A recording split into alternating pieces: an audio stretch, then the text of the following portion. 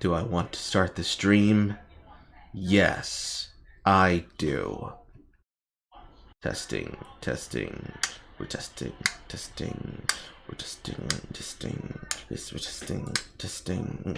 We're testing, testing. We're testing, we're testing. We're testing, we're testing. We're testing, testing, testing. We're testing, testing. We're testing, testing, testing. Yes. Everything looks so fucking smooth, looks so fucking nice, lemony, buttery. Oh man, oh man, oh man, oh man, oh man, oh man, oh man, oh man, oh man, oh man, oh man.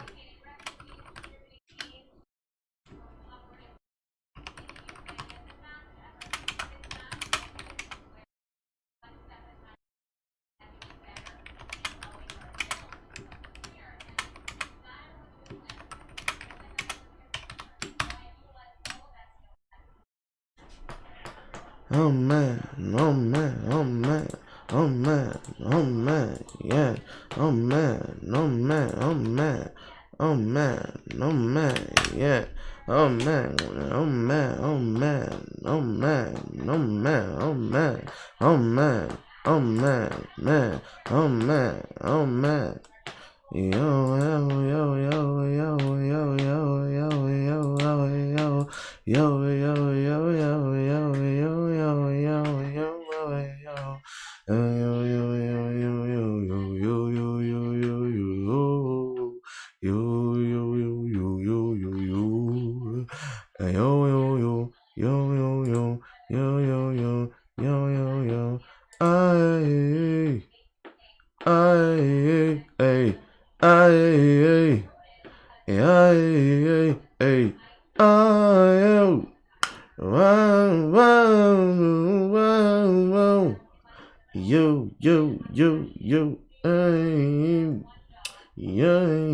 Hello, big man.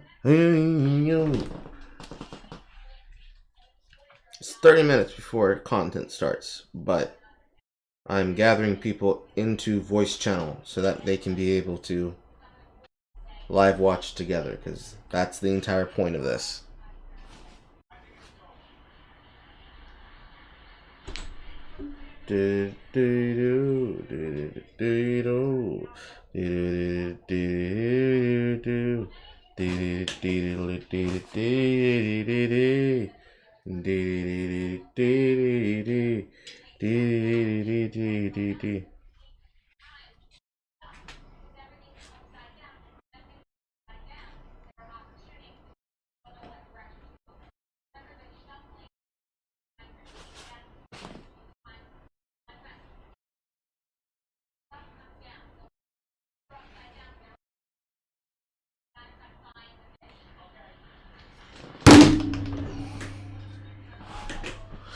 See, this is very confusing for me because I'm looking at the light in the bottom right corner that's supposed to tell me if the stream connection is good or not. And it's holding at 98 kilobytes. I think that means. But the button itself in the downside corner is saying red. So it's confusing the shit out of me. Because I keep referring back to this and the stream going, oh no! I keep referring back to this and the stream going, oh no! But it looks like everything's fine, so I'm just supposing it's just the other case of the stream is fucking stupid. More importantly, in the meantime, where's my button? Where's the button? Where is it? Where are you? Text.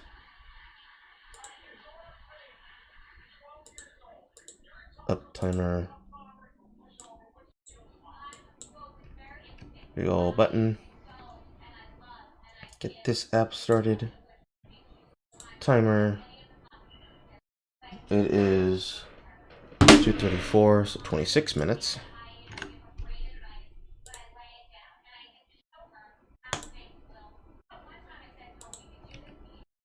And there we go. So now nobody's confused. Actually, no. That's not the only thing I need. Link. The link, link, link, the link, link, link, the link, link, link, link, link, link, link, link, link, link, link, link, link, link, link, link, link. OBS. Overlay.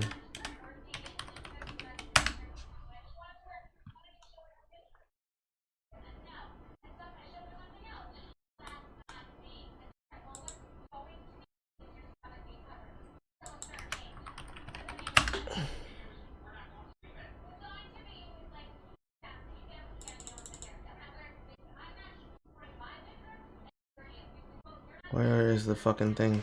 There's supposed to be a tool for this.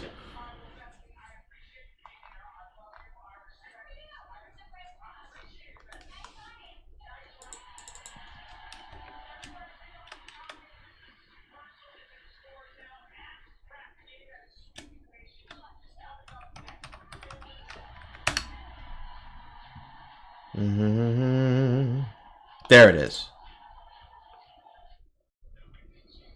Why is this not already in my bookmarks? What the fuck?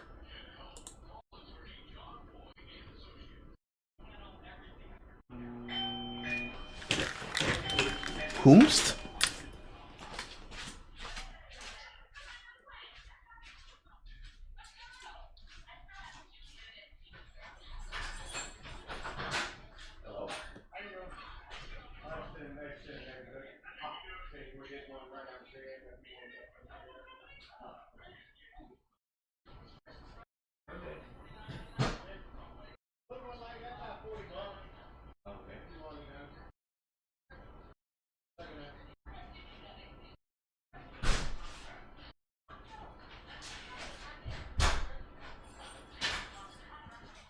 Hello.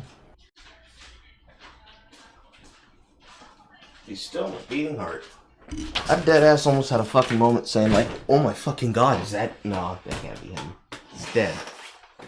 That just gave me a fucking ad saying, oh bro, $40 to get rid of the stump that's in your front yard.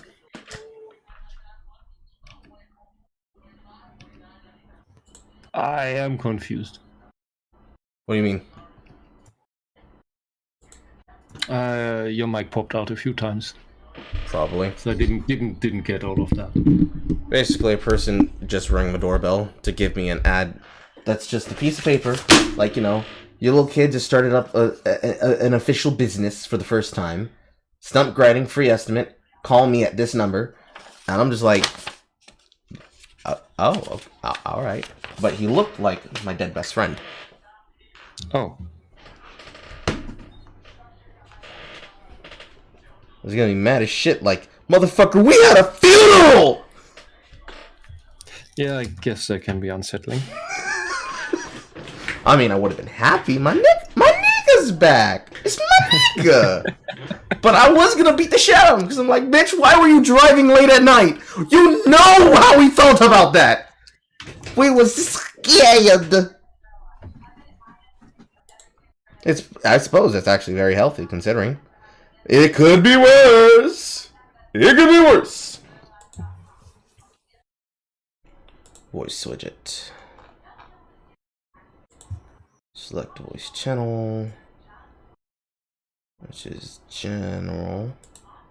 It should be general. Yes, it is. Small avatars. Don't need to hide names.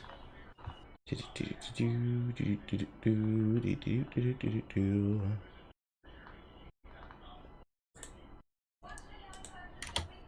configuring this.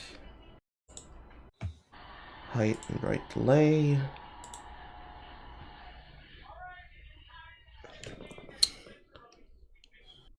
Discord stream kit PC.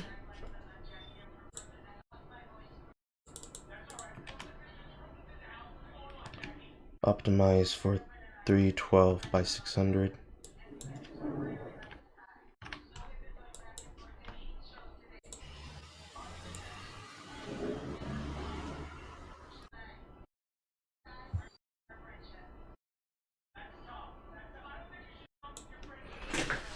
Alright, there's that done. Now, Or the big fancy button.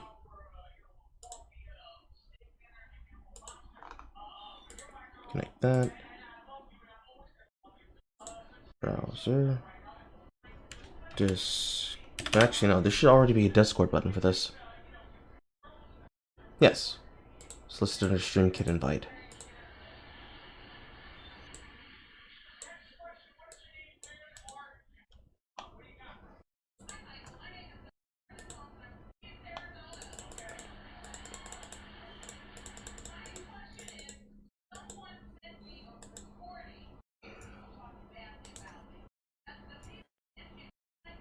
Interact filter. I think it's big enough.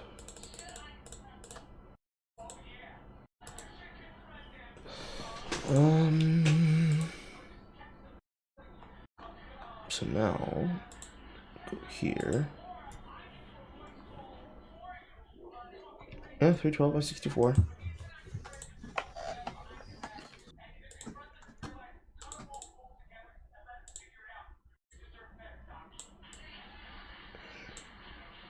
Make it real nice and big so that nobody can miss it, so that nobody asks me, hey Carl, where's the chat talking? Hey Carl, where's this? Hey Carl, don't hey call me nothing. Y'all motherfuckers are smart. I've trained you. Right, you can see that?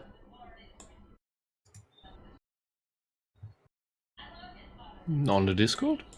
No, on the stream. Oh yeah, the stream just has a bit lag behind what you send to Discord. Discord's direct and the YouTube stream is a few seconds behind.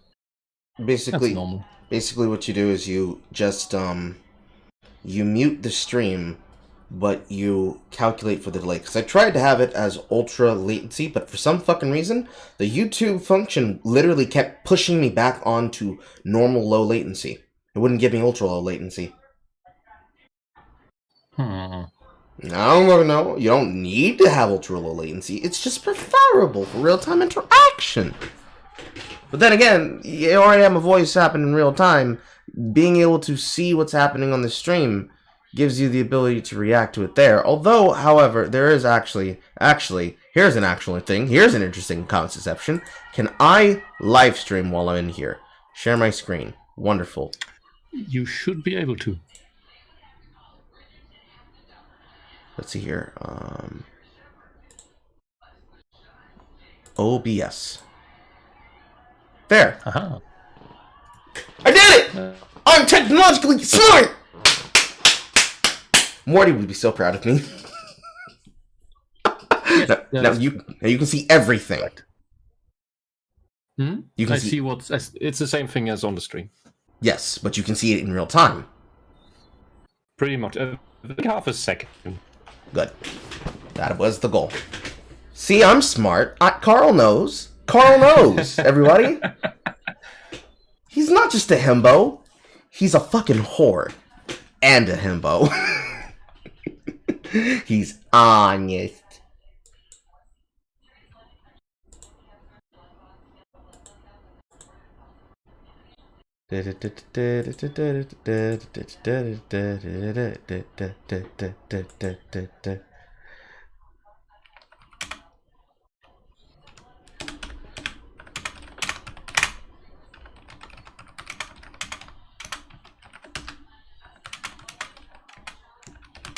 Is this a stream for energy or for whiskey? That's a good question. Unfortunately, I don't have the answer for that, because to give you that answer means that I would need liquor, and I don't have liquor.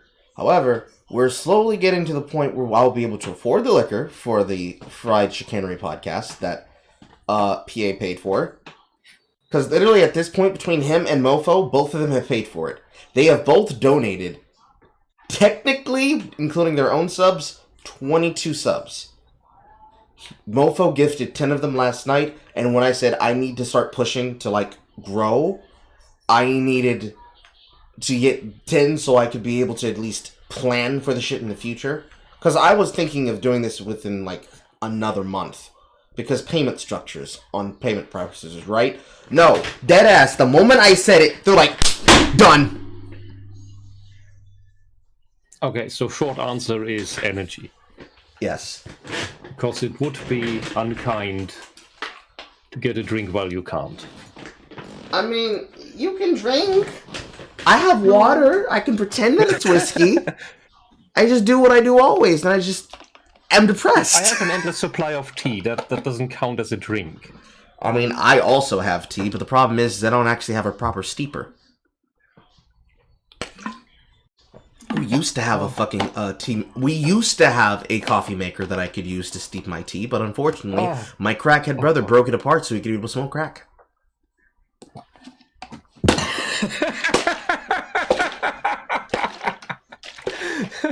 He discombobulated a fucking coffee maker so he could use the heating element to better cannibalize the process to make crack rock. I'll never underestimate the creativity of someone who needs drugs. It's a bit like breaking out of a prison just the other way. I was so exhausted when I saw it.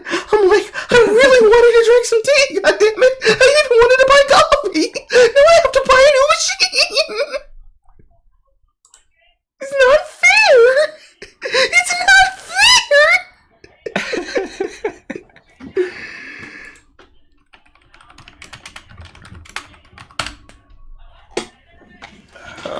Anyway, I'll get a glass. I'll be back in a second.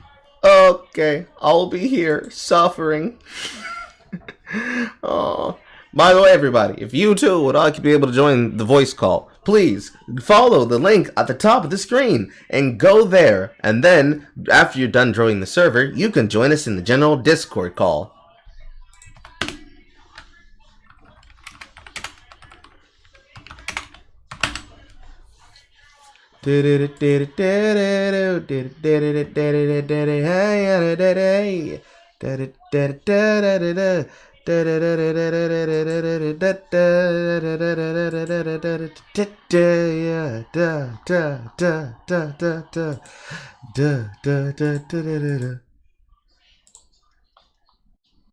Trying to answer all these messages on Twitter before I solely focus my attention. Look at this graph. Speaking of, while we're waiting on things. Sorry. Yeah, I was just asking, is my mic okay? I just popped in. Well, the easiest way to find that out is to listen to the feedback on the stream and see if it sounds okay. Yeah. I gotta pull up in the other thing. Hold on. Oh.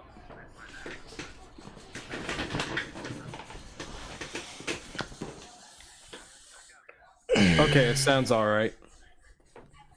Alright, how y'all doing? My back hurts, I want alcohol, and I also want to die. Bro, I feel that right now. I just got off of work.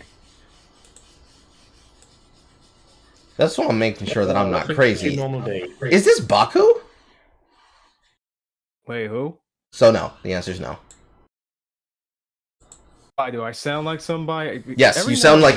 Yes, you occasionally sound like Poe's producer for his podcast, who I'm in a voice chat with. Because I looked at your name and I'm like, wait a second. Why would he have a second account? What porn is he watching? Yeah, is he some kind of clone? Is he trying to pull some Reddit shit right now? Some creep show art type shit? I mean, I've already had... Well, goddamn, you're putting me on a fucking time track. So I'm not sure how long you've been a follower of the channel, but any person who's been here long enough to at least within the last 2 years knows about Burner, right? He's the reason why there's a strike on my channel as a warning, because this motherfucker flagged one of my videos that's up on my BitChute. Because during COVID, I was actually watching the world lose its fucking mind, and instead of being a fucking doom pillar like this fucking anarcho-primitivist was before and after he tried to sabotage and take Poe's stream for himself, and then resultantly got fucking owned by all of us because Poe had connections at YouTube that got him back into his account.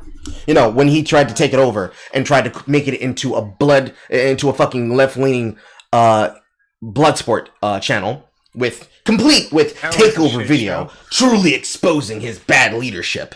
Yeah. So I yeah, go. had a video made about me by him sitting on my stream where he was taking out of context clip pieces to try and goad me into going onto the hijacked podcast before we got the podcast back from him. I have to explain it like this because I no longer have access to the tweets where I was mocking the shit out of him because he deleted his online presence. He lost control of what he wanted to take, so he just erased his exposure. And every single one of the videos that I had to hunt down using my Fed skills, as I do, was because this motherfucker had a channel and a live stream of his own that fucking failed. He privated all the old videos because he was known for doing this. Because we all investigated his background and were like, Poe, you shouldn't have trusted motherfucker. He's very sus. And Poe's like, no, he's okay. He's a little guy. And then this shit happens and we're like, nigga, we told you. Nigga, we told you. Nigga, we told you. Nigga, we told you. I told him. Lamb told him. Amy told him. Baku told him. And after that shit happened, Baku became the new producer. Because Poe was horrible at planning. Right. But, so, go ahead. That guy sat in everybody's discords, hoping and looking and waiting to see if he'd get information. Some of the only few bands that exist in the Discord right now are specifically people who were spying on me for him. And I knew that they were, because again, Fed! But you know, that's just it. This is what on the bridge now, I suppose. I need potatoes. Hold on. Yeah, but like I was going to say I haven't really been I've only been like a fan of this channel for about close to 6 months. So I wasn't like I didn't have firsthand in regards to that whole bullshittery. But I hear things about it every now and again. So it's nice to have like a full recap of it. But nah, I just wanted to pop in to actually, get to meet you because I haven't seen a shit ton of your content, but I damn sure like what I'm seeing. So. Yeah. Hi there, by the way. Oh, what's up? Yeah, not much. Just came in to see the shenanigans. Really? Well, Carl got triggered by my voice and had like a... Yeah, he got triggered by my voice and had like, basically do a whole recap of just... Well, one of the many dramas that he has been involved in, but, probably the main one that he kind of sort of keeps referencing, but,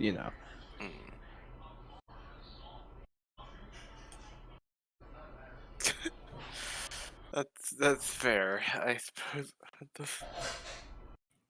I don't know. I don't think I sound that much like Baku from what I heard, but I don't know. I don't remember off. I don't know. It's so weird. Every now and then, I just pop into people's chats or discords or whatever, and they're like, "Hey, you sound like this. Are you this guy?" I'm like, "No, man, I just got here. I just exist."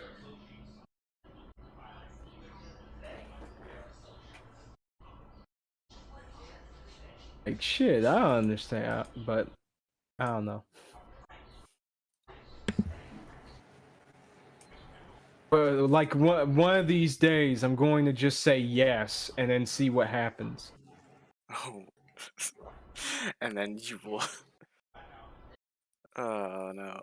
Yeah, that would just not like end well. Yeah, just speed run gang blocked or banned. Yeah, that'll work.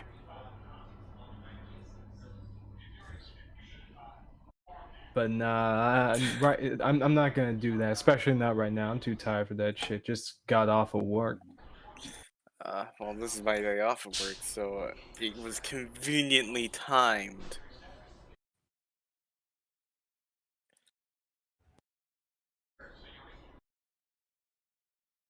I'm gonna wait to what was it? To explain, because I don't think Carl heard what I said before he left, or maybe he did so right as he left. I didn't look at the stream while he was doing it, but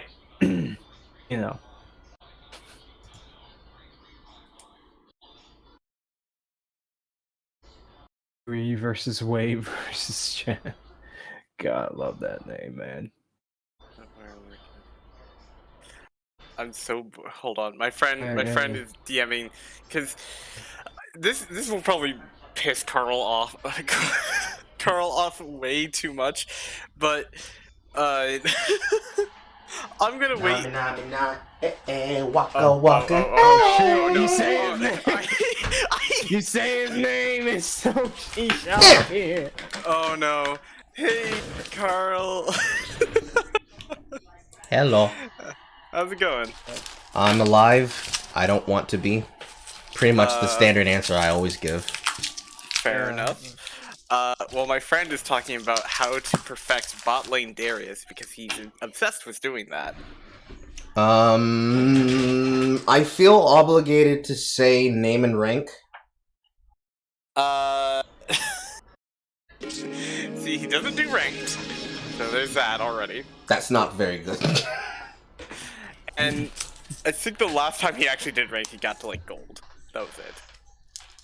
I mean, man, it's such a fucking shit. Like, there's so many fucking rants y'all niggas gonna put me on before we even get onto the content.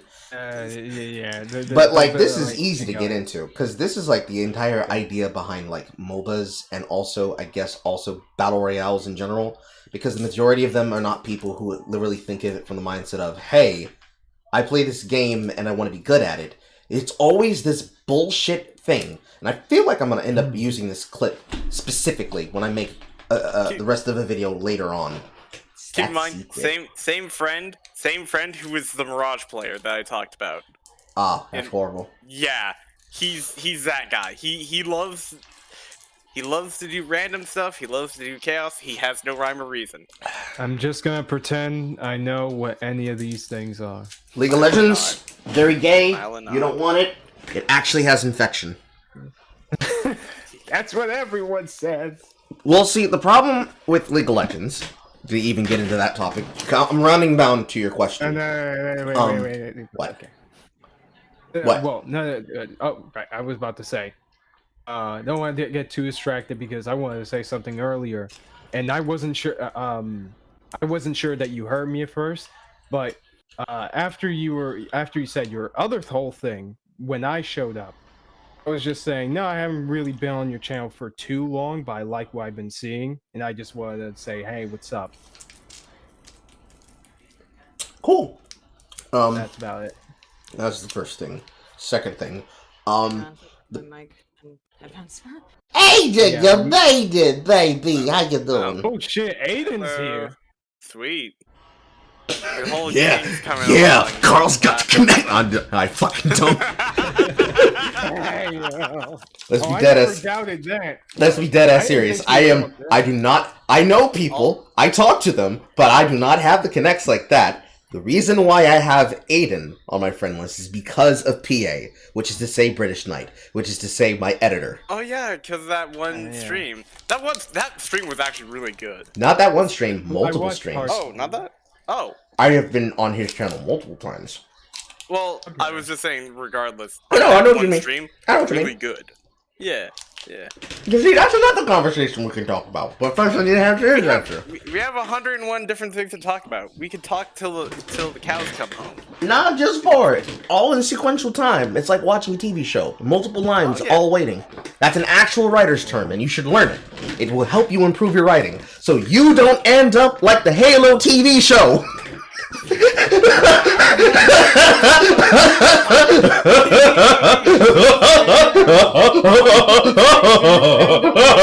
Also, how is my Ed laugh? I've been working on it. It's actually pretty good. See, I used to do that a whole lot. People get concerned about my laugh because I sound like a Saturday morning cartoon villain. Yeah, you know. No, it's unfortunate because like I'll have the like rising up like and I'll have that. Nice. And it's just like why me of all people. Mm. For me, I have like 3 different laughs, and one of them's an evil laugh. The other one's just wheezing. It depends to which laugh you get me. Like for example, I have scared people out of the room with it once. Yeah, like for example, I was in a stream once. This will be super short. I can only. I can hear you. It says it's popping Yeah, up. I But can I hear you. can't hear shit. I don't know what's wrong with Discord. Fuck. Give me a minute. Go would into. say- I would say try and update it, or like if you updated it, it might be something wrong with the update. I'm not entirely sure. So the first thing I need to do, because I'm assuming that Aydin's looking at the stream. If she's not, I'll type it in the voice general here. But Aydin, if you can hear me on the stream, go into your option settings and see if there's multiple settings that are set as the output or the input. Because we can hear you, and if you can't hear us, there's a possibility that if you have multiple sound settings, that whatever your headphones are connected in as are being overwritten as the output for your sound. So go into the settings, and then just make sure that whatever it is, you are making it connect to speakers and headphones. If it's connecting to the computer, then it's just going to play on your sound chip, and you won't hear anything. I have this problem with my own soundboard, because I don't actually have a sound player on my computer. I listen to everything through either this headset, which is technically my speaker system, my wireless headset, or, well, not headset, this is a fucking speaker, Carl, come on. You're dyslexic, It's not a autistic. triangle. You're dyslexic, not autistic. Or I have it All play these through my head. triangles make a circle. All these squares make a circle. All these squares make a circle. All these squares make a circle. Also, I've been working on that too. That is the only thing that I can vaguely remember from that series. I mean, it's surprising because Like, a lot. Not even I'm an adult. Not really, because like it's been like years since I've watched it. I was Almost like just 6 oh, years. Wow. Yeah. Yeah. And a lot of the people that were on it just moved on, really, and we're just like, yeah, we're done. It's in my happy rose-tinted glasses memory, and that's where it stays, and stays wonderful. Yeah. I will not watch it ever again, so that it won't be tainted by actuality. I don't know. I rewatched like a couple episodes last month, and they aren't that bad. But back to laughs, right? So like not too long ago, I was in a video with some friends of mine in a channel called List Exists, and we were responding to a video talking about. I sent in voice channel if you want to look at it, and we were responding to a video talking about why Deku from My Hero fails and why Gohan is underrated. And not to say that I don't think Deku's bad, he is, but this guy does a shit job of bullying him. And one of the things that this dude brings up is, so he was going into stuff about like Deku being quirkless, right? Quirkless, for those who don't know, is like, he doesn't have superpowers at the start. So he mentions that, and he mentions that there are apparently a bunch of people in the show's world that don't have them. And then he decides to make a parallel to black people. And I instantly just was like, what the fuck? No. I mean, that's just inaccurate because Deku may be quirkless, but he ain't bitchless. How is he like a black person? I thought black people have the superpower to connect to the wisdom of the sun through melanin. Nah, it's not really a question of black people and black people or colored people. It's a question between light skin and black skin. Light skins have the ability to get in touch with their inner feelings. Dark skins have the ability to align your chakras with this dick. You know what was really funny? I actually made a joke yesterday because people were like, "There's no feasible way that there could be like a black Superman, right?" Because melanin is meant to block out UV rays. That's typically how melanin, like the darker you get, that's how. Oh no, he could still be a Superman, but he'd take longer to recharge. Probably, or he would just be extremely weak. He needs 40% more energy to do the same job. But ironically enough, somebody posted a fact of like, oh yeah, apparently they found out in Chernobyl somewhere. I don't know where this source. I never checked the source for this. I don't know if this is true or not. But apparently they were like, oh yeah, melanin from mushrooms can apparently absorb gamma radiation or gamma rays, and just produce electricity. I was like, what? Are you mean to tell me that we I would knew get? about the mushrooms, but I was not aware there's melanin involved in mushrooms. Wait, say again? I was not aware that there was melanin involved in the radioactive mushrooms. Yeah, apparently. But they do gain energy from the radiation. Oh, wow. That's... Oh, hello, by the way. I have no idea what was going on. I went to get on my audio's shit because I'm on my laptop. I went to go downstairs to go to my desktop, and I can hear sounds from Discord. The audio check is fine, but I can't hear anybody's voice. So that's a fun new problem I have to deal with. Hello, by the way. Hello. Hi, Aydin. Nice to finally meet you. I've seen a few of your videos. Really cool. Oh, My hello, capture- thanks. My capture card sometimes fucks Oh, up all the sound stuff. Oh, So for fuck's sake. Yeah, the DM that I just just unplug sent, it and this then it DM works. that I just sent you, Aydin, that was the explanation of why. It's something inside of Discord where it needs to be physically restarted because it likes to sync to the sound card of the board and just shut out all the sounds.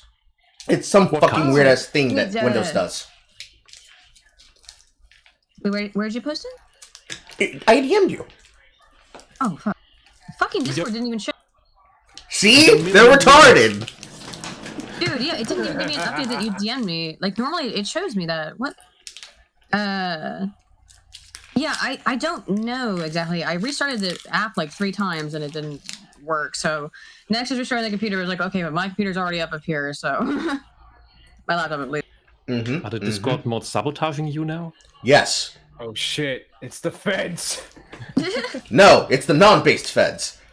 God damn it, that's another story I'm gonna have to get out before I finish this. Now, in order, Oh, for fuck's who sake. was first? That's right. MMOs, right? So the problem with MMOs, yeah. Yes, the problem with MMOs and MOBAs is that the attitude of every modern day person playing this is gonna be very short, Aydin, I promise. My brain works. I'm not autistic, but my brain works in a way with my eidetic memory that I can physically visualize the conversation threads that we've had so far, and if I don't ensure that I have answered all of them accurately, it is going to bug the literal shit out of me. Oh, God. That sounds very autistic, Carl. I can relate. No, it's FBI training. I literally have been trained to remember things in a concurrent pattern based on my emotions. The more important it is to me, the more it's going to piss me off that I don't finish it. Carl, are you a Fed? Did you just out yourself as a Fed? I was a Fed. I wasn't Fed then. That is true. I was trained at the young old age of 12 by the Democratic Party. Oh, okay, that explains it. You know, something kind of interesting happened the other day related to me and being a Fed. I don't remember where I was. It was either on it was on somebody's stream, and I said something about how, or some, I don't remember who I was talking to now, but I was talking about how, like, my dad was a Fed. He really worked very high up for the U.S. government.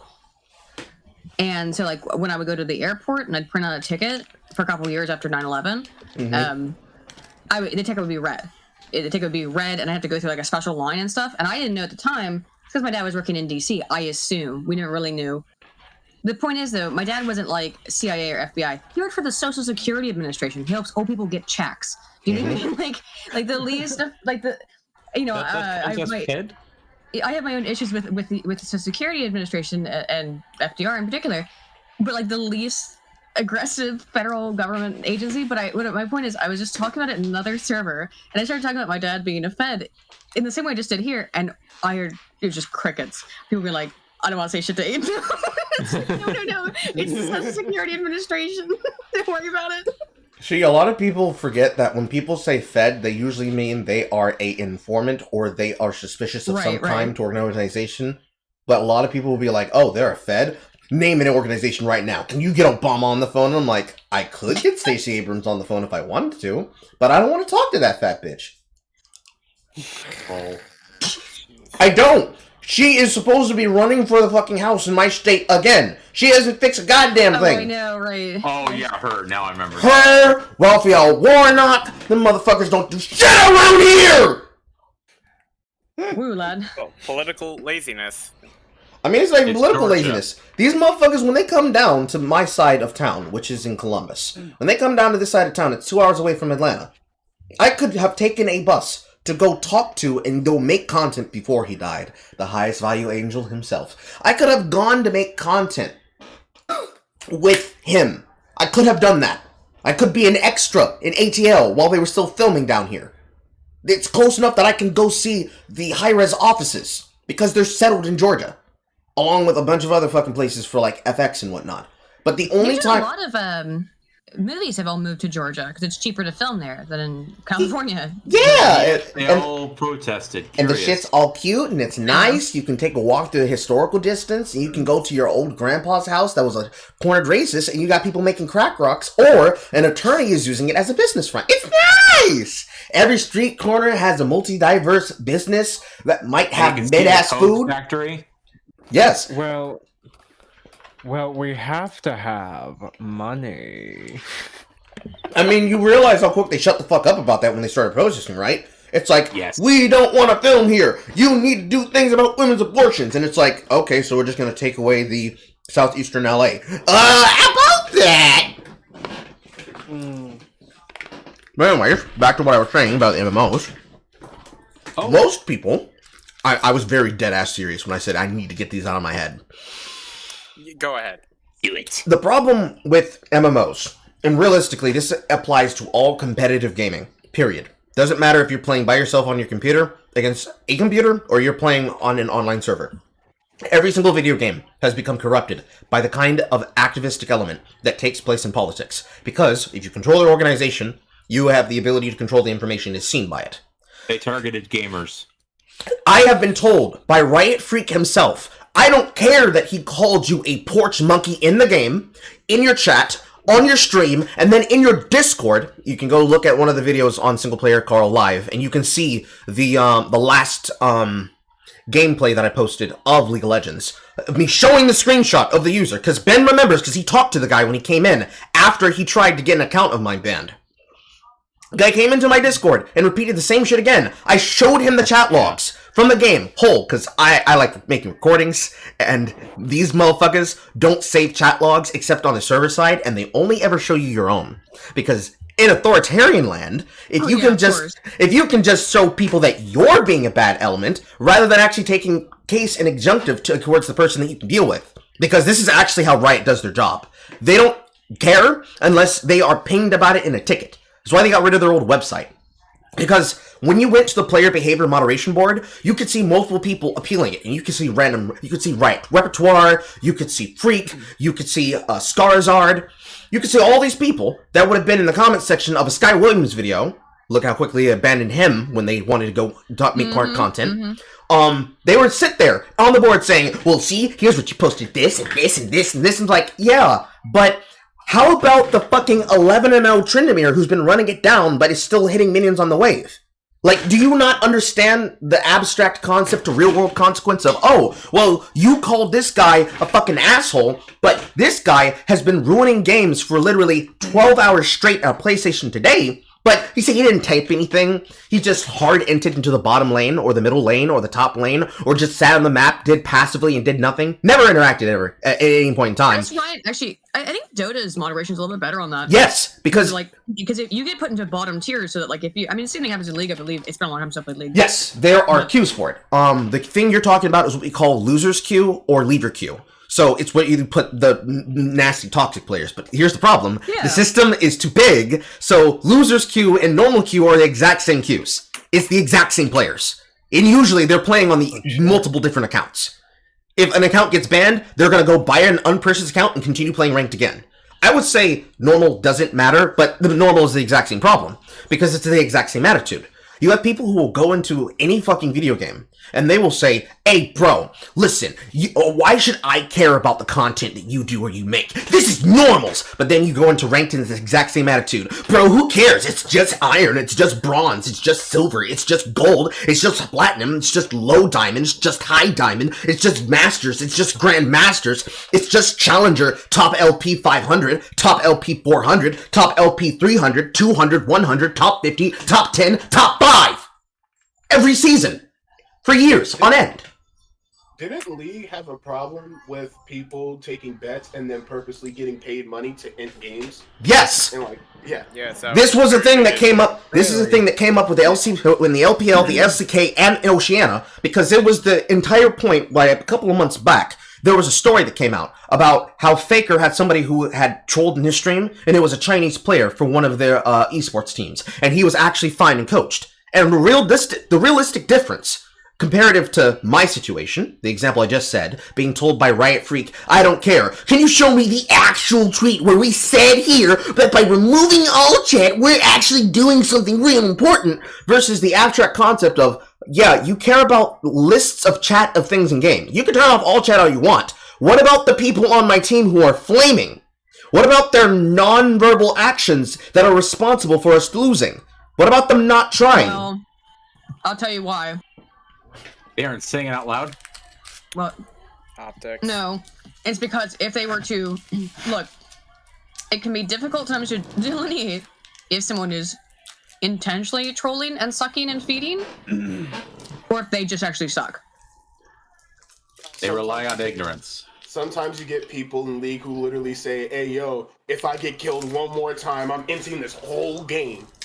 Right, there'll be people like that who just gonna stick up their ass, or, and I'll put it this way, you know who they're trying to protect with all the like no flaming, no rude words. It's women and sensitive people. So I would also imagine that women and sensitive people might also just be able to kind of skirt their way to the top, not by their own participation, but because they might be playing with friends or something and just kind of dicking around the background. But then they go solo queue, and you end up with them. I was about to say that was an oxymoron, right? I was gonna say, yeah. They're internet friends, people who don't really care, but you know what I mean. I mean, you just described the career path of pretty much every single YouTube creator that plays League of Legends as a whole, who isn't a challenger. Like, you just described, you just described Fazzy, you just described, you just described, I just said his fucking name, oh my god. Brain! Function! No. Scooch? It says Oh no, Scooch is top of his fucking list. I have a shit list for Scooch. Everybody who's watched the stream in question knows why. I remember that shit list. Yeah, that was a. This man is god awful. I remember See, the day shit like this is why I don't give a fuck about League. One of them using game. The only way to win is not to play. Very true. That's me on all online games. I never play online because I'm such of a wuss. You really can't. I mean, you can play Dota and League offline with bots, but and I actually still do play Dota sometimes. If I'm like, hey, I don't have time. I also haven't played in like 6 months or 3 months or whatever. I'm just gonna queue up for a few bot games and play. Yeah, that's fine. But when you've been working at something, and I think that is true, that yeah, you got find people who basically get brought up by queuing with really good players, and they're usually playing support, and then they solo queue, and they're in a far higher bracket than they're supposed to be. Well, see, we just call that boosting, Aiden. We just call that boosting. I remember the day after. No, I don't know. I never did.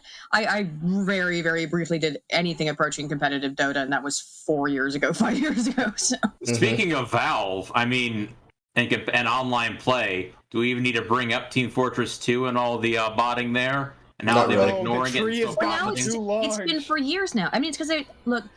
There's an argument you could make about TF2 being like, well, it's a dead game. They're not making any money off of it, but that's not true. Oh, they are making money off of it. It's one of the most played games to this day. Yes, that was the point that I was trying to get to all of this, because Ben is actually making the tree too fucking long.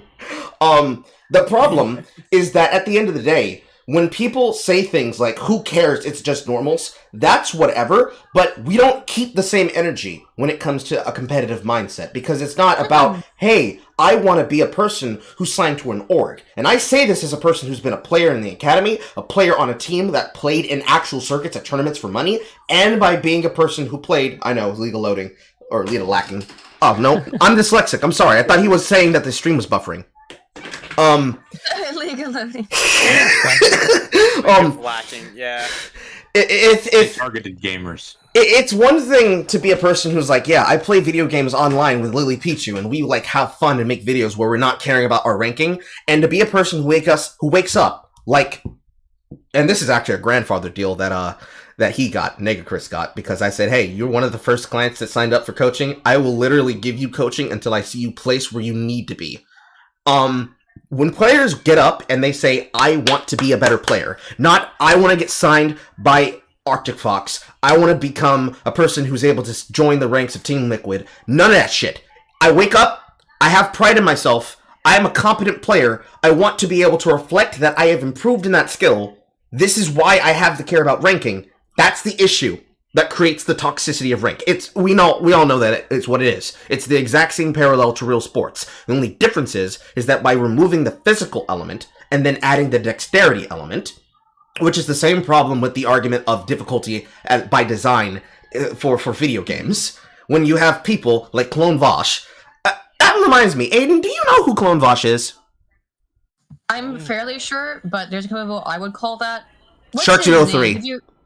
What was it? Shark 03. I think we talked about him before, yeah. The dusty ass nigga who had a hairline that got roasted by Destiny? Yes, that was it. Yep, there it is. Hamlet complaining about a hairline. That's classic. I think. No, he was talking shit about people's appearances, and so he posted a picture of his dusty ass fucking hairline. This thing's got bumps for fucking days. The second that you start talking shit about other people's appearances, like, and I mean, like, you know, like one or two offhand comments about, like, if you're like a public figure, whatever. If it's like somebody you're talking to or somebody in this like kind of, you know, lower level sphere, and I include like Destiny, like where you could reasonably talk to that other person, they're not like a mega celebrity, and you're talking shit, then prepare to get hit. I don't understand that mentality. It's like, oh, how dare you? Oh, it's simple, because like in this video that I'm talking about, that's super secret, that if people will just see pop up in the timeline, it's like, oh my shit.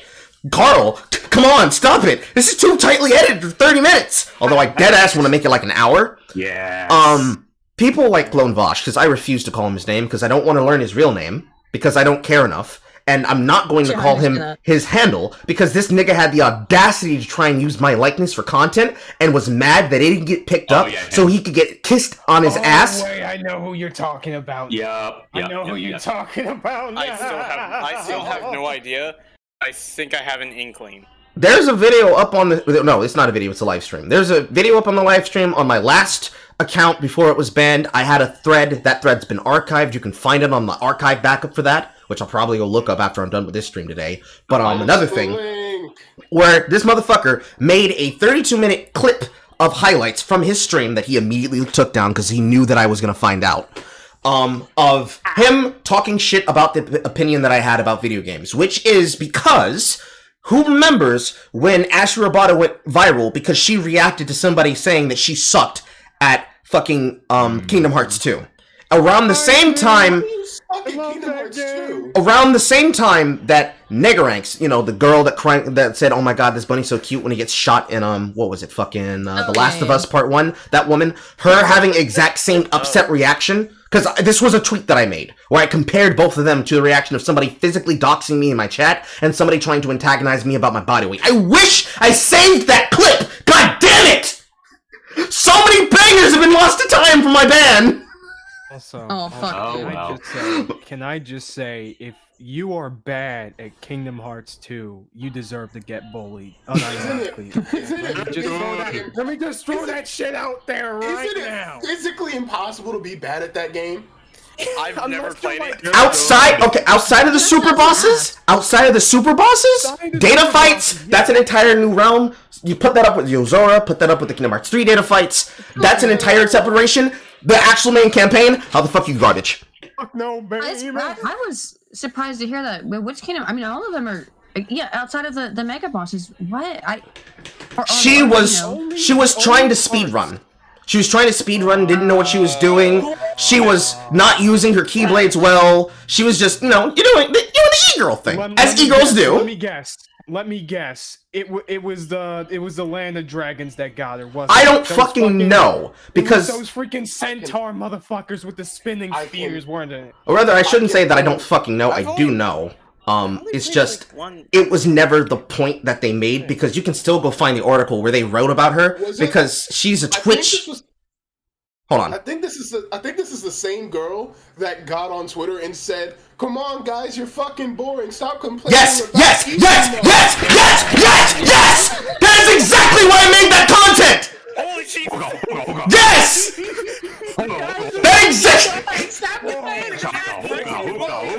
Okay, Carl, chill. Carl, chill. No, listen, you have to understand. No, you have to understand. The same way that I make content on my channel or I do tweets on my feed is the same way that... guys. Shut up. Shut But no, the way that I make content on my channel is that I put out a video or I put out a tweet and it is connected to the context of something else that somebody can learn if they are interested. Because it is the Carl's law of internet clout. People want to be 110% involved and interested in the drama of a situation, but less than 10% involved in it personally. So that whenever somebody says, hey, yo, why you care so much? They can say, that nigga, that's crazy! But I don't remember asking.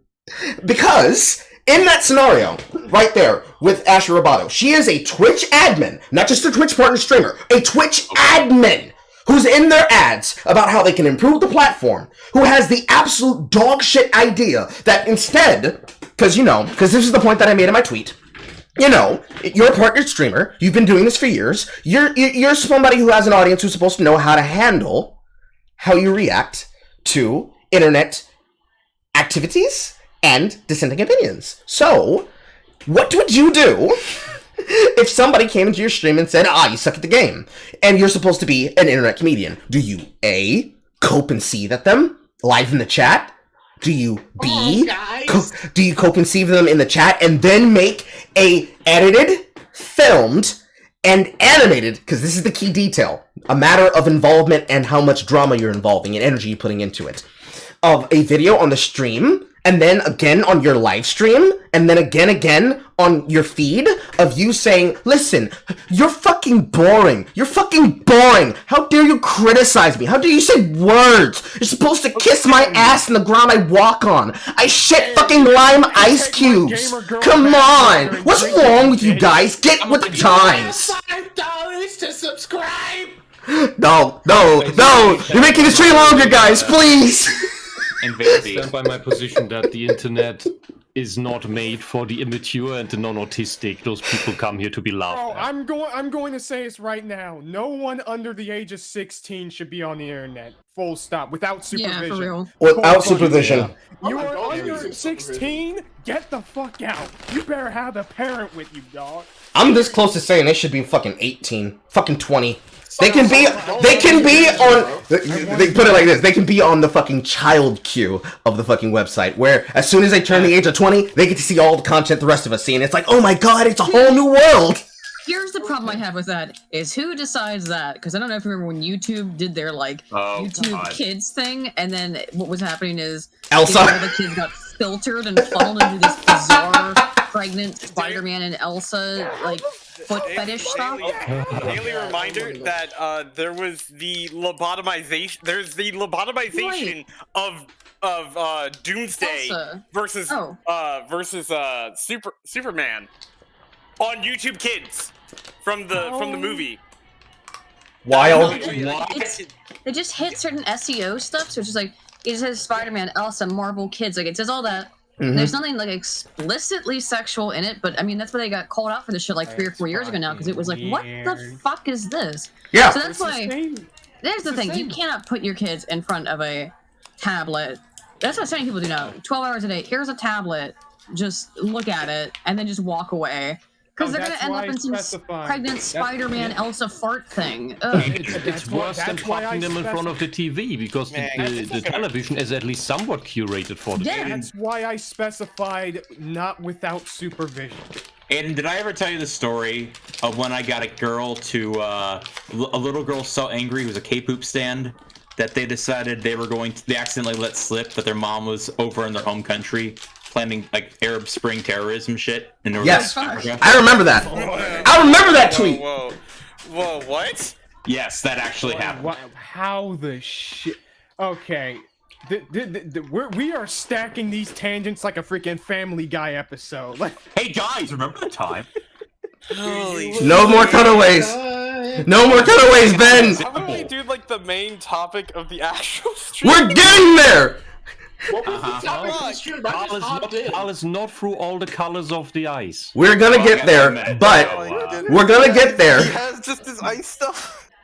Look, we're gonna get. You know what? I'll be right back. I'm gonna go cut up an orange. I'll be back. Cool. Now we're gonna get there. However, for the no, hold on. We're gonna get to the content eventually, but there's got a couple more things we're gonna talk about because I want everybody to be able to, interact, socialize, see each other, and realize, hey, Carl's not a killstream Nazi. I just want to make that clear. But I am Prince of black supremacy. But I am contractually obligated by the clout fiends above to roast the dog shit out of Clone Vosh whenever he comes up. But I have to be. But to do that, I actually have to finish explaining what happened there. What, Vito? No, nobody ever needs to talk about Vito. I'm sorry, I couldn't resist. I'm sorry. But what happened there is yes, that's exactly what happened. Azure Roboto got mocked in her chat. She then goes from her chat, turns off her stream, records a clapback video, like many of the ones that she posts onto her timeline. It's very cringe. Please go look if you ever feel like finding it, because it's not hard to find. Go fucking look. She records this shit the same way that all internet influencers do, but she posts this on the timeline. And me, because I'm a game developer, I'm a voice actor, I'm a streamer, I also am an internet shit poster. I see this and I'm like, you know what? I'm gonna make a video in the energy of these fucking people. And I decided, both tongue-in-cheek, so that people could understand, if they had the context to know, hey, we don't like game journalists because they're dog shit at playing video games. They would cheat to try to explain how the game is good, but then live on a stream, they fail harder than Dane Takahashi playing Cuphead. If they see this if they see this in context, it will make perfect sense. What Clone Vosh did was that there were 4 videos I posted. One of them was a reaction to somebody being upset at me and me mocking them. Carl posting, as one does. SinglePlayerCarl, shit posting. Carl posting. For anybody who hasn't figured that the fuck out yet, I just hashtag it on everything I post on Twitter. It's not like I'm making a series or anything. But he saw 2 videos in question. The 2 that he used as content for this video that he put together. I have the fucking screenshot actually saved right here for a second. Because I'm scared to open it up here on the bookmarks, because whenever I open up anything in the bookmarks, it's fucking terrifying. Because I follow a lot of fucking porn accounts. It's all hentai. It's all hentai. But come on. Come on. Come on. That's why I said we don't talk about it. But no. See, you can't clue me in there because I don't even spend more than an hour on Twitter, so I don't even get that. True. Oh, I am so proud of you. I usually do it to try and purge my timeline. I made an executive decision ever since I started my own channel. Like, I try to do it as a way to purge my timeline so that I don't have to see so many cringe opinions until I started using latest tweets instead of top tweets. But that's beside the point. Right on screen right now, you actually should see. Yes, you see. So you should see the screenshot in question that I did from search engine optimization. If you look at this video from what is now a year ago, title of the video: "Gaming Gatekeeping Took This Man Over the Edge." Doesn't have my name anywhere in the video whatsoever. The only time it's on screen is the fucking right corner blurb of subscribe at Ko-fi.com. Cherry picks through my videos. Cherry picks both of those 2 to try and take me in the most worst bad faith optimization of my argument, because this motherfucker was mad that I got attention from Counterpoints, because Counterpoints follows me, and he's like, nigga, I can't get talks with Counterpoints, how dare you? I'm gonna go on a live stream with JDF Signifier and talk shit about Destiny. Yeah! He gets mad because he wants to be me, because really, if we're being honest, his content is a alternate, reverse-engineered universe, mirror dimension SinglePlayerCarl. Let's be serious and honest and call it what it is. He's Nega Carl. No, this motherfucker is not Nega Carl. This motherfucker is Dark Carl. He is Carl with no common sense. He is Carl with no self-perspective. He is Carl with no life experience. He is Carl with the idea that he is not going to get touched in the back of the Tatum. Digitally, for the shit that he says. And so, he thinks, I'm gonna make content out of this guy. I'm gonna mock him. Carl? What? Single player Bizarro? Yes, single player Bizarro Carl. Perfect. I was trying to find a way of making like a Footman 2, but I couldn't make it out. Liquid. Just Liquid Carl. Yes, Liquid Carl. That'll work. Guys, I love you so much. We love you too, you big black man. Aydin, thank you for giving us the opportunity to find this new nickname. Oh, hell yeah. So Liquid Carl says to himself, I know what I'm gonna do. Oh shit, it's not even 32! 32 is how long it stopped, is how far I looked into actually watching Karen. This thing almost made an hour worth of content! Made an hour worth of content, as in posted. He actually did a 4-hour live stream talking shit about me. That's why the links are the same. Yeah. Man, Details. Carl, Details, man, nigga. Carl, he's trying to replace you. Details, nigga. Details. Yeah, man. But he did this live stream. He talked shit about me, and then cherry picked tweets of mine, so that he could say, "Ah, man, look at the guy. Look at this man. Isn't he so stupid? Isn't he ridiculous?" And then he was antagonizing me on Twitter about it. And since I have everybody here, I can actually just go into the archive because y'all know I got him. I don't know why y'all thought I didn't. Carl, that you nigga slacking. Like, I mean, this is the daily thing as a Fed that you do. You archive shit. You keep receipts. Like, the problem is that like I said, Carl's Law, people want to know the details so they can say, hey, you want to know something really stupid? Look at this count from this person called SinglePlayerCarl. Isn't he ridiculous? But at the same time, it's like, it's not what you know, it's what you can prove. Training day. So, Project intelligence, embrace ape. so, Unseen training Hey, day. look, drama be drama, but I got a dip. It's been nice just fucking getting some fucking coonery with you guys. no problem. Oh, yeah. Hey, you know how I listen, I know how I mean, I'm gonna have to leave soon too because I gotta get to work. Yes, but you do. I will say, my own fucking content, dude. See ya, Oh my god, this see ya, got me Kaiser. inspired. I will say this, Aydin. It was a pleasure to finally interact with you. Oh, yeah, nice to meet you, man. You've been my mother for a while. Anyway, have a good night. Yeah, bye-bye. Talk to you later, man. Even though you've been letting Carl basically mansplain this whole thing the whole time, I mean, really appreciate Carl's just what been little interaction balding. we had. Carl Maulding. Oh, yeah. Nice to meet you, man. Good I seeing you. got Talk to you here later. and Carl started maulding. Like, the hell? Carl never maulds. Carl just gets more and more excited and vibrates quickly. You can't see it, but I'm actually sweating. Oh, yeah. Oh, yeah. It's like the- I see the shine. oh, and See, this is what I meant. If I don't get it out, I'm physically going to explode. Because this shit is funny when you actually know what the fuck is happening. Did Carl become Speedball last time I checked? Maybe. To be honest, I like to imagine Carl as a machination that he's going to surprisingly become Biscuit Oliva and Reverse Flash simultaneously, and then just beat everybody up. I mean, it's Oh, possible. yeah. I mean, if we're honest. Remember that time you were with Iris making out on the couch? It was me. Oh shit! Oh man. Well,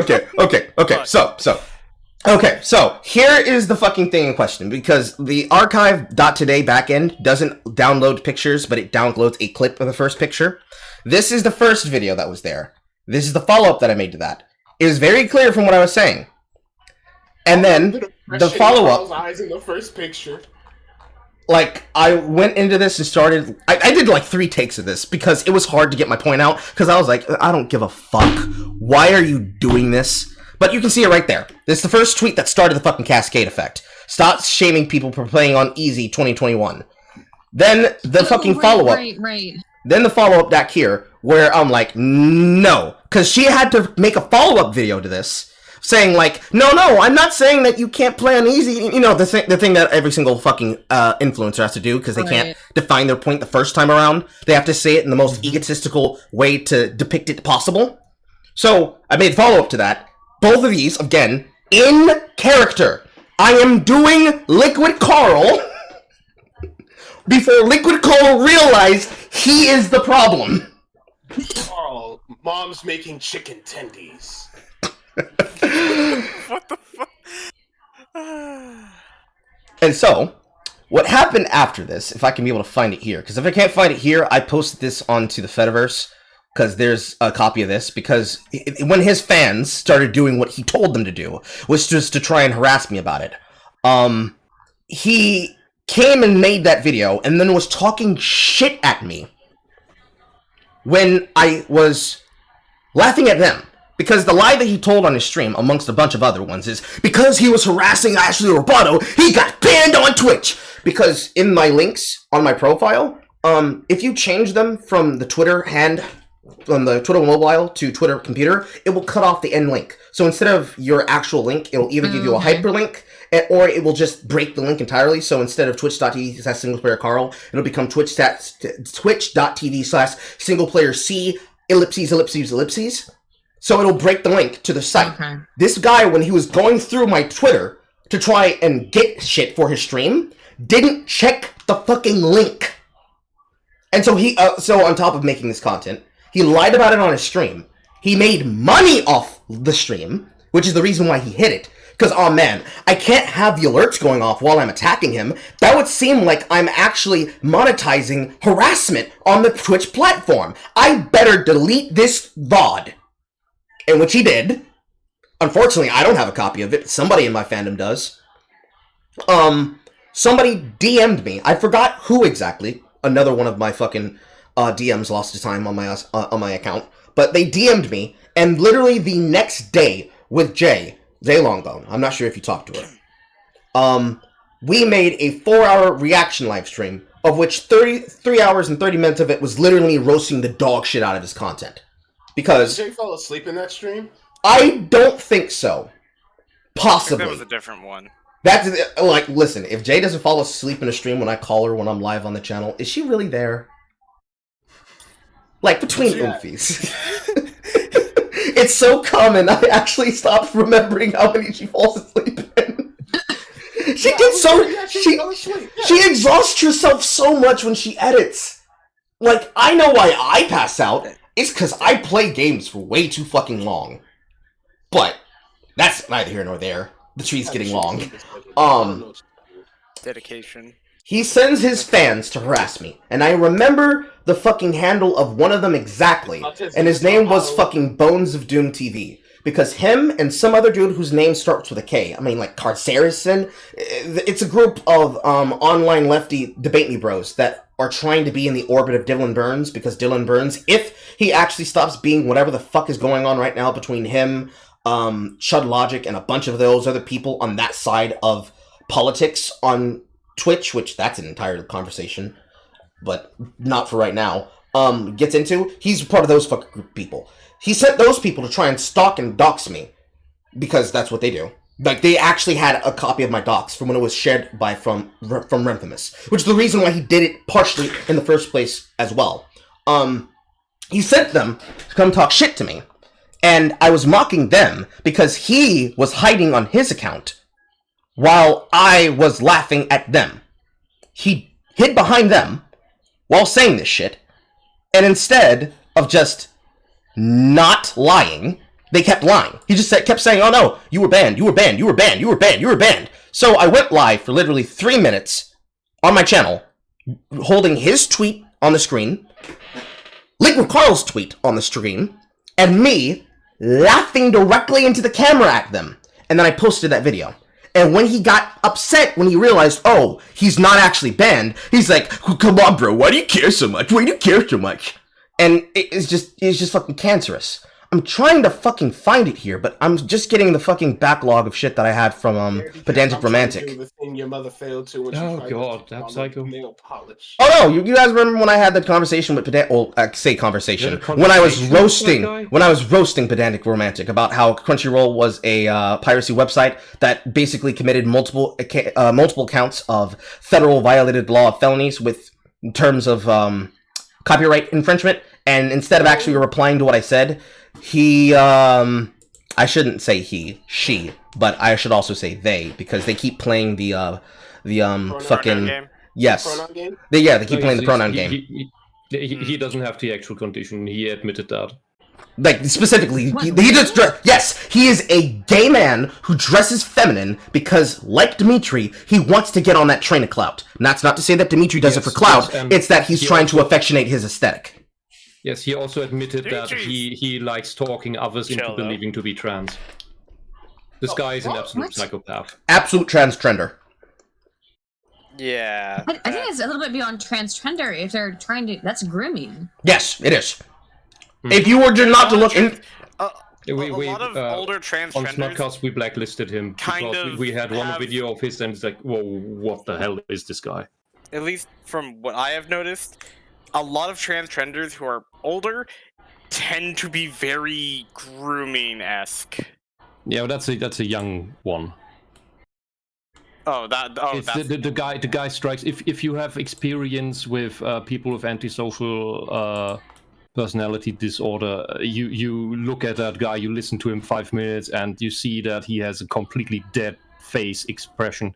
Just to be clear, together with what he SPD says. It's a really serious diagnosis. I know, Aydin. I'm just talking from personal experience. Yeah. Yeah, no, I was just like, yeah, that's a pattern I've kind of noticed. I don't know if it's backed up by anything. Let's say Yeah.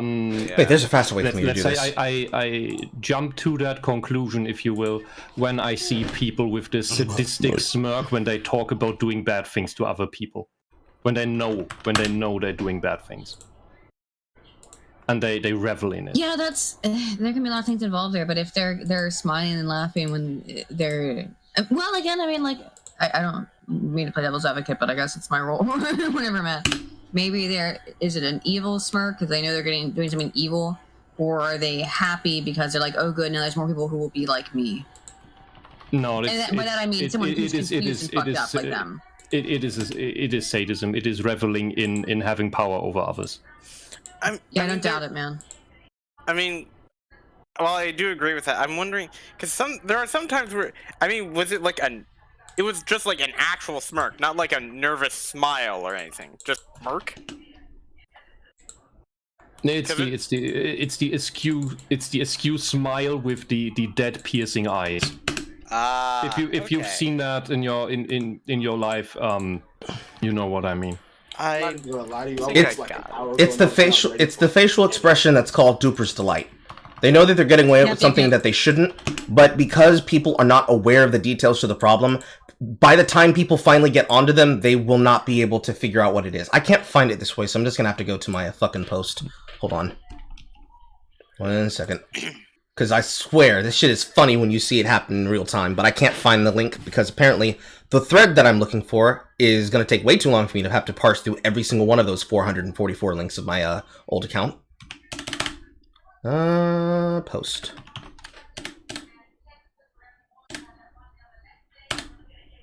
Fediverse.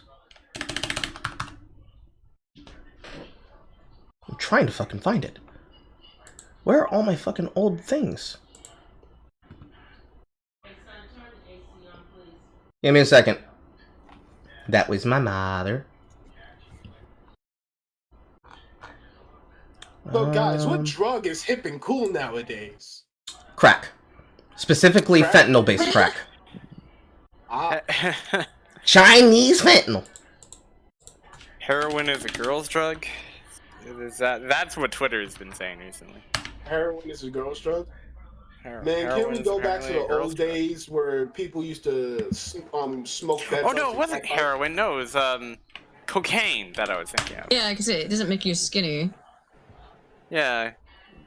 That's why Amber Heard did a bump of it in the courtroom. Did she actually? There, it looks like it. Looks like it. I was about to say like that's a whole nother case for another time, but she does like hold something. She's got a little tissue. She holds it up to her nose, and you can see her go a little bit. She might, but just the way it looks, it just looks kind of weird. That was not blowing her nose. No human on earth blows really the nose like that. Unless they're trying to manipulate the court. Which maybe. No, and afterwards she wipes her nose again with her fingers. Oh, that's fucking gross. Like brushing something off? Like, no. Yeah, I ain't touching. That's what you use the tissue for. This is the same woman who defecated in the bed. So, you know. Come on, that was just she just left him a grumpy, okay? A fucking what? You should know that was the term that Johnny used to describe it. That I don't know which one of them came up with it, but he said she left a grumpy in our bed. But it wasn't the dog. That was the exact size of the grumpy.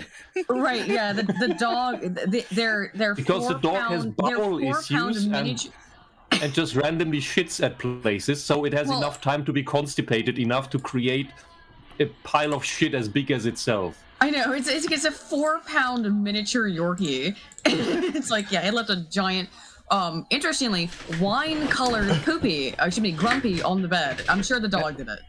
I got a higher resolution picture of that, and it looks like a sarcophagus from Blade. That probably some Lovecraftian demon is gonna come out of at some point. Are we confirming this looks really unhealthy? I think. Are we confirming that Amber Heard is an antediluvian? Maybe. Thank you. As with people of a certain mental state, whatever. I'm not sure they're human. They look like humans. They metabolize like humans, but they don't act like it at all. And while autists are just clumsy in regards to human interaction, and a bit blind on the facial reading and stuff, well, that you can learn that. These types of people are just everything is wooden. Everything's an imitation. It's well, like Oh, go ahead. Sorry. It's like what's the word? The guys who go into the wilderness of Africa and study the tribes from the bushes with the binoculars. Yes, thank you. Like alien anthropologists, and they try to go in disguise, but they just don't understand how the human mind works and fail to imitate it. Yeah, that's pretty much what you look at when you see people with borderline and to a lesser degree histrionic, which Dr. Muffin's diagnosed with both. I did a stream with Ken from Ken's Counseling Couch the other day.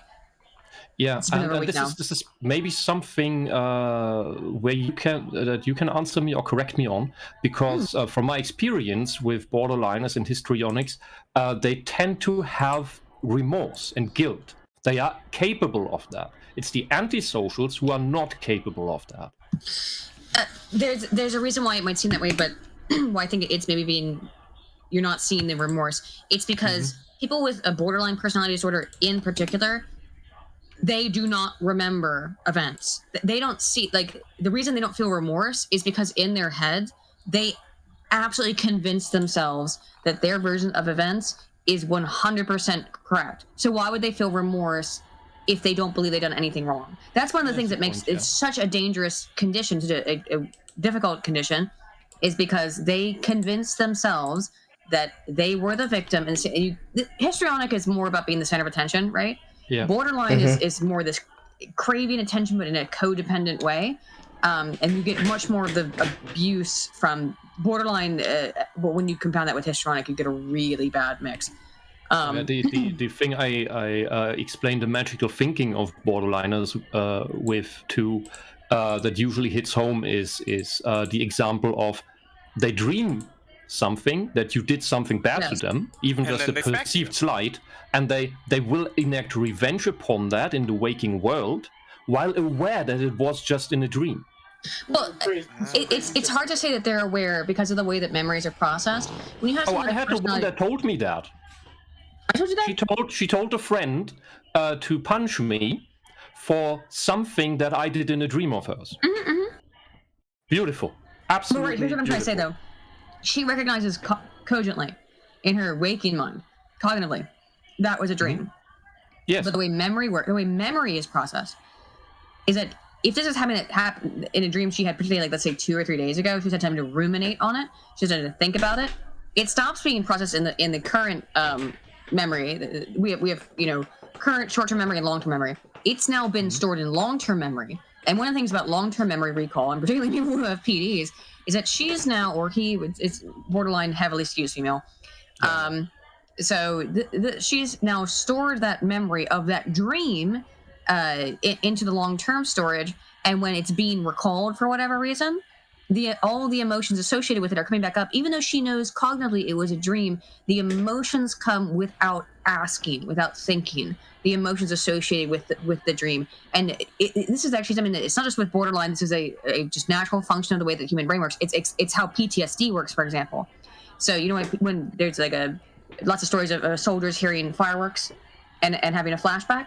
Oh It's yeah, because something you have acoustic and even haptic memories. Yeah. Yes.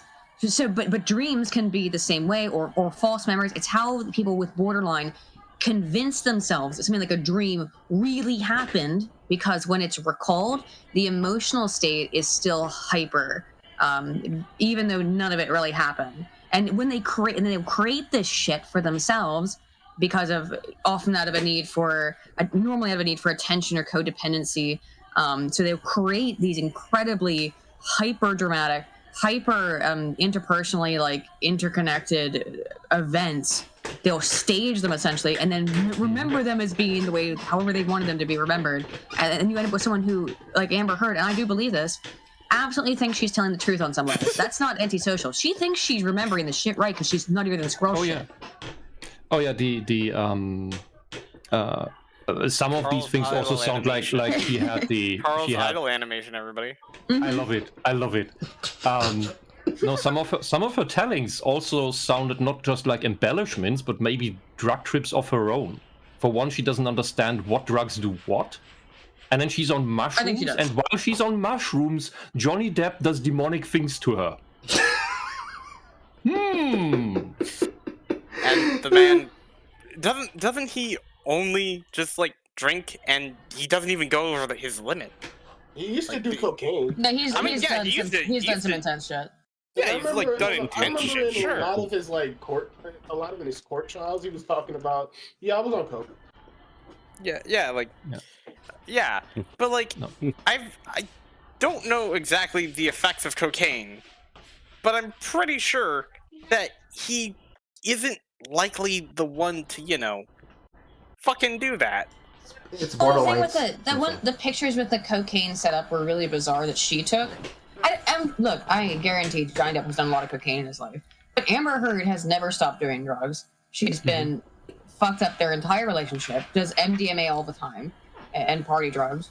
And like, I don't know if you saw the photos that got shown in court of how she found him, and he had it was 4 or 5 lines of cocaine sitting on a glass table, none of them snorted. Mm-hmm. Who does that? Movies. Someone who's very prepared about their cocaine. I'm gonna set this cocaine here. It will be neatly ready for my 3 o'clock. There we go. Have a good day. I'm leaving. I just cannot imagine a cokehead who sets up 4 or 5 lines of coke, goes to sleep, and just leaves it on the kitchen table. I can imagine that very easily. In a very nice, all laid out way, so you can see other identifiable markers that it's you who did it.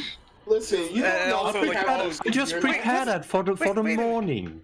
Wait a minute, wasn't that the same one? The same one that had the whiskey in the glass too? Yes. Yes. The whiskey's whiskey in the glass. There's undrunk whiskey in the glass, and there's 3 or 4 or 5 lines of coke just sat up, unsnorted, and this is her Johnny's out of control. Bitch, that looks like you set up just a little photography. That looks like the worst alcoholic ever. I don't know. Does Johnny Depp honestly, that looks like when I try to drink over my thirst, and that usually fails, and then the whiskey is left over. But these people, they drink so much. I can't believe that something stays in the glass. I'm shocked at just the amount of wine. She was drinking $1,000 of red wine a month. Expensive. Whoa. Yes. Excuse me? See, this all makes... Yeah, according to the trial, $1,000 of red wine a month. This is accurate, because there's pictures that prove it. And you see, it's all easier to understand if you know she's from Georgia. She's a southern white woman!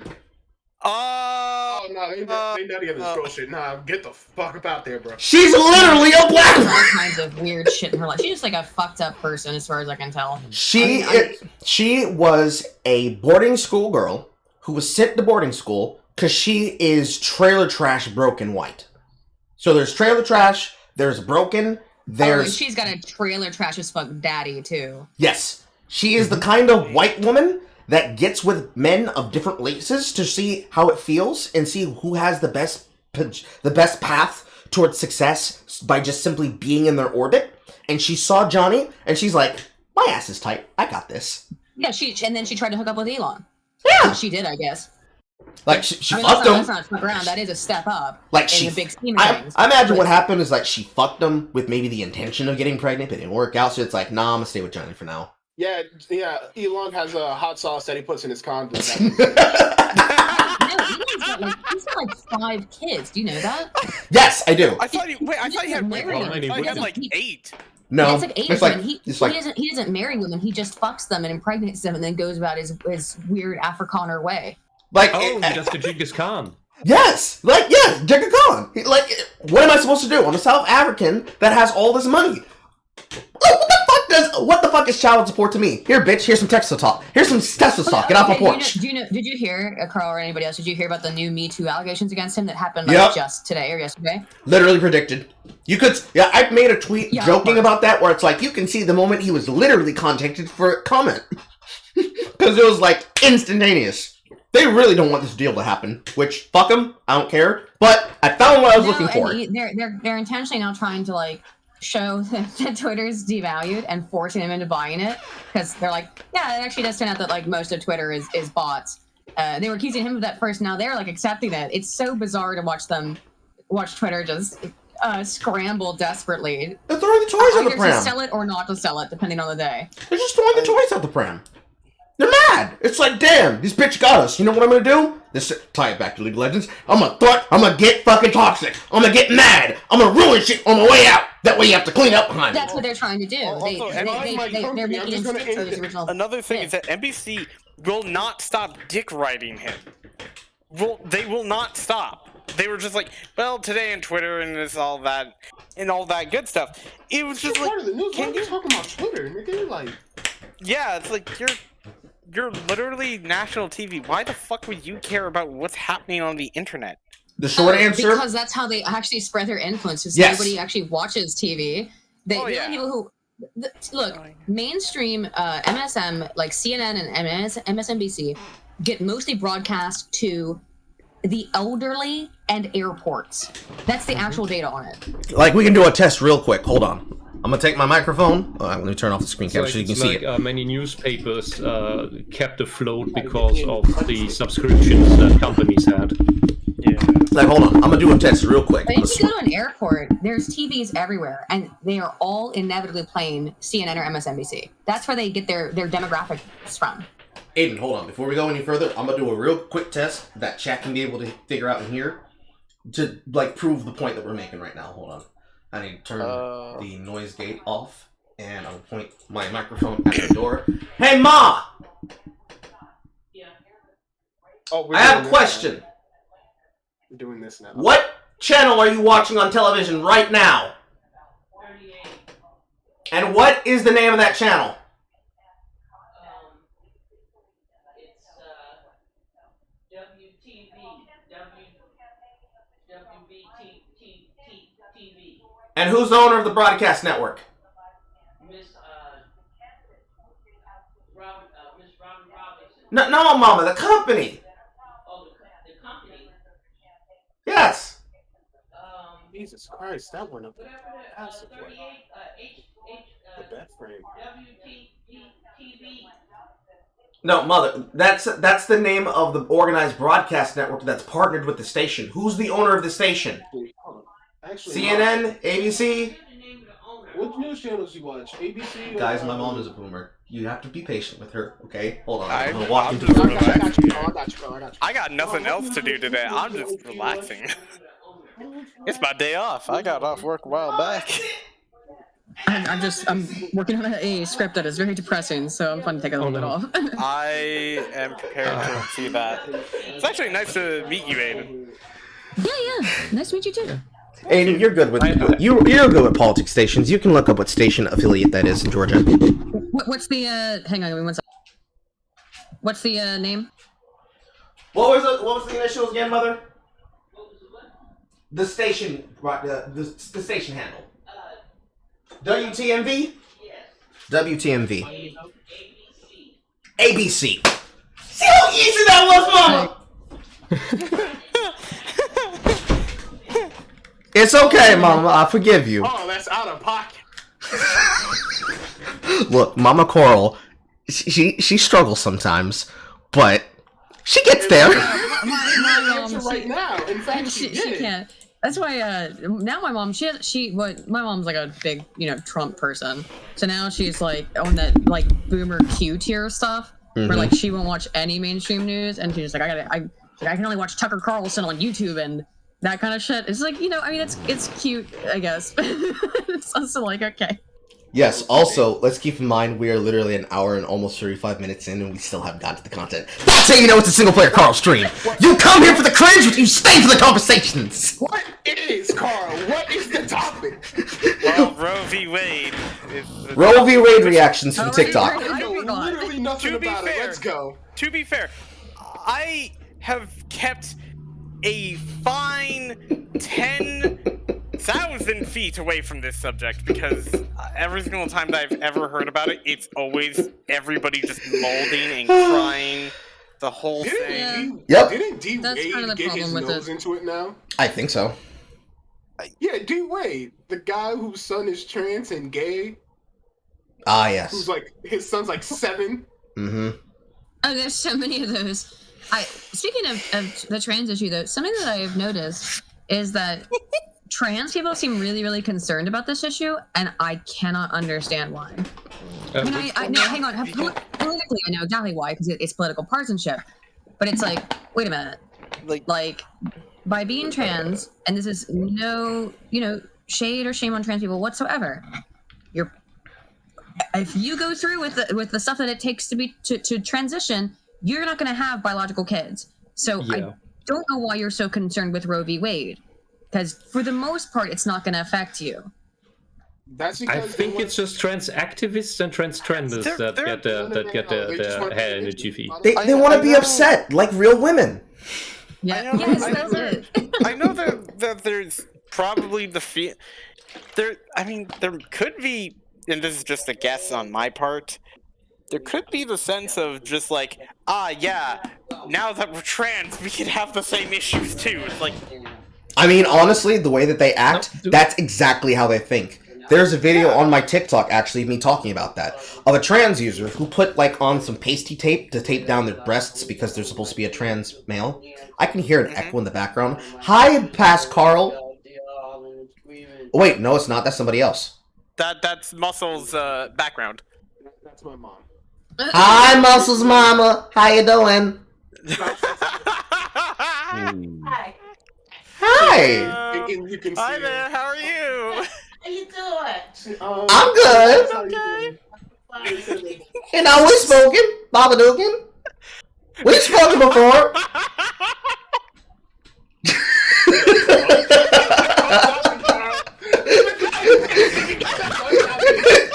I mean, we were already off topic to begin with. I didn't want to interrupt Aydin. I'm not allowed to interrupt my guest while they're vibing on a topic they know. That is forbidden by the rules of internet connections. I can be excommunicated for this shit, guys. Honestly, well, I don't know. I mean, I know a lot about this topic. I can put my just to reorient back to the Roe v. Wade thing. I've been pretty clear about my positions online about it, which is that I'm okay with and I'll explain what I mean by okay. I'm okay with abortions in certain circumstances, rape, incest, obviously to save the life of the mother. But it's a big fat juicy butt here. First of all, just because I'm okay with it doesn't mean I think it's moral. I think it's always actually immoral. It's always a bad thing. It doesn't mean it's a woman's fault or that she should feel bad about it in those cases that I mentioned at all. But it doesn't mean a good thing happened. Always a bad thing happened when you have to do an abortion. It's never a good thing from a million utilitarian perspective. You have increased the badness in the universe. Mm-hmm. Increase the pain in the universe. So I don't like that. The other thing, though, and for personal I'm sorry, just wanted to interject that. Even from a personal physiological perspective, it's bad for your body. Yes, it is. The other thing I want to point out there, though, is that the research is out on this. The amount of abortions that are done for the reasons of rape, incest, and life of the mother, it's, if you include all of those that always get brought up every single time this topic comes into the equation, it's somewhere between like 1% and 3% of all abortions. The vast majority are elective, and a lot of them don't give. And the ones that don't, they don't just say like it's for whatever reason I chose to. It's the other main reason besides no reason given is money and that kind of stuff. I'm family planning. It's not rape. It's not incest. It's not life of the mother. That is a very actually rare thing. And again, I'm okay with those instances, but with the rape and incest thing, I do have to also put a caveat on that one. Life of the mother, generally, you're not going to know until fairly late on, and that's horrifying. I can't even imagine. I mean, that has to be an absolutely disgusting, harrowing experience for any woman to have to do that, to have to kill her child, just save her own life.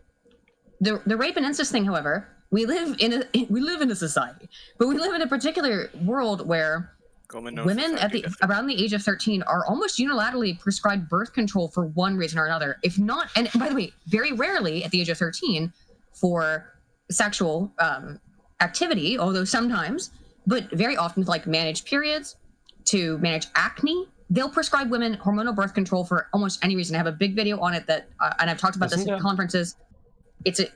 And the part of the thing about hormonal birth control is that it seriously changes a woman's mental chemistry. It changes who she's attracted to. It changes her sexual behaviors at points. It's related to all kinds of shit that we don't even talk about at all because nobody cares because it's just inconvenient. But outside of the fact that if it starts at 13, doesn't that already interfere with development through puberty as well? It can. It's the way that hormonal birth control works, right? Is that I'm not even sure about the developmental parts. I don't have any data on that, and I would imagine it's hard to find. It is supposed to keep you on a steady hormonal level instead of the cycle you go through. So and what that it does cycle actually is relevant for certain developmental processes, like when your progesterone gets high up, which is like a tiny fake pregnancy every month. That's where breast development happens. So what actually happens is that the hormonal birth control, and the reason why, if you get a pack of it in the pills, there's like 4 ones that are different color, 5 ones that are different color. Those are placebo pills. They don't contain any of the progesterone or any of the active ingredients that are in the pills for the rest of the month. The rest of the pills, what they do is mimic the luteal phase of a woman's cycle. The luteal phase is went right before menstruation, right? So it basically, what it's mimicking is the stage that a woman's body would be in as if it already thought it was pregnant, chemically speaking, right? So a woman from the age of 13 who is taking hormonal birth control, the way her body is going to develop is thinking that it's pregnant every month. That's why these bitches are insane. Yeah. One of the things that it does in terms of attraction, for example, it makes women more attracted to more feminine faces, so they'll be more attracted to soy boys. I'm not even joking. Yes. It's such a terrifying factor, especially considering that I not only worked in the sex industry, but I'm also a fuckboy, but an honest one. I cannot explain to you, Aydin, on my fucking life, how fucking 16-year-old Carl and how 25-year-old Carl and how current day Carl are so many different people because of how many fucking hoops I had to jump through for women. And the moment that I realized, wait, these bitches are crazy because they're always chemically pregnant. It was so easy. You gotta be you. It was so easy. But my point in bringing up the hormonal stuff is that, first of all, that's given out like candy to young teenage girls. I was put on hormonal birth control when I was 12 or 13 years old. To not for sex stuff, to treat another issue. They give it out, again, they'll give it out for acne. They'll give it out for, heavy periods, light periods, crampy periods. They'll give it out for emotional disturbances to treat depression. They will give hormonal birth control to 12 and 13-year-old girls for pretty much any reason. So let's say you're not one of those girls. By the way, the data are such that it's about, I think by the age of 21, 60 to 70% of women have been on hormonal birth control at this point. Just to put out the data. So let's say you're not one of those girls. If you have been molested, or if you are a victim of rape, well, there's this thing called Plan B. And Plan B induces a large, massive overdose. It is an overdose of progesterone. It causes the body to immediately prepare for menstruation. And so there's no, the sperm and egg don't meet. You can only take it for about 48, when you get a little bit more than that, it starts to be less effective, but 48 hours after the sexual event, you can take that. It prevents it prevents sperm and egg meeting. It prevents implantation. The sperm and egg can meet, but it definitely prevents implantation because it causes your body to be just like, oh shit, and flush the whole system, right? So if there are these cases, then we have a readily available drug. It costs in the US, I don't know, I've looked it up, something like between $30 and $40 to buy this pill. About that. Right, I think around that. It's been a while. It's been years since I've looked it up, but around that 30. Actually, sorry for interrupting. Actually, No, Biden inflation might be what it is. Sorry. It's around $50 to $55. Yeah, it went up in price. Last time that I had to purchase that. Who was you buying it for? And that can vary by states and all That kinds was my of other girlfriend stuff, because I did a fuck up. But here's the thing: it's good that exists. I am totally in favor of that drug existing. I've used it before when I was in college, and I was like, I was so paranoid, you know. So I've used it a couple of times just out of pure paranoia. But the thing is, you have that available. What are the reasons that women have to get abortions then? If I need to know that. I need to know the real reason. If, for me personally, and I don't think that any of this is going to be rescinded if Roe v. Wade is overturned, because Roe v. Wade is a terrible law. It is unconstitutional. The argument for it within the courts is nonsensical. I can go over the Supreme Court argument for Roe v. Wade and why it makes no sense and it's complete bullshit. But if it goes to the states, then those states, which appears it's going to be, is going to the states.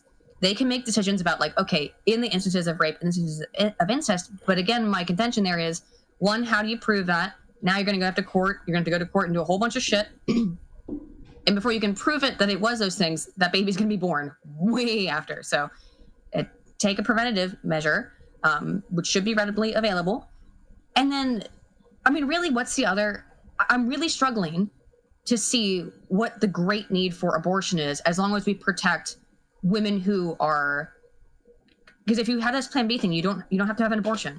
And if we're okay with the Texas heartbeat bill, that's 8 weeks. Now let's be clear about what 8 weeks is. It's not, is it 8 weeks or 6 weeks? 6 weeks.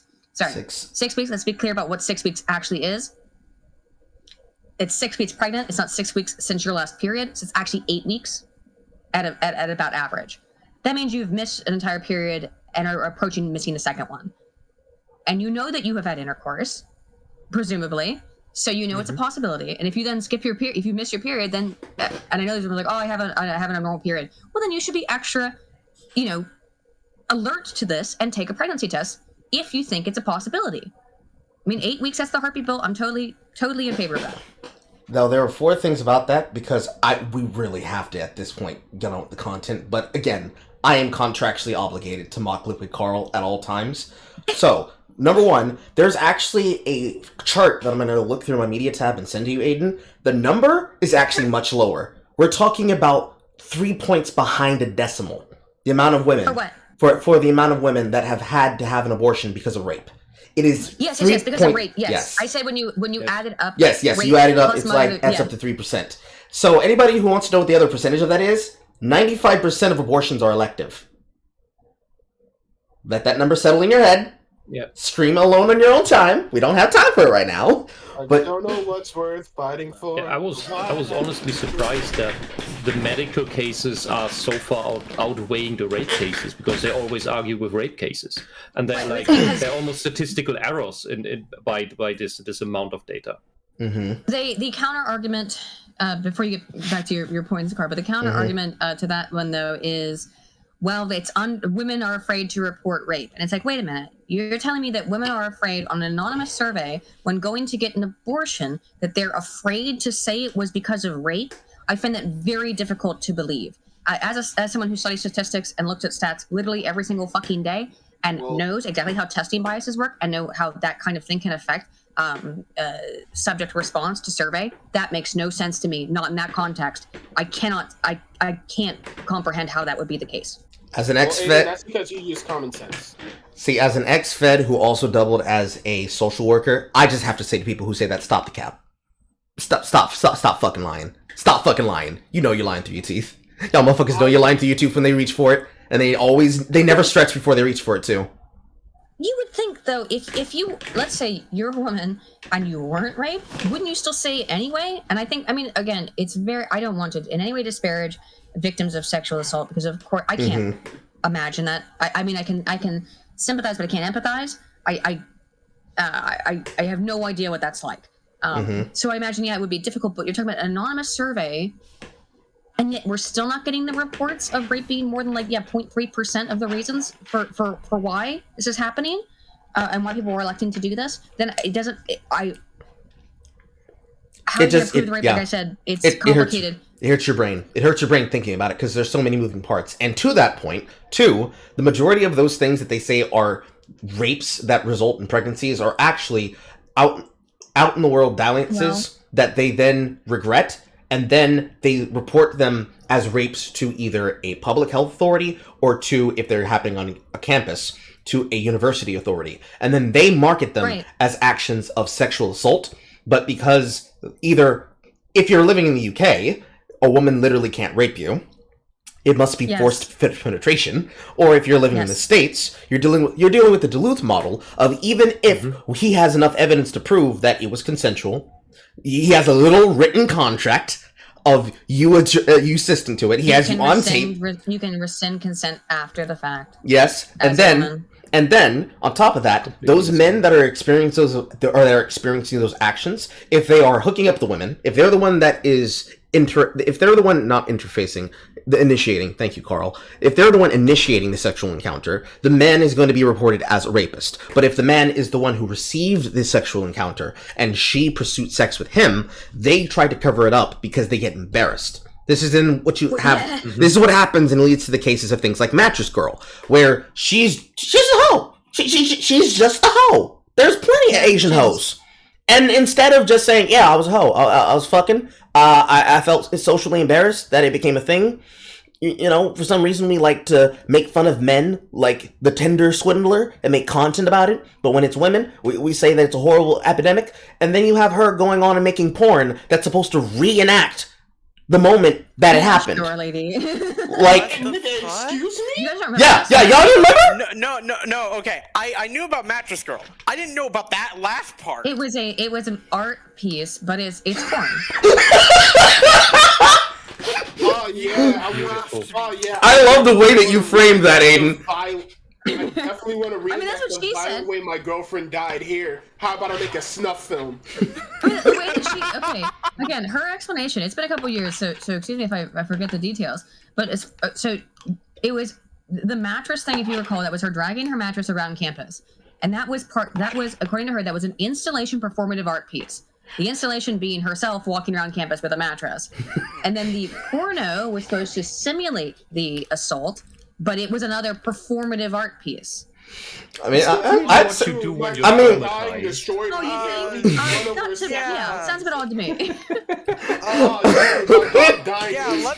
Let me reenact a traumatic experience. Yeah, that works. I mean, did it for money. Like a fantasy. I mean, honestly, it's a really good way to refer to hoes now. You don't have to call them hoes. You can call them installated arts pieces. The installation is this dick in that ass. Bend over, bitch. I got the man straight here. Let's go. That would really be amazing, Carl, but they were faster than you and already took pride in being hoes by establishing the term polyamorous for the inability to bond with anyone. Polyamorous is called a drug circle. It's all about like being a fucking thought. They're trying to reclaim that word and stuff. It's so fucking like, okay. I mean, what can you do? Like, it's funny though with women like that. Is that to be like, yeah, I'm a strong, independent woman. I'm a thought. I'm all independent, and you'll be like, you're a fucking whore, and all of a sudden they're very offended. Well, I thought you were proud of being a whore. Not when you say it like that. Well, see, Aydin, would mean that you're in control of yourself. See, Aydin, it's called. See, Aydin, it's not. I'm trying to remember who's the one chick? Was Amber Rose? That was yes. Some bitch that Kanye fucked. Yes, Amber Rose. Yeah, that she was like proud of being a whore, proud of being a slut. And then she went on like some talk show. I don't remember which one. And the guy there was going like, "So you're proud of being a whore, right?" It's like, "Yeah, I'm proud of being a whore." And it's like, well, men are to blame for this. It's like, no, we're slut makers. You're just a slut. I'm trying to remember. Is it Brittany Renner or is it Brittany Ravazzi? Which one's the porn star and which one's the Instagram thought? Is it Brittany Renner? Either one. I think Brittany Rayner's it. Ravazi might be the Instagram one. No, Brittany Rayner. I remember this. Rain. Okay, yeah. See, my nigga got me. I'm sorry, Mrs. Muscles. I apologize for my profanity. My mom's not here. And she doesn't care. My mom listens to Megan Thee Stallion all throughout the house, nigga. I'm used to this. All right, my nigga got me. But no, like, deadass. She was an Instagram thought that fucking fucked up PJ Watts, one of the football players, young ass fucking buck, getting pregnant with his kid. Getting pregnant with his kid. 21. And playing him. She made a video. She made a video like years before. Everyone knows about this video about how football players have a massive ego and how it's easy to trick them into having sex without a condom. Mm-hmm. Jesus Christ. And she was proud of this shit. Unfortunately, she is right because, well, you know. Another YouTuber I watch, Westside Live. He made 6 videos talking about it. See, the way I got that information is I got it from my nigga Zers. Bass FZZ, which tie that back to the boy Scooch, because remember we're still on the logic tree. We only got through one. You still on that nigga ass, bro. Like, look, I still have the window on the screen because I finally found the thing I was looking for. But no, on that part right there. That shit fucking annoyed me because when she started going around the scene, Brittany Renner, talking shit like that, I just remembered Zers bringing that shit up and I'm like, I know this bitch is gonna knock herself up by one of these fucking dumbass football players. Because it's the same fucking thing that happened to that white woman who slept with like 2 different NBA players. One is the white one that with the frilly hair that everybody was dick riding for a year before they jumped on to Duran Rant. And another dude, this really thick-ass white woman who got a baby by him and by another black player. And I'm like, oh yeah, same shit. No, that ass. I get it. It's just the same shit. Because it happened the exact same way. And it's not like we can't say, oh my god, I can't believe how this could have happened. He got cut up. No! Like, play this at court. Your Honor, she needs to pay me child support. Because she has tricked me. Right here, sir. The crazy part Your Honor. You know what's the crazy part about Your that? Honor, it's plainly obvious that the defendant is a hoe. Aydin, how do you...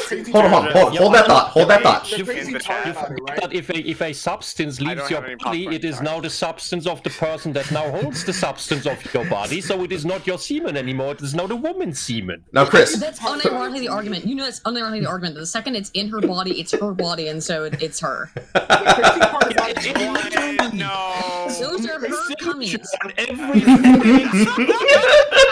the crazy part about it in very, very tiny script, there's a little signature.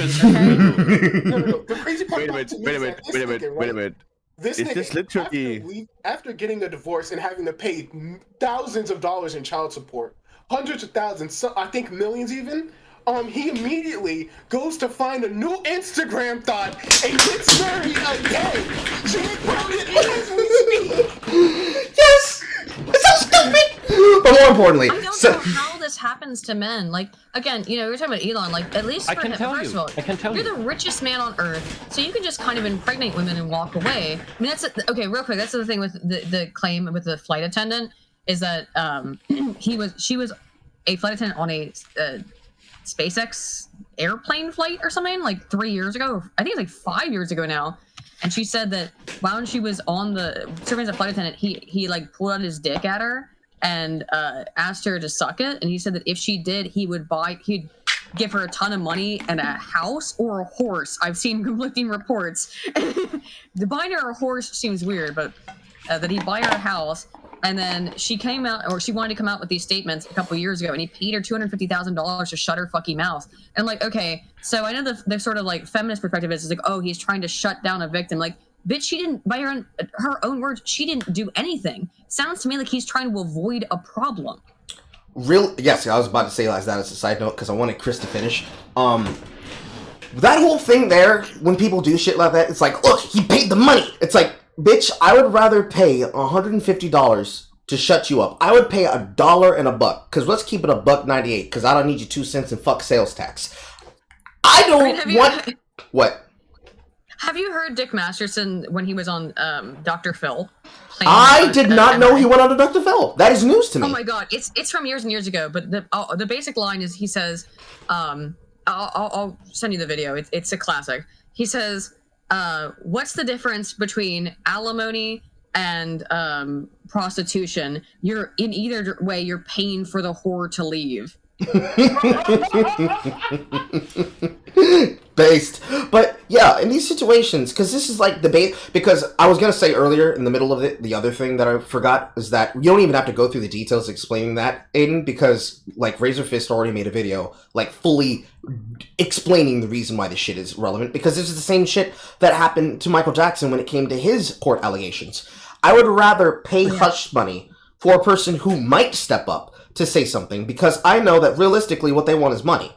Like, her story is more than likely bullshit. Let's be on the safe side. Michael Jackson allegations? You mean the false allegations that they made a fucking drone-filmed documentary about that now no longer even stands as legal precedent in court? That one? Yeah, that one. Yeah, but the whole thing is that when you get to that level of power, when you have that kind of money, or you just have that kind of influence, and you're in the media sphere, because the word that we use is the digital doorstep. Any person who's smart on my channel and actually looks at the name of my playlists will know that the videos that go in the playlists that are featured have that name. And the reason that is because the difference between our online personalities, or our public personas, and our private lives is that there's supposed to be a healthy amount of separation between them. And when you start talking about those things that happen in it, this is where the doxing occurs. You see, Taylor Lorenz, supposed media journalist, a citizen journalist, will have to do your job now. The problem with doxing, because every single public creator, whether or not they like it or not, will get doxed at some point. It's whether or not people give a shit about whether or not they'll use that information against you. In some cases, this is what happened to me, because this is why it's been so hard for me to make content, guys. It's kind of hard for me to be able to be on panels and live streams if somebody's talking shit about me for 2 years, calling me a serial rapist. It's kind of hard for me to be able to... Oh, yeah. This was... If you know anything about the name... Fuck, I'm trying to remember her name now. This is what happens, guys. You confuse the timelines, and now information starts dripping out of my head. So if you remember... This is the best. So if you remember the, or if you look up the name, Smoke Rocco, you can find this out. It's like she has her own thread in Kiwi Farms, and it is very long, because she is a internet drama lolcow in Rage Pig, just like Ethan Ralph. And she was one of our... Goodness, yes, we had a real piggy week. Oh, man. He is felting at a speed that I thought that even Vito would look at and say, nigga, you're doing a little bit too much. Like, stop. Like, it's nothing but felt every time I do. Like, as soon as I realized he was being interviewed by Chrissy May, I'm like, nigga, this is about to be the next reference on Friday Night Tights. The thing is, I've talked to Chrissy a couple times before. She's a freaking sweetheart. That's why she was dealing with Ralph in the first place. And it's like, this is the one bridge apparently you have left with normal people, Ralph, and you had to immediately burn it. I mean, like, Chrissy's a comedian, so she's gonna be funny. But that stuff with Ralph, it was just like, I was really, even I was like, dude, come on, man, what's going on? Like, and that's just his proclivity, is to spurk out at anyone who is seen and slighting him. The reason he cut me out, I cut off the haters. The reason he cut me out is because I said I didn't hate Kiwi Farms. That's it. We talked about that before. But you gotta remember, Aydin, he did his job. He reacted harder. Nobody was gonna steal his content. React harder, Andy, I guess, over here. Like, dude. But yeah, it's so fucking weird, because I'm saying this and I'm like, okay, so he's cut out people like me. So he's cut out the people who are sniping the shit out of him that either are not big enough of a platform or are known for shitposting, but are not seen as big in these conversations. He's cut out people like you and Devin. So he's cutting out the people who would be willing to hear his side, who weren't directly connected to internet blood sports. He's mad as shit at Medicare and Andy. So you're cutting out the original Bloodsport creators who even gave you the platform in the first place. That's the real key part here. He's mad at the people that made him because he wants to... He created internet blood sports. And, I know. This is like Burner trying to say that he was the one that came up with the digital blackface, and therefore that's why he deserved to own the podcast. I'm not sure if you knew about that drama, but... No, I didn't. I talked about it earlier. You can look it up in the VOD. But he has burned the bridges with the internet shitposters. He's burnt the bridges with the original creators of the entire idea of the concept and format. He's burned the bridges with people who are supposed to be the social connectors that would even like him from the left-wing perspective, which also are the people who shared around the docs of people like myself. He burned bridges with people like Renfamous of all case, which, how the fuck do you burn a bridge? Oh, he's been doing this in the back corners of the internet where he thought that he couldn't be seen. I have had mild beats with Renfamous like 5 years ago, but it was 5 years ago. Mm-hmm. And anyone who holds a grudge that long, in my opinion, needs probably help a little bit. Like, I just had Destiny on our stream like 2 weeks ago. People thought like Destiny and I hate each other, but we've been cool for a while now, and it's like we just finally got a chance to talk. Well, Destiny's fans, by the way, are the reasons that I am doxxed. Mm-hmm. That was from 6 years ago. Mm-hmm. That's why. But you don't. If you hold on to a grudge for that long, man, you need professional help. Either help or jail or padded cell and then help. Or a clip of Carl laughing in a cycle and me like pointing at the screen. Oh, guys, this is gonna be a really great clip for another screen cap. Somebody please capture this because I'm not gonna be able to capture it. Just a clip of just me pointing at the camera, going, "Stupid ass bitch," and just repeating that over and over again until you realize you should stop caring. Somebody, please. Someone needs to record that. You can get it from the VOD later. You can get it from the VOD later. I'll get it later. Famous Tyler the Creator tweet, which is like, how the fuck is internet bullying real? I can't say the word. Just close your eyes. Because it's the reason why I say invented. It's why Carl's Law exists in the first place. Because like, she was the one that doxed me. At the same time, she paid the same investigator to dox Richard Meyer, your boy Zach. And now... Really? Yes! Huh. It's actually very interesting, because you see, since she personally decided to dox me, because it's not even like I saw them spreading it around, because of course they harassed me on Twitter about it, and they also harassed me in life about it. What the fuck did you get on the same radar as Zach? I made fun of her about comic books, and I mocked her personally to her face. Because I knew who her father was. Her father's Nicholas Wayne Atencio. He's a Republican person in Texas who is a business oil venture capitalist who went overseas to argue our oil prices for us and get them lower. He went to the UAE, he went to Russia, and he was the connect for that. He made regular appearances on Fox and CNN Business. And she's like a far leftist? Yes, she was a far rightist. This is the key. This is fun because unfortunately this is also another banger that's lost to time. But I had a tweet that I made on my last account where I had pictures of her in that interview with, I forget the white fucking liberal's name.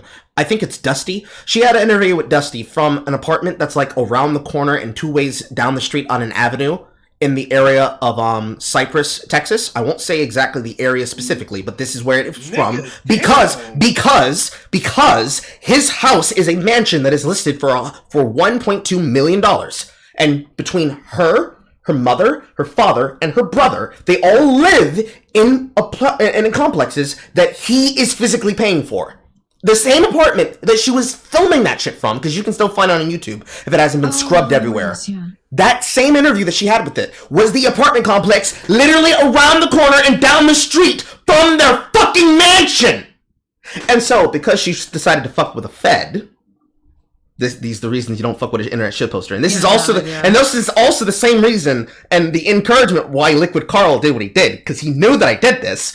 I took the screen caps of her comments on PerezHilton.com when she used to be a far rightist who was a part of the Tea Party, because I found the newspaper clippings in the Weeboards thread on QE Farms, why who's still using it actively to actually spread it. Because I know I talked about this with you.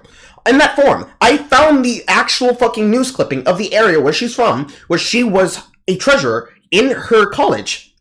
Because the same time that this happened, there was some random unconnected troll that went to her and was talking about her employment at an accounting firm called Velasco and Briggs. And this dumb fuck is the reason why she went delete fucking everything and removed all of the evidence information. But that doesn't mean shit to me. So I looked up who was doing it, and they paid for a private investigator to dox Richard Meyer because how dare you be a private citizen? I need to drag him to light, Terry Lorenz style. But then at the same time, because I was mocking her at Twitter at the time, I was laughing at her because she was wrong about comic books facts, and she's like, what do you know about comics? And, you know, I'm kind of like Well, actually, now that we're at that point, let's just make the comparison. If I am also the not Bizarro Universe Liquid Carl, I am also the shit poster variant of Just Some Guy. I'm just some nigga! and as just some nigga, I just started roasting shit out of her about all the people that are now the individuals that are responsible for comic books being dead. She took this a personal offense to herself, and so tried to mute my account on the thread that I was talking to her on, but then paid her friends to do a little bit extra doxing to stalk me. And she used the method of going through the personalized collected data that is sold to companies when they want to learn about what ads you watch. This is a service called Spokio. In fact, you can probably do it right now. You can type it into your browser, spokio.com or .net or whatever, and you can be able to look up a person's name and find out where in the world they may be based on the ads that are being personalized and sold to them where they live. So if you have VPNs would kind of fuck it up, VPNs will fuck this up now because they weren't as concurrent back then in 2017, 16 or 18 as they are now. But you can be able to use this because the rules about privacy policies, which is where they start hiding all the dirty shit now. People have caught on to legalese, and now they've caught on to using archives. So they don't bury it in the user. They don't bury it in the end user license agreement. EULA, or in the terms of service, the TOS, that hide it in the privacy policies. It's why we say that TikTok is a spying app. It's a Chinese app that is paid by Chinese interests and money that launders information and sells what you're doing. It is literally an app that taps into your cell phone's permissions and looks at you through your cell phone and listens to you through your microphone and looks and sees if you are laughing at what you're seeing on the screen. If you double tap like, you are giving it the information to then set up the algorithm. That is how they get you. In order to trick it, you have to be able to double tap the like, untap it. You have to like, then follow, and then unsubsub. So that this algorithm says, oh, you like the content, but you don't want to see it from this person. It's a bizarre system. But, like, that's how it works. TikTok's bizarre. I downloaded it just to, like, look at dumb shit. Like, when I wake up, I'm like, oh, browse TikTok. I've never liked a single thing. The best way to trick it is that you have to, like, turn off your microphone and camera after it's been given the permission to, because you don't need to have. I turn off. I manually turn off all apps' ability to use microphone and camera. I'm just a little paranoid. Because with Chinese spyware, like even then, I don't believe that they're not still spying on me and overriding the phone's own permissions. Because in when the you digital age, that's not paranoia. That's just God damn it, fam! Because we're trying to get to the content. No. But No, he's right. Sorry, I'm derailing. This is what's happening, guys. You make me lose my train of thought and we stop rolling. When you have the application connected to it, it will have the permission to do this at all times when the application's on, because it's the setting that says allow access when using the app. When you turn it off, the algorithm literally doesn't know what the fuck to show you, so it can only go off your likes. And if you don't like anything, it just starts showing you actual shit from the website, from like the corners of YouTube or from the corners of TikTok. Which is why now the way that TikTok is working, it's kind of another way that the algorithm does. I'm aware of this only because I've studied it. It's one of the way the TikTok algorithm works is that if you don't do all that kind of stuff and you don't allow it to have access to your face and voice and stuff like that, and you're not really even logged in or anything, and you're doing like that, what it will do is it will then orient around how long you watch a video for, and depending on how long you watch a video, then it will generate new likes for you based on how long you watch something. And the same thing that you can basically avoid this thing happening if you just use the online web version of TikTok, because it's not the same. It's not processed the same way. The back end of the website can't function like that if it did. So it's a really great way to avoid it. But back to the thing. She paid the person. Everybody else who doesn't know this detail, this is Carl lore. You need to strap the fuck in. This is the reason why you don't see me in places. When she did this doxing, a lot of people that were attached to the comic movement at the time, because it was her getting mad at Ethan Van Sciver making a fuck ton of money about Cyberfrog, and then at the same time, Richard making a fuckload of money about Jawbreakers. She did this to try and derail him, to say, look at what he does. And it's like, dude, he's a fucking ex-combat veteran. He sells comics. What's your fucking problem? But when they came after me about this, the well-known account, SJW Spider-Man, and then a bunch of other people whose names I cannot remember without looking at them in front of me. One of them is called 100 Hairs, which is a follower who sits on the fucking foot fetish turtle, 9volt, and is associates and personal friends with the online internet LARPist. I am Griffineer, who now goes by an entirely different handle because he's returned to Twitter quietly, the same way that Matthew Myers has disappeared almost quietly at the same time, ever since the debacle with him being in the DMs of a child talking about sex. You know, oh boy, that shit. Those people pulled up the docs information that was given to them by Lauren, and they were personally stalking me through my socials. And not just like, oh, you had it linked in your profile, of course they clicked on it. No. They were going through every single piece of thing to try and figure out where I lived. That's why I live in the house that I do now. I bought a second house to move from my first house, because one night coming off my shift at the Waffle House I was working at, because on my Facebook page I take pictures with people because I'm an internet person, I had a picture with a fan that wanted to take a picture with me during the end of my shift. They took this picture to find the specific Waffle House unit that I was working in here in Georgia, and some fucking guy, from what we got from the police reports, it was a internet fan who also content warning. This is your one and only content warning you'll ever get. I'm going to explain what happened to somebody. This was a user on the internet who was radicalized in the same way that you could say the Buffaloni shooter was radicalized by the internet, but left-wing, extremely left-wing, who, because at the time I did not use my face to post shit, you know, pretty much the same way that fucking Data Racer and Lunar Archivist do, because I didn't post my face, they kept running this theory that I was actually a white supremacist hiding behind it, you know, right after the fucking feat of Gamergate and Zack Attack. They did all of this to try to get that information out there to expose me. And when they found out, oh, he's actually black, they're like, no, he's not black. That's just one of his black friends that he's paying to be the face of his account. He can't possibly be that Machiavellian and annoying. He's lying. They sent this guy because they talked him up into trying to confront me. But what this guy had the idea of is, no, I'm gonna kill him. You told me he's a Nazi. I gotta remove him. Like, I live in his town.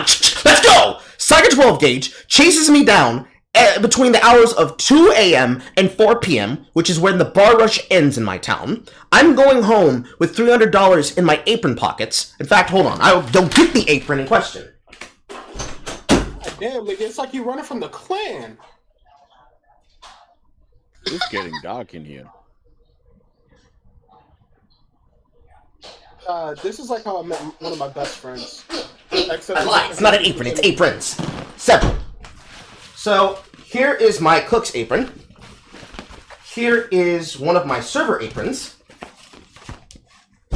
And then here is our Waffle House licensed and assigned particular fucking right there on camera. Where is it? Right there. Right there on camera. Official Waffle House apron for servers. Because in the front, it's got pockets. It actually still has some fucking breadcrumbs in here. You know, before anybody says, no, you're lying, it's not real, no, you're lying, Cope. He chased me down. We're not that autistic. God damn. He chased me down in the early fucking days of the next day after my shift. After the night, when they sent me home. Because my job was to get them in, get them fed, and get them the fuck out. And it paid very well. He stalked me to my house from where I used to live with a shotgun. And my neighbor pegged him in the middle of the fucking head with a sniper rifle.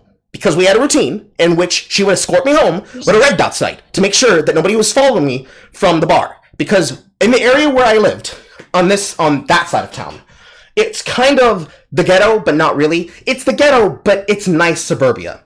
There's literally a middle school and an elementary school next to each other. And all the multiple nationalities intermix with each other and get along. And on this side of Event Horizon, and on this side of town, it's also slightly connected to like the bad section of the hood. And there's a particular club behind this particular Waffle House. I'm not going to say what it is, because if you look up this club, you'll be able to find out where it is. And I don't want you to go to that house anymore, because I don't live there anymore. It's a military couple. They will fucking shoot you if you do this. I'm not going outside my house for anything. You only go outside your house for food. Let's be serious. We all do. Fuck off, nigga.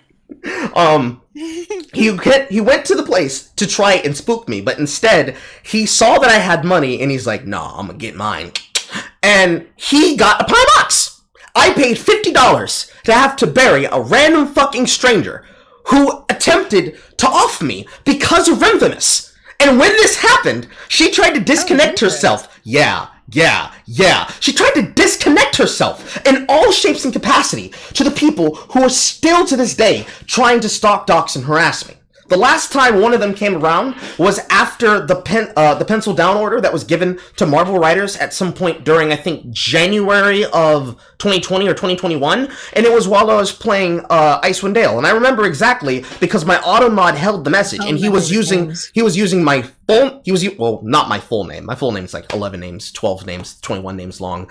My mama's Haitian and also African. She gave me a name for all my aunts and uncles. Not important. Try to use my whole name and say, "Oh my God, you're embarrassing Marvel writers." And I'm like, I looked at the message, I looked at the camera, and I'm like, yes, and continue playing. That is the reason why in the early parts of my career, I can't get anything fucking done. Because beside him, this dumb fuck, her, and, not Hannah, but formerly Hugo, now Hannah and Jake, specifically Jake himself, in the stream, which I'm probably going to retitle once I finish putting that video out as a how to get a leftist to tell the truth, a stream that for 9 hours I basically put on my best acting and get Jake to admit on stream and show in the middle of his Discord as he sends his followers to come harass me on my channel, that they organize doxes inside of their Discord servers by using their Twitch platform as a very bullshit version of the 2 minutes of hate technique, where they want to basically make content off of their haters the way that Eric D. July does, but rather than actually having a discussion with them and giving them the ability to talk,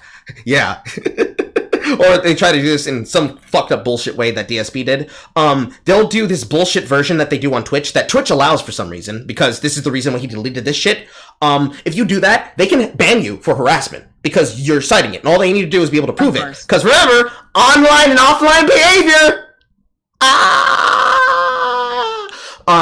Because of that, they tried to erase everything possible, and anytime you ever mention me to these people, and you ever see them talk about it, that's every single time it happens, most especially the most recent time where they tried to sit in the fucking chat when I was playing Disgaea. It's a random clip out there that you could probably find. You could probably find it if you go look up Hannah's partner, because it's one of her tweets. But I gotta go for a little bit. I will be right back later. Don't worry, we'll probably be in the middle of the content by then. Very well. But see ya. Bye. Back where we began. It was we'll actually be in the content by then. See, this is what happens when y'all don't let me finish it. You know you love it just as much as we do. I mean, you do. I mean, you do. You do. You're like a woman. You say, "Come on, stop it. You know I hate it. Come on, Carl. You know I hate when you do this." Stop. Stop playing. Stop. But that's the reason why for years it's been hard to do shit. Because the first time that this happened was when Natalie Casanova tried to personally attack me when I was very, very small and had like 200 followers. She tried to accuse me that I was jealous of her fat fucking 30, back then, pushing 30, now over 30 tits. The woman who was breast painting on stream, that one. She was mad at, she was mad at me. She was mad at me. She was mad at Siren Cove for documenting it, because all the evidence that I got directly came from her videos. That's why she stopped making that kind of content and just started focusing on her and her black boyfriend. That detail's not to expose Siren. Of course she fucks niggas. She lives down here. But it was the fact that the woman that was the spokesperson for the Bang sponsorship at that particular E3, where she said, "No, we don't do booth babes here," but then is taking pictures of her ass on the balcony, overlooking it, like, "Oh my God, I'm here at E3, guys. Oh my God. I'm not here in public. I was not prepared for today." Look, on my stream, we react harder. Ting! TM, trade snark. On that situation. I want whatever coke you're on. It's called energy to shitpost. It fuels the energy behind everything I do. Anyways, from that situation, the spokeswoman, because I made this into a video, one of the smartest things that I've been doing now is to turn the threads of content that I do on the platform into actual video content. You know, the JXE thing, to make sure that my shit doesn't disappear. Yeah. Because so many people, including fucking Shionhead, has stolen my shit and post shit to make their own content. Really? No. Oh yeah! What? Oh yeah! Yeah, they do it constantly. Because it's like, it's a popular thread. It's something everybody can jump onto. The one in particular that I'm talking about is her stealing post thread about the female pedophiles. That one's a popular one on her channel. She and everyone else has done that shit. Yeah. Yes, she has done that shit to everybody. And there's so many fucking left-wing creators that have done that to both marginalized creators and literal unknown accounts. Literally ripping shit like they're trying to make a movie for Zola. They will take the shit and they will use it for their own content. And then they will dispose of those people. And they will say, oh no, like, it's not them that made it, that's my content. Me! You made this, I made this, it's mine.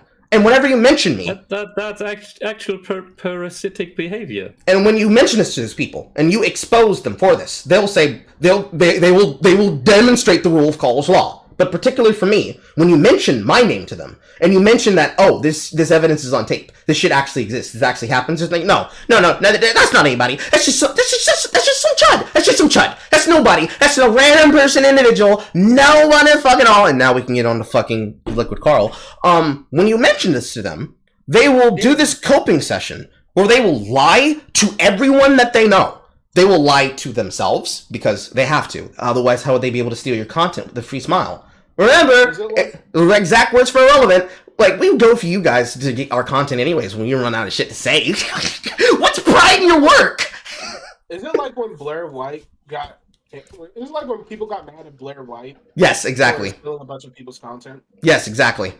Like, there's been multiple times where this kind of idea comes up, but the problem about internet content is not, man, where's my clout? It's, you can be able to say, I got this from a thread here, please give credit. They take the credit for themselves because once your monomyth is that big, who really cares about it? It's kind of like how Nick Rekieta got made. He was literally a feeder for content on Kiwi Farms so that they could have an official source to get into having war drama to feed themselves. As long as that gave them what they needed, that's all they cared about it being. It was basically an extension. Yes. Just the weird thing about that is that, like, Rekieta doesn't really make drama. He doesn't. He used to. Comes to him. Yes. Yes. This is the exact theorem. Because I was talking to Josh when he thought of this. The entire idea. Oh. Yes. The entire idea is if you connect it to Kiwi Farms, if you connect it to a drama resource, if you connect it to somebody like Ethan Ralph, if you connect it to any rage pick, any lolcow, any person who's quote-unquote mad on the internet or mad at a resource, you can be able to turn that into reactive content that can then be fed through a filter that then filters it like a water filter filters solulence in water to be able to make it clean, disposable, and consumable content for the masses. That's why React content is so high and so common on Twitch. It's because they literally excuse it as the meta. Stealing people's content is fine as long as it bolsters you the entire way through. Because if somebody else is doing something, you can be able to make money off that by simply giving your version and take. Except the way that leftists do it is they invented the worst formulation of internet blood sports. Instead of actually doing basic investigative journalism, they would rather tell you a lie. And they base that lie through the political filter. And as long as they base it through the political filter, their content will consume it. Their audience will consume said content, and they won't have to take culpability. Words are hard when you're dehydrated. To take culpability for their actions. And this is what happened there and there and there. This is what happened with Renthimus. This is what happened with Jake and Hannah, formerly Hugo and Jenna, because it was in the Discord where they were organizing it before Hannah publicly came out.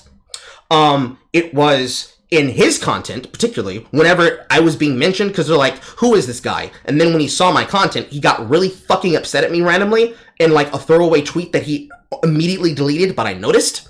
So I've been watching him for a while do this shit. And when this particular shit came up involving internet journalists like Ian Hamilton, who got mad at both me and Weaponized Nerd Rage. I'm not sure if you know who that is, Aydin.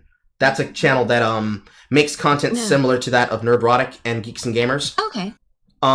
His girlfriend is Purity Eldritch Sin, or Purity Sin, on Twitter. Yeah. She's the one that plays all the like hentai-esque sex games sometimes, occasionally.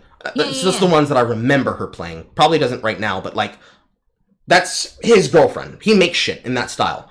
When that shit came up amongst them, he started looking into this and wanted to see if he'd be able to get an opportunity to try and get a dunk. Because as long as you're able to make edutainment in the way that you could say, look, bro, it's not my fault that people are laughing at you. You just look stupid. It's all about the optics of, hey, you made a stupid statement, let me shit on you, and while I'm shitting on you, let me put myself up next to you, you know, doing the woman thing. Let me put myself up next to you and the content that I made so I can be able to retroactively use search engine optimization to ensure that every single time somebody looks you up, they're looking at me and you being mocked by me because you are fucking retarded, you fucking idiot. He made that kind of content and still makes that kind of content. The most recent thing that happened, which is when I talked about this with you on that one panel, Aydin, was when he tried this with Actual Justice Warrior, and an Actual Justice Warrior pushed his shit in. What happened? What happened before this is this particular shit. So, like I was saying earlier, he made that close to 1 hour video, 45 minutes. I'm rounding up, guys. That 45-minute and so on, content, specifically trying to personalize and attack me. And I was finally able to find what I was looking for. This is the first one, but unfortunately I can't find it. This was from the temporary nigga arc. It's not gonna make sense today, and I have to explain, guys. Whenever I don't like using my name or anything to be able to help people find my content, because it's supposed to be like an oasis on the internet. You know what checkpoints are? Like Taya777? No, actually. So, like, the idea of an internet checkpoint is that people come to a piece of content like Oasis. It's a chance for you to be able to relax and just look at something and just enjoy the cringe that you're witnessing without having to be socially interacted with it, without trying to be upset about it. And it's basically the same idea behind why Carl, British Carl, not Cajun Carl, British Carl, it's why Sargon eventually gave up using Sargon as a brand and instead chose to be Carl Benjamin and make podcasts of the Low Seeders. It's the exact same idea. Most of the time, when people look at these very big accounts like, I say like mine, but I'm talking in terms of reach, not in terms of actual audience size. Because they say something, people eventually hear it, no matter how many ways down the line of the game of telephone it's been distorted from the original message to what they said. Accounts like yours, account like Devin's, I call him Dev and Devin interchangeably. Short Fat Otaku. Short Fat Otaku? Yes. Okay, because you said Devin earlier, I wasn't sure if that's what you meant. You have to remember, I know you guys' names, but it's hard for me to turn off the Fed. Oh, don't worry about it. I don't even remember, and I'm not gonna say it because no one needs to know, but I'm pretty sure I know everyone's fucking first, last, and government name, but it's just buried in my memory until it needs to be accessed, and it's so hard to remember who is who when things get fucking hard to, like, describe. Yes. Yes, Chris. What information you got on me? Nothing yet! Don't fuck up! Don't fuck up, Chris! Let's keep it that way. Nigga, how many times have I told people, I am Poe, but good? The second I become bad faith like Carl, it is over for niggas! Just imagine he just has to go to his basement. I can imagine this Carl just has to go to his basement and he has files on files of everyone here. It wouldn't be... yes, you, Carl Wilson. I remember you. It wouldn't be like a file. It'd be like one of my fucking 1 terabyte hard drives that I put the important shit on. Nigga! What do you mean? That's terrifying! It's the same flash drive and hard drive that I use to save shit, like fucking Scooch getting mad at Bass FZZ because he said that his girlfriend Rebecca was like mid and he didn't want to date her. And so Scooch made an hour and 30-minute live stream that he then immediately erased, where he tried to attack him, and then Zerst turned that into like 3 videos of content.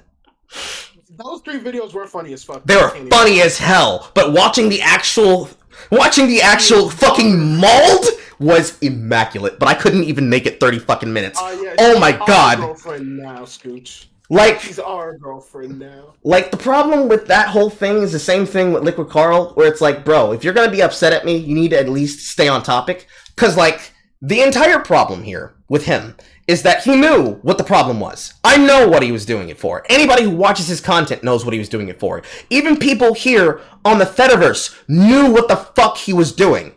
Quote, it's so annoying how smug he is. He also looks like 5 seconds of your clip, pauses before the point is made, rants for 3 or 4 minutes because he thinks he's a critical thinker. He's trying to copy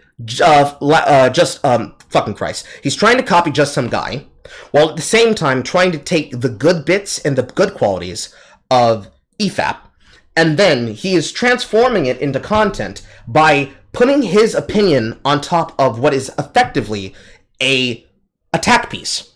And then, when he gets blowback, he says, bro, it's not my problem, it's just a meme. It's just a meme. It's just a meme. Because that's what he calls his live streams. That's the title that he puts on all of his content. Just a meme. Just for fun. So just to show. He is officially Schrödinger's douchebag.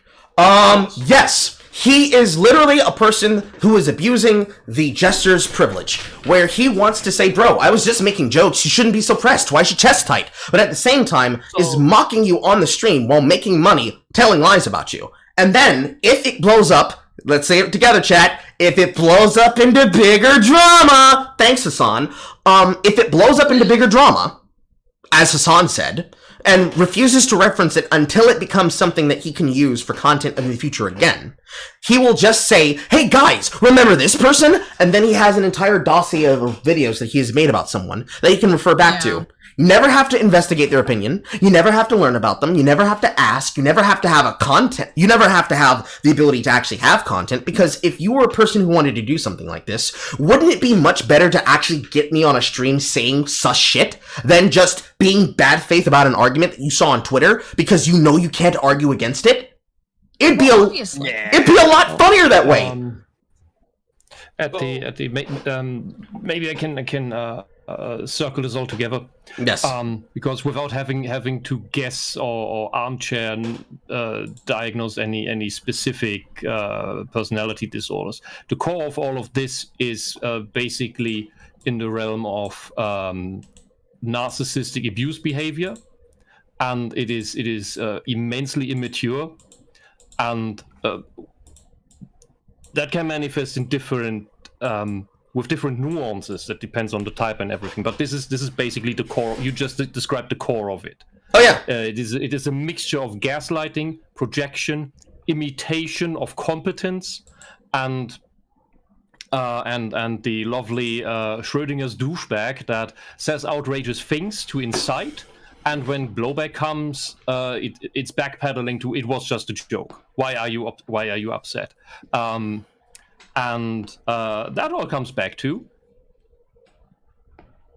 Was there an end to that sentence, or you just pausing? People under a certain age maybe shouldn't be on the internet. And while I'm from the generation where, I was on the internet before 15, 16, but back then the technical hurdles for that were much more difficult. There was actual effort required for that, and a little bit of brain at least.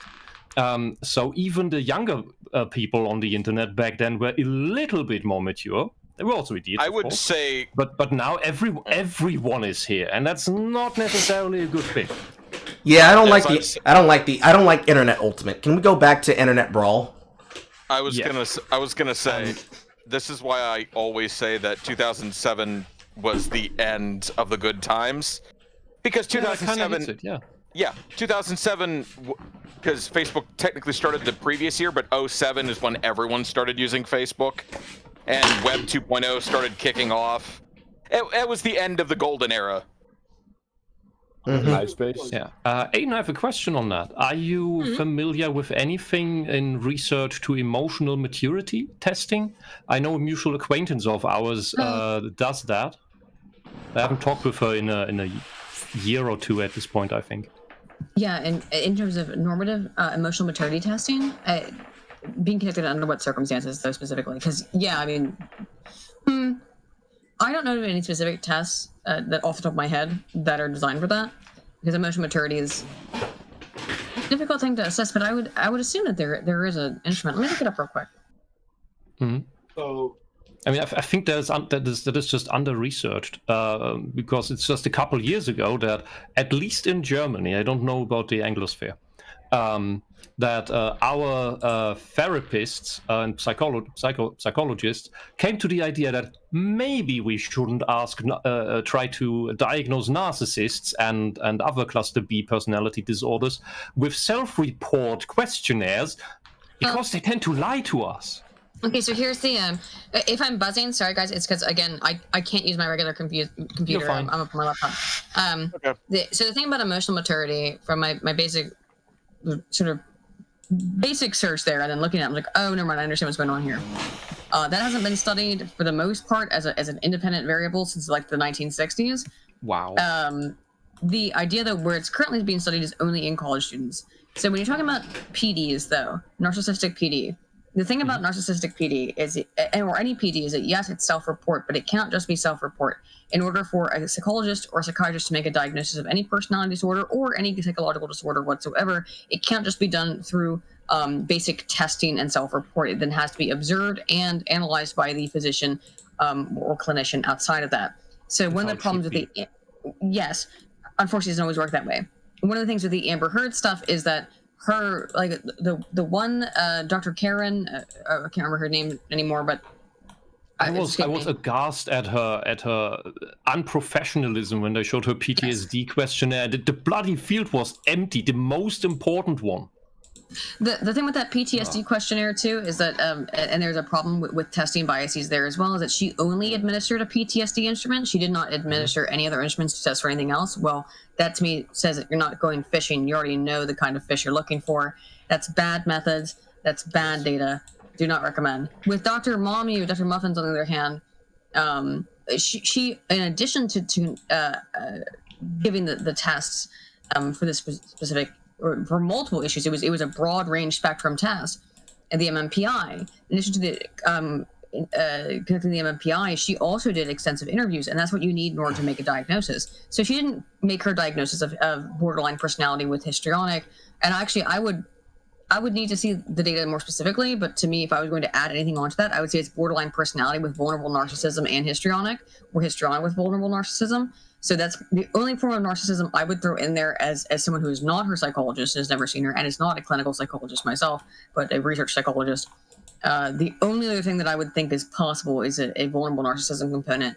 But she also had to speak to Amber Heard. You really cannot make diagnoses of anything without speaking to the client. It's why it's highly, you know, if people like Ken and I talk on the internet about diagnoses, we have to like put 1,000 caveats before whatever we're about to say, because it would be unethical for us to like diagnose somebody online, because if you haven't seen the patient, you cannot make a diagnosis. And from what I understand about Dr. Bitch, Karen, is that she was a big fucking bitch. Is that she's awful. Like she comes off as a mean. She's so mean. She comes off as a biased co-conspirator. Yes, is that she conducted only a certain number of analyses that were meant to find the answer she was looking for. That is not how you conduct proper administration of any testing of anything within any mildly scientific field. You don't go in with your hypothesis and then try to prove it by only testing for that hypothesis and providing no alternatives, no option for a null. And for that reason, her methodology is flawed to the... Looking at it as an outside observer who understands scientific and specifically psychological methods, it was like, holy shit, is this freshman? I had a teacher in high school. She was an Indian lady, and she taught maths. And she would be like, this is middle school work. Dr. Bitch, this is middle school work. What the fuck are you doing? Like, you're making me embarrassed for my field from your inability to understand how testing methodology functions, cunt. Sorry, I don't like that. And I can tell you that just from the report of intensity that Amber Heard allegedly had, she could not function in court all week without having breakdowns in court. The level of symptomology that was found by Dr. Karen was to the degree, if her report was to be believed, the category that Amber Heard fell into for PTSD was in the level of, it was something like 80 out of 91 positive responses on a PTSD instrumentation. If she had 80 out of 91 symptoms in that kind of chart, she would not be able to walk outside of her house. Yes. That's how bad that would be. Yes. And most of it was filed with level 3 in that questionnaire. That means at least once or twice a week of symptoms, of breakdowns for that matter. It can be worse than that, but even on that level where it's like, 5 days off for someone who's on the maximum, that's like, that sounds like a vacation. But for someone who's never been in a more severe case than that, that is just life crushing already. She could not be there. She could not have this level. She is super low in affect at all. This woman does not have PTSD, and that's why I wonder personally. So I'm just some person. I don't have a degree. I haven't studied. People told me I should go into that field. I literally can't. And right now, because of health issues. I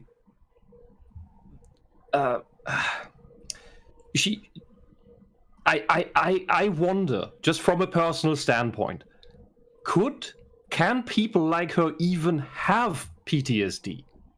Yes, she can. The problem, though, with the PTSD diagnosis is that PTSD is included in the MMPI that Dr. Muffins administered, the other psychologist. So PTSD is assessed in that analysis. But what she found in terms of how the MMPI works is that there's a whole bunch of functions that we can put into our statistic methodology to be able to detect deception. The MMPI is specifically designed to detect deception, in such that you look for things like you utilize things like reverse coding to see if a test taker responds to questions differently based on how they're phrased, even if it's the same question. So if I was to ask like how my abuse has, I don't know, like it's the same question but reframed in different ways. And if it's also why you have reverse questions. Yes, reverse coding. If they're not finding specific results, then you have to start looking at that section more carefully. Once you start looking at that section more carefully, the other big thing that you can locate deception in with the MMPI is self-report and the extended questionnaires for the open-ended versus the responses to the qualitative Likert type instrument. And if they don't align, then you can start to also see elements of deception. So basically, the answer was with Amber Heard's particular responses to the MMPI, it gave a high indicator that she was prone towards deception and lying, and specifically that she was faking PTSD. And when then you only, on the part of Dr. Bitch, implement the PTSD instrument and you have no other instrument to compare it against, you won't be able to detect the deception because you conducted no under instrumentation. That is bad science, it's bad data, it's bad psychology. Fuck you. That's all. Yep. Okay, yep. Ben Shapiro, I see. Carl's vibing. I'm sorry. Oh yeah. I get. I understand he's silent. I couldn't work with such people, and when I see them faking severe mental conditions, that is whether out of it, it's not. It's in this case. It's not Münchhausen, but it's very similar to that in how it acts out, because she does it for playing victim. She does it for clout, for winning. So you're saying she does it because she's a woman? Yeah, this is what the I thing mean about... is when people do that. I don't mean to be mean, but like... No. It makes me so massively angry, because I know people who go through this shit and they're nothing alike. What's funny, I do say that this is a small anecdote, but it reinforces what you're all saying, a lot of what you guys have been saying. One thing, because my mom used to work at Westinghouse for over 10 years and doing factory work in the 70s. I also do factory work now, but the one thing she told me is that basically don't believe whatever a woman tells you as far as like emotions or anything, especially in a work setting, because it's entirely for show. This is a 70-year-old woman telling me this. But there's a lot of issues on that. Yeah, I mean she has a life of wisdom of an experience. You have to remember, and this is the thing. If you need a basic comparison, Kyle Rittenhouse had an actual PTSD flashback when Binger was gaslighting him on the stand. Amber Heard has zero reaction to anything. Mm-hmm. She tries, but she fucking can't. It's supposed to be. She can't squeeze the tears out. And one other thing, real quick.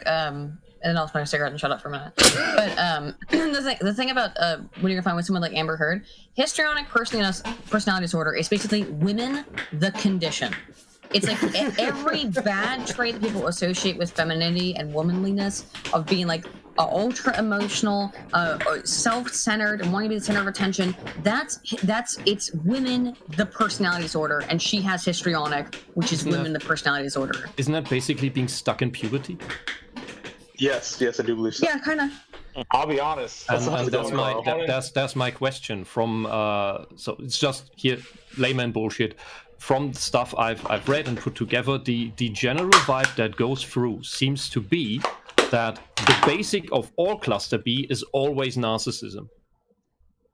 And that is emotional immaturity, essentially, in some form. The question is, how do we get people out of that? Mockery. Because severe amounts of mockery. Narcissism is in a different cluster for a reason. Sorry, I said I was going to go away from it, but narcissism is a different thing because it's in a different cluster for a reason.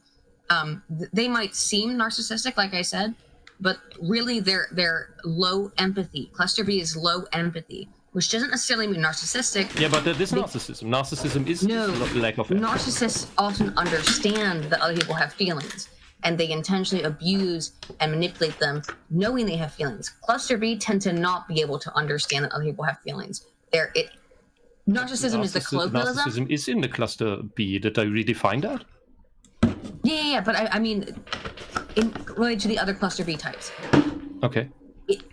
To describe narcissism as overarching of all cluster B, yes, all of them are focused on the self, but the reasons why there's cluster B issues, they're not all narcissism. It might look that way, but they're very distinct things. In histrionic, it's very concerned with the opinions of others. I would call it more similar to vulnerable narcissism if you wanted to make a comparison. But with borderline, as I described earlier, they rewrite their own history. They actually think that like the world's against them. They are narcissistic in a way, in a colloquial form of the term narcissism, but they actually think the things that they're claiming happened to them. Yeah, the reason why I mistook her for, and I'm completely believing Dr. Muffin's assessment there because she actually worked with Amber Heard. The reason why because I can just look from afar, my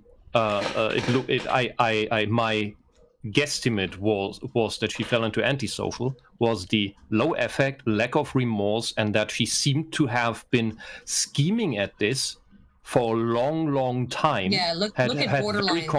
Very controlled outbursts, usually just when it was just Johnny Depp present, or people that she trusted were on her side, and otherwise not. The borderline types, and I know there are very different ones that I know, they have them completely random. Yeah, antisocial though, this is not preventative, but it's a big thing to look at. Is antisocial is like 90% male, and it does present quite differently. It's more manipulative, it's more cold and calculating. Borderlines, it's more emotional, and they can be very cold and calculating, but it comes from an emotional place more than a manipulative place. Again, they can be manipulative, but it's less detached. With borderline, it's very emotionally highlighted. Just sitting here realizing that Ben left himself in the this chat. Topic was easier. Wild. Also, Baku's here. I love doing differential diagnosis. How's it going, Carl? You're actually in time. We're almost about to start the content. This is prime top tier autism. I love it. Well, you see, May I insert?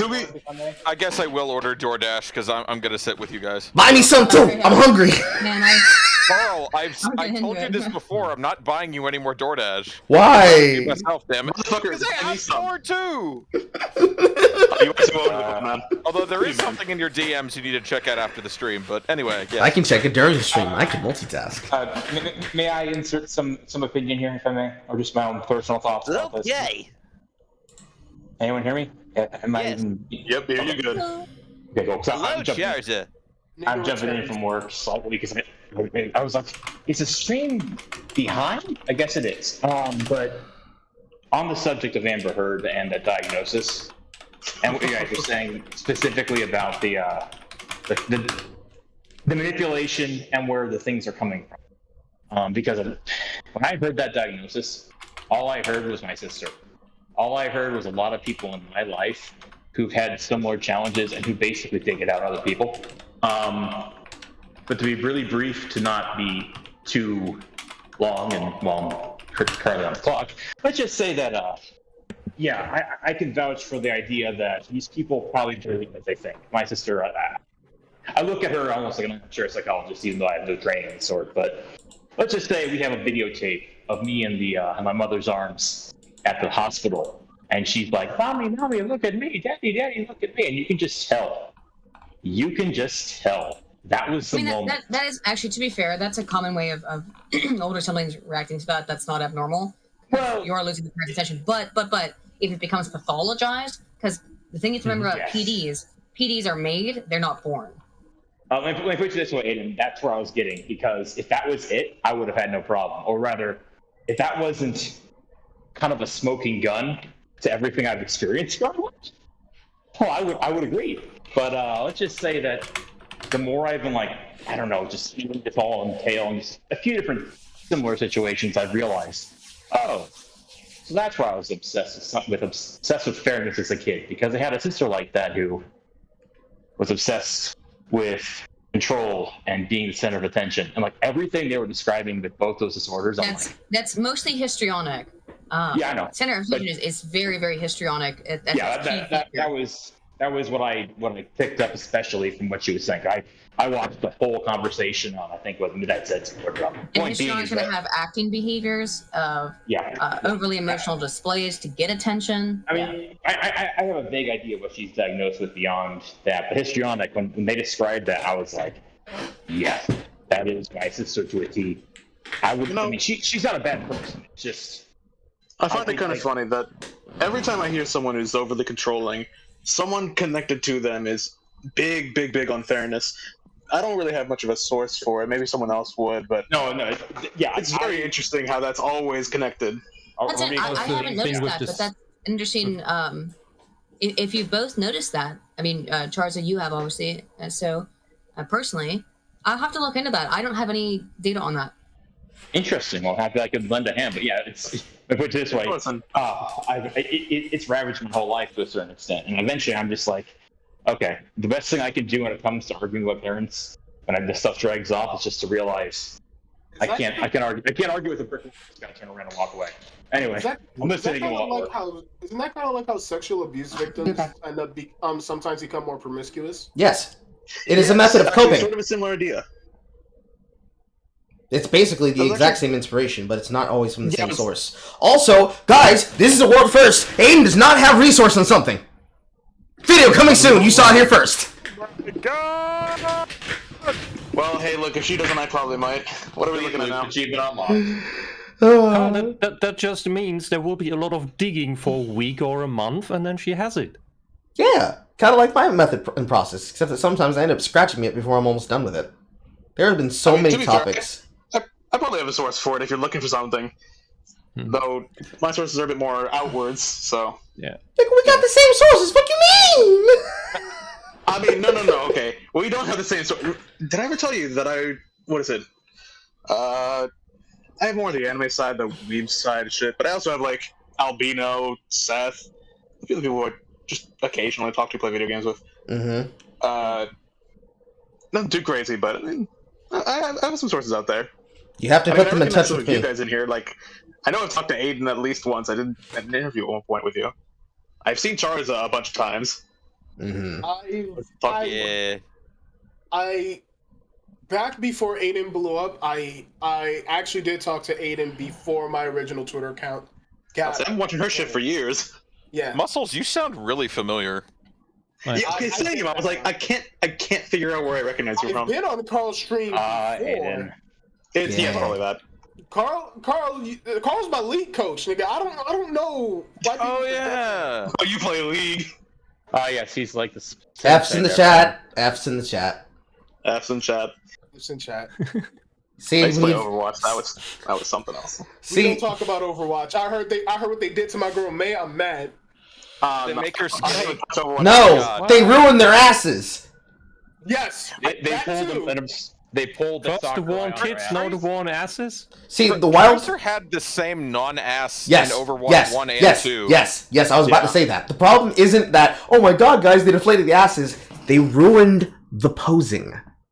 They didn't use their brains so that you could be able to pose them. They were supposed to be titillating like this, but somehow, now, what happens when you make a game mode update is that you just change the sky from blue to orange, and you just have them in the most unflattering poses possible. Oh my god! They did. How do you run without glutes anyway? They did an RC dart to these motherfuckers. Everybody should be mad. What I don't understand is how Tracer doesn't have any glutes at all when she's a runner. It's like, give her negative ass. It's the lesbianism. It's the lesbianism. It makes your ass flat. That's why Zarya still got that bubble butt. Hail Russia! Hail Russia! I like the asses. It's not that she has to have a dump truck ass. She doesn't look like she has an athletic ass. She looks like she had her ass surgically removed. Look, I mean, yeah. She got the Pokemon surgery, ain't she hear about it? If anything, this is for jealous women who don't want anyone to look better than them. Almost every lesbian I know has what kind of girl from Blade motherfucker do you have to look like? Maybe I haven't played this game since, you know, I was in fucking my esports team, right? But holy shit, all I've seen is this game go, all I've seen is this game go down fucking hill, man. It's bad. You mean Overwatch, right? Right now, Overwatch was best when it was in beta. Yeah. See, the problem. Well, actually, I don't even have to do a full explanation because, like, NerdSlater already did a breakdown of the problem. But this is what I saw from being in the actual business at the time as a professional. The problem with Blizzard wanting to make it a esport game is they thought, no, we have to have an esport. We need to compete against Riot. The same way that other dumb fucks have decided, hey, we need to have a battle royale. We have to compete against Epic. Nobody. Yeah, that worked with Heroes of the Storm. Nobody asked for that. The internet cafe I go to specifically sponsor the Overwatch team of New York, Excelsior, I think they're called. Mm-hmm. And it was fun. It was fun going there every Friday just to watch them lose and just to see the disappointment on everyone's face. It's a New York team. We don't win. What do y'all niggas not understand? We don't win. We either lose to each other or we lose. It's just that. We can have the best players. We still be ass. My dad's a resident South Floridian, right? We, as a resident South Floridian here, we kicked some ass in Overwatch when we played this game. That you don't win just doesn't matter. I live in a town where a city where their football league plays in third league, and they think they're the legends of the world. So we also have an American football team that actually does win. It's very rare. But it has very few. But since there's very few American football fans here, they don't have that much audience. I have returned. What happened to others? Welcome back. Welcome back, bro. Welcome back. You are almost literally about to watch the content start. Oh my fucking god! Well, you see, well, I have an easy answer for this. He's gonna keep going. You have an easy answer for this. It's that I'm not Poe. I don't stop a stream after an hour of content because, guys, I gotta go hit the gym. I need to hit my creatine. I'm about to go monk mode. I'm gonna bust my nuts, blowing out mazer fucking honks. I need to go open my keg of Can you explain that to me, actually? Oh no, Poe calls this thing that he does as like a fasting ritual, monk mode, where he'll take a whole bunch of zinc pills, zinc which gives you massive cum loads, and then he'll drink a bunch of fucking Bang Energy, which contains creatine, which is one of the workout pre-supplements that, along with Karanatide and Tarana, is gonna do some really... Zinc, right? What? Yes, You zinc. said Zinc. I'm taking Zinc. notes. I'm taking notes. It's not about the amount of cum. It's about It's not about the amount of cum. It's turning a droplet into a fucking faucet. I want to come like I'm in hentai. I want to come all like I I'm can in think now is we were discussing earlier about that person I was referring to. Well, you see, I already made a tweet on Twitter about it. It's fine. I already redacted everybody's information. Anybody who's upset at me, please send your hate mail to Twitch and Twitter at Caramel Cajun, and I will continue to not give a damn. You were going to convert someone here into a monk of Poe. What the fuck are you doing? Listen. I have already met a monk of Poe out in the world. I've already met I've already met one out in the world. Okay, I was in a cab ride going to my job. I used to work at TSYS. I can say this because I no longer work for them anymore, and I'm not under contract. I used to make credit cards for fucking TSYS as a day job, to be able to get the parts to afford buying the computer I talk to you guys on now. And I was in the fucking car with somebody, and y'all remember, because this was a fucking tweet that I showed Poe, and he laughed his fucking ass off about it, where he was literally listening to a podcast talking about semen retention, and I was uncomfortable as hell. This sounds like a Poe moment. It was a Poe moment, and we all laughed about it. God damn. Okay. Now let's throw our heads back and laugh. I'm just improving my cum. Now, Gee, I wonder why their relationship ended, you know? I'm just saying. no. There's times where I'll shit post on Poe because that's my job. But in this case, I will not make any statements. I will never make any statements like this towards Poe ever. I will shit post about him, but I will not do rat nigga behavior. That is not what Carl does. I was gonna say, look, I will. I am better than Smug Roko. I'm just gonna say. Oh yeah, Carl, I have news about that. I'll tell you privately. Oh, go ahead. I'll laugh about it when I see it. But we have almost finished up everything that we were talking about beforehand. Carl. Yes, Ben. Yeah, I have one more data point I would like to bring for the No! road topic. Yes, it's funny. It's funny. We will talk about it if we have. We will talk about it if we have time for bonus meme. We will, because I'm going to tell you what bonus meme. It's preliminary on the basic. I was gonna say something about monk mode, but okay. No. We don't want to talk about Cum's Poe technique of coming. Okay. No, that's. I don't want to talk about the super secret deadly technique of cum ejaculation. All right. We're not about to make this the fucking bullshit. So I used to be a massive coomer. I'm gonna flat out admit that. At least I am a massive coomer, nigga. Yeah, I used to be a massive coomer. To confirm this, we're not about to make this the No Nut November Fellatrix comic. Oh, no, you did not reference that. Yeah, if you know, you know. Why? No. Why? Why'd you have to say that? Why'd you make me remember that? You had to say that. I had to, because this is the internet. I mean, that's flawless The logic right internet there. is for porn. There you go. Hey, he's spitting. Yep. But yeah, no. Yep. Let me put it this way. Definitely remember that shit. Yep. As the one who was to produce that fucking podcast, good God. Poe on his bullshit constantly. I love him to death, but good God. This is why we do what we do, but sometimes, honestly, between Amy and myself, sometimes we just have to shut the fuck up. Yeah. I'm in that kind of boat as well. I'm just like, I need to shut the fuck up and let him do what he has to do at that point. I mean, the problem is, like, everybody at that point, but it's not, I shouldn't use the word problem, because that's going to constitute that it's an issue that is going to cause tension down the line, and it's not a problem, it's a social quirk. Issue. It's a social quirk. And it's like, for example, the last podcast that we were on, I'm trying to give the information that's the background about the shit that happened with Elon Musk on Twitter, and then Amy's cutting out with, Paul, you're such a... Oh my god, I can hit Amy's voice. I just learned some shit, guys! Anyways. Wait, what? Shit. This is what happens when you're a voice actor. You're just sitting in your house and you realize, oh, I can make that sound now. So, Amy will cut... Fusion dance with Amy. That's great. So, like... That's gonna be like 90% titty. Do we want to see Look, nobody believed me when I nobody believed me when I said I was an eldritch abomination possessing the body of a Frenchman. But motherfuckers are gonna learn when I start using other people's voices that we might all be the same person. Carl, this is like the singular Frenchman that I like. Carl, damn it, you the rest. Can I have one? It's not that I fused with Jay.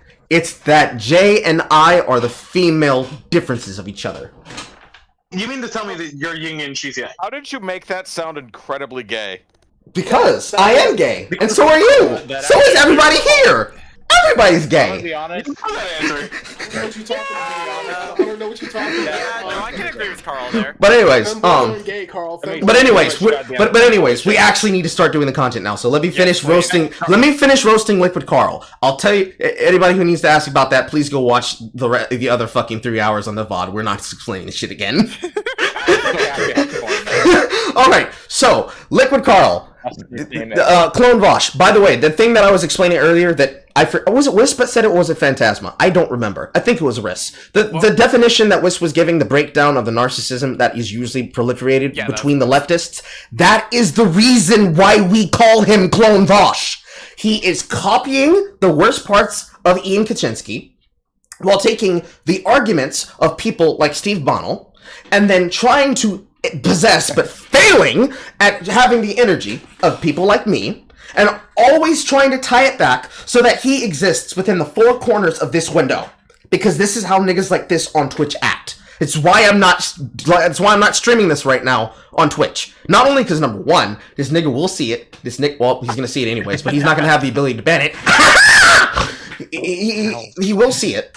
And they all circulate like this because they're all a bunch of what I like to call internet cockroaches, or topical cockroaches, where they do this shit for the content, specifically because they hope that they can be able to use the fact that nobody knows who they are in the greater sense of Twitter, except in their echo chamber, to make content on people that they hate. So they can try to use basically the inverse jutsu that was used in 2014 for people like Sargon to become big, to use for themselves as their form of propaganda. Like he is... I have a question.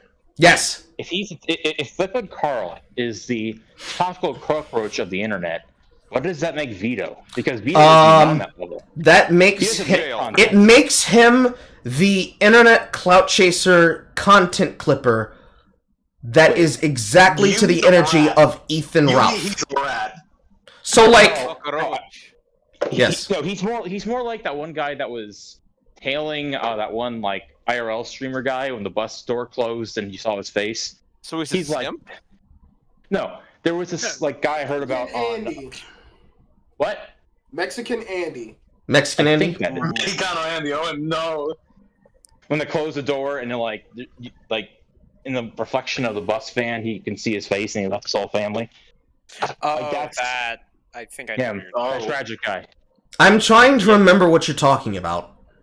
I heard about it on actually Oni Plays, of all places. They were talking about it. He wanted to join one of the big name streamers, and they were just dragging him along. Like they were just he's like, I want to be part of Ice Poseidon's bullshit, or? Yes, that's the name of the group. Oh, that's who you're talking about. Yeah. See, you had to say Ice Poseidon, and then I remember what you were talking about.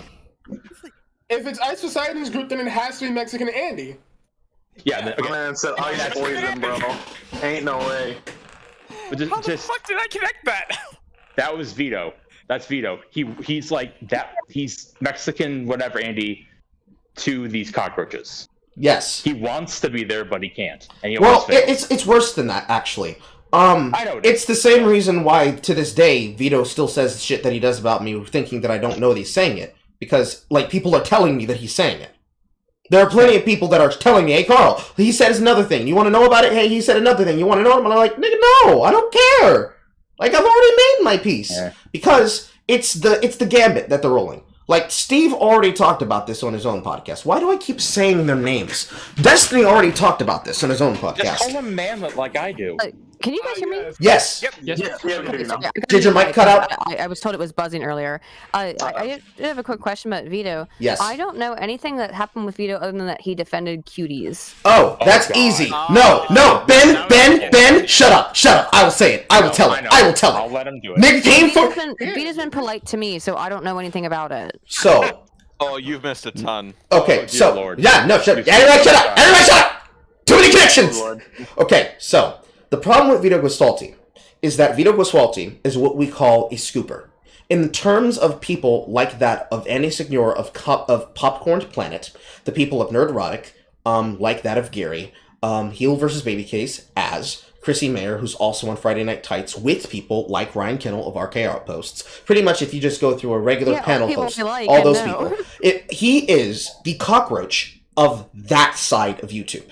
He literally tries to create drama so that he can be in the center of it, so that he can have that clout tie back to him, so he can get people to give him money for his Patreon, because he does not actually cover things that are breaking news, that he has investigated. He's not a citizen journalist. He's not an investigative reporter. And he's certainly not one of these channels like Full Fat TV, or JXE, or even, Lord fucking help him, Patrick Willems. This movie is about space wizards for children. He is not a person who creates and talks about things. He does not create content. He creates context. Much like how Liquid Carl creates context. Because I don't think I've ever seen a video from him, but... So what happens with Vito when he does things is he tries to make content on a live stream, or he appears on someone else's live stream. But what he does is he talks a lot of shit on Twitter. And he does this shit talking directly to random users and other content creators, or even just internet personalities and figures, to try to goad them into a situation so that he can have drama to produce, to create something to put his name in the headlines using search engine optimization. It's a very simple tactic that he's been using for literally years. This is actually the reason why Fringy of Every Frame of Pause had an argument with him, leading back to when I first got into his ass, going all the way back when there was talks about, and now is confirmed to be, spyware on the Epic Games Store. Because when Borderlands 3 was being released for the first time, within the, 9-month, Chris? 9-month or 1 year period of their embargo for it to not be on other platforms? Oh, I remember this. I remember this, yeah. 9 months exactly. For the standing him like crazy. Man. For the 9-month period in which Borderlands 3 was supposed to be released, there was rumors that the virtual machine that the game ran on was having a 2 megabyte upload in the background. That if the system and server connected to the game detected that your computer fell below this, it assumed that you were hacking and turned on the internal video card hook that turned your game off because they thought that you were hacking. So I watched a short fact otaku video. Yes, I was about to exactly say that. I mean, couldn't you have just put it on your laptop and, there were people who broke the code, but the entire point and problem around that entire thing was that people didn't trust Epic Games Store because they don't release their metrics, and it's a very shitty way to give people access to their video games, because literally all they really do is sell Fortnite and Fortnite-related shit, and then they're a platform for all these other games. Which this was back before we had the same problem we do now with television, where you have literally a server, a provider, or an engine platform, or a game store platform for every single game, like we do have multiple platforms for all of these no-name TV shows that nobody watches, but everybody's supposed to know about. Speaking of other games, guys, stop! I see you, A24. So, hello, hi. So, when this happened, he had an argument with Fringy. And this was back when Twitter had the old-ass busted AI code, where even if a person blocked you, you could be able to see them arguing about you on their tweets. He was arguing with Fringy, where Fringy was exposing him about how this was discovered amongst the, was it Phoenix Commandos, Phoenix Uprising? It was Phoenix something. Phoenix Point? I think that's the name of the game. Phoenix Point forums where they discovered the one with Julian Gollop. Yes, the one that was discovered where they saw that this was existing in the back end on a lot of games, which included that of Borderlands 3. It is also the reason why people are waiting and expecting and hoping that they'll finally bring those games off of EGS, because they want to play things like Darkest Dungeon 2 because they can't get it because it's literally an EGX exclusive. People were upset about EGS exclusives. And Fringy... Tony Hawk's Pro Skater 1+2 is still not cracked, and I'm stop it! So, when Fringy argued this to Vito Guasfalti was losing in his argument, because this is Fringy that we're talking about. It might have been Fringy pre-EFAP, but it's still Fringy. Yeah, Fringy knows what's up. So, when he got into this argument with Fringy, Vito literally started deleting his threads and announced it saying, I don't want to argue with you anymore. You're too logical, so I'm going to delete my tweets to piss you off.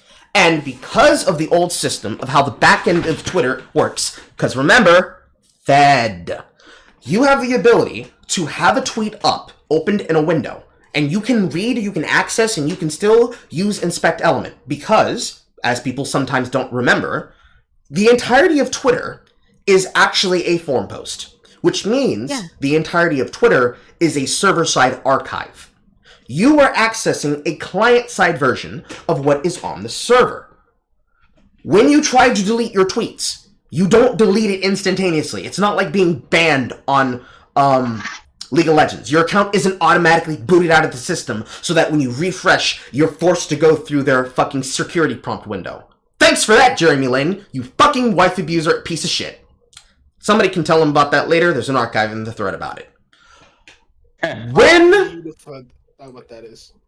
It's a link that was given to us from the wonderful minds of Richard Lewis, man who is hated forever by Riot Games because they can't do their job, so they watch his shit after and then do his job for him. You know, basically the actual real internet journalists people should be listening to. But that's an entirely different conversation. We actually need to get to the content now.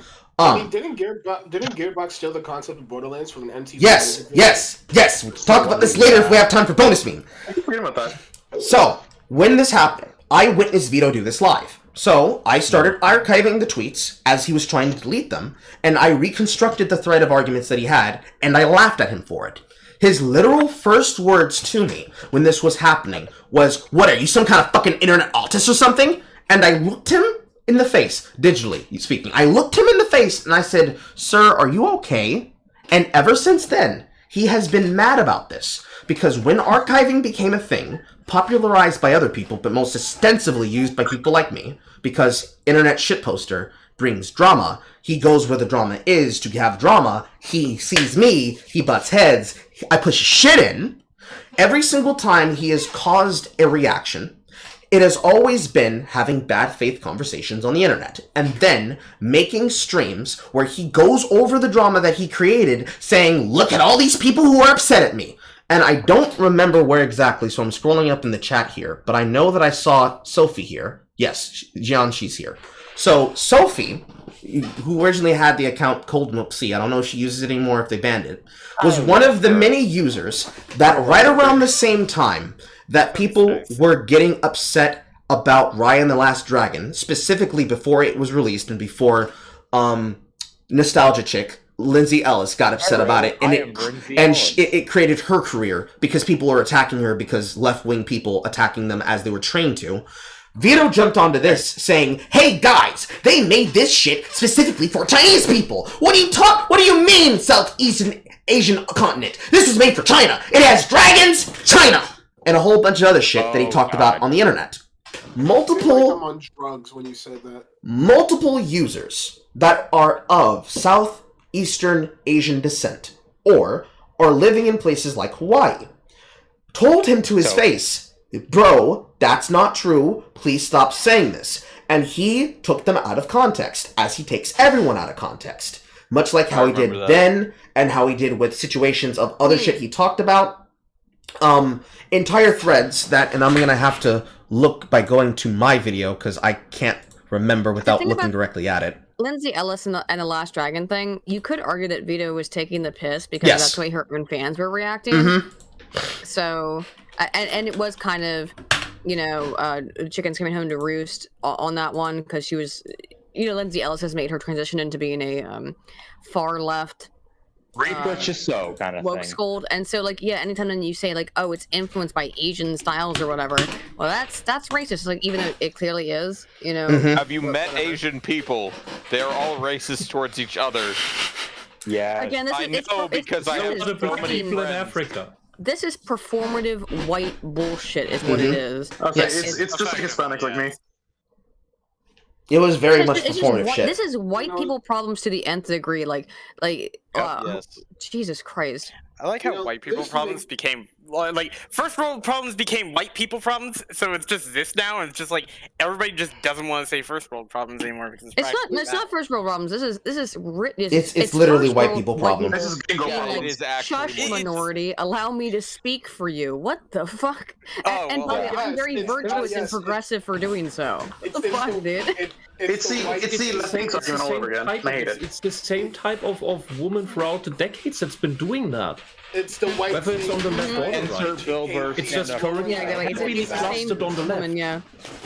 And so, It's this like Bill Burr had a I'm stand-up act about this. On sorry SNL for once. using these terms all the time, but this is like prime, like this Oedipal thing of I need to care for you, I need to speak for you, you can't speak for yourself, you get everything wrong about yourself, I need to decide what you like and what you need. Yes. Yeah, And what you need to be offended by. You're not offended by that word, or you're wrong. You must be offended by that word. I'll be offended on your part. I will make legislation that word can't be used, even though you want to call yourself that. Jonathan Haidt in his Moral Foundations theory, this is the CARE Foundation and the Fairness Foundation, but mostly what Democrats tend to align with, and women tend to overwhelmingly be Democrats, and from my remembrance, this does overlap as well. Women have this massive preoccupation with the harm/care foundation, which is avoiding harm and caring. And it doesn't actually matter if they truly care about the person it's being perceived of as being caring, or giving yourself the perception that you're caring. So it's all about like, oh, I care, look how much I care, and then it becomes this performative fucking bullshit. Yeah, it's not about any objective positive effect. It's just about, does she see herself in her mind as doing good, regardless of how reality reacts to that. Yeah, exactly. And I see this in exactly the same way in all these socialist women, because that's what it is. Here in Europe, we have all these socialist parties of different levels and different flavors, but they're all the same. And they all believe in the same thing as the Democrat Party in the United States. And the Democrat Party in the United States is part of the Progressive Alliance, where all the socialist parties in the world are in, including communist revolutionary parties. And it's one of the networks where they coordinate all their bullshit agendas, which is why they happen across the globe all at the same time. Agreed. And consider me biased on this one. To where the same thing happens on the right wing, if you will, is in the what was it, in the Satanic Panic Christian Mom brigade that also told everyone, you need to protect your chest, your skirt is too long, you're exposing your breasts, D&D makes you violent and satanic and magic. You're right though, it's always busybody women who run this shit. And now they are on Twitch doing the shit that Ashley Roboto does, and niggas like both Vito and also him felt for it. May I put one last thing to put the pin on Vito? I'll mention, because I think this is really fun. Okay, go ahead, Ben. Brief. This is gonna be brief. Aydin, if you ever want to see a perfect example of someone taking a shit hook on sinker, look up Styx Hexenhammer talking about it. He told Vito, and I quote, "Oh boy, Vito, if you're listening to this, archive everything." My exact response was to get a photoshopped version of the "Remember Me" meme from Metroid Other M and put Carl's face in it. It's somewhere in the Carl posting section of Discord server. So someone did that. I don't know. I have no idea what Styx's relationship to this is, but I like Styx. Well, he was covering the whole thing about during Chappelle when he was getting attacked and everyone was smearing him. And he was like, Vito, if you're hearing this, archive everything so you can take them all to court or deal with all that. And I'm just sitting here like, oh yeah, imagine that. Telling him the one thing he truly fears. Nigga? Also, how many accounts has he gone through? He's at least at 3 now. He's at 3. Now, my theory was always enough people had blocked him to the point where he's like, I got to make a new account. But maybe it's he thinks if he deletes it, everything's gone too. I don't know which one it is. When you delete your account, the information. Well, when you delete anything off the client side of the server, the server is remained on the server and can be subpoenaed by Twitter and any other service because they can subpoena themselves to get the information to give to you. Because it's stored on the data houses that are owned by other companies whenever they have really old Vito shit. Also didn't know the earliest thing either about data retention. So I'm just saying, I'm not sure which it is. I initially thought it was, enough people want to me, well, I'll make a new account. But it might be he thinks, I need to delete everything, even though it's still there because we know that. But I'm not sure which. Now I'm putting it in question. I thought the former, but now I'm thinking maybe the latter. Well, the way that it works in Vito's mind, because as you can see on the screen, I made a video describing particularly this last incident where he has publicly had a spat and I pushed his shit in about it. Because my account is gone, Banger's lost to time. But the entire basis of Vito's attitude is exactly what is here on screen. And Aydin can read it for herself, and you can also watch the video for yourself. And you'll want to pause because there's multiple indications. And in this video is literally him confronting the Bounding into Comics editor-in-chief on Popcorn Planet using Andy's platform to attack him because his own good is video, by the way. so fucking destroyed at this point from how many bridges he's been burning. Because he's already gone through his Ralph phase. The only thing that he has left is his connection to Mr. Girl. And I don't have the opinion about him that I would have about Mr. Girl, because at the end of the day, deadass, Mr. Girl is actually interesting. There are some things... Is he a troll or not? I'm confused by him. Didn't Mr. Girl openly admit to raping a woman? I don't know nothing about that, but that's wild. Big if true! Big if true! Darkwing, Deadwing Dork. Deadwing Dork. Deadwing Dork. Yeah, Oh, I know that person! Yeah, Deadwing Dork, he Deadwing's a did cool a guy. whole video about this. There was a live stream, and he goes through Mr. Girl's videos. He's like, this is so much worse than I thought. Yeah, Mr. Girl, there was a video of Mr. Girl talking to his girlfriend face to face and said, when you have an orgasm, I feel genuinely angry. I feel... My thing is, I don't know if he's joking. I actually don't know if he's like doing like some performance artist shittery with that. That I'm was him, 1-for-1, looking in his girlfriend's eyes on a podcast.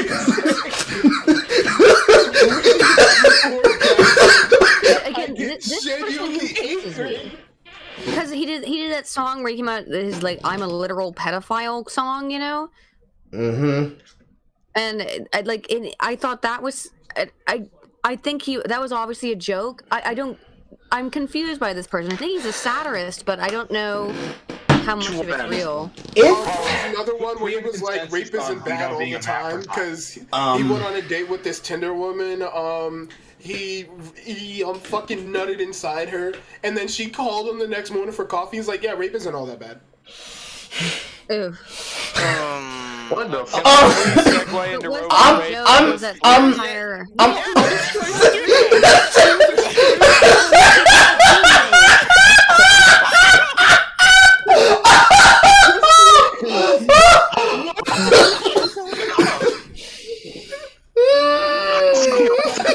Holy crap!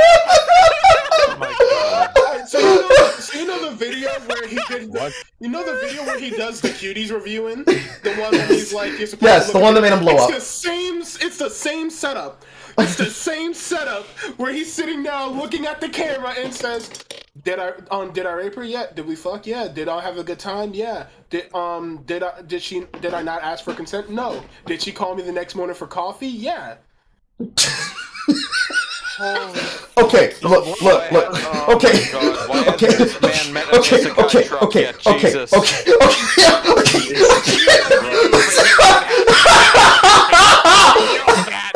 Chat, I need you to understand. The reason I'm laughing is because this is what it feels like when an actual satirist hears some very wild shit, okay? Now, you need to understand, there are two things happening in my brain right now, because we're still trying to get there. By the way, 3 hours, 31 minutes. There's an interaction that happens in the brain of any comedian when they hear something. Like, I'm gonna press the button and remember this shit for later, because this is funny. This is some funny shit. And also, nigga, what the fuck? And you see, the problem, like the thing you're describing right here, is exactly the reason why Mr. Girl blew up. Also, because Destiny was helping to pump him up too. That's also a big thing. Because it gets better. It gets better. Please no. We can talk about it when we have time for bonus meme. Because I don't know if Aydin's gonna be able to be here all day. Aydin, do you have to be somewhere? No, I've been working on I'm working on a video about intimate partner violence, domestic violence, sexual assault related to the Johnny Depp case. So that's really depressing. So I'm glad.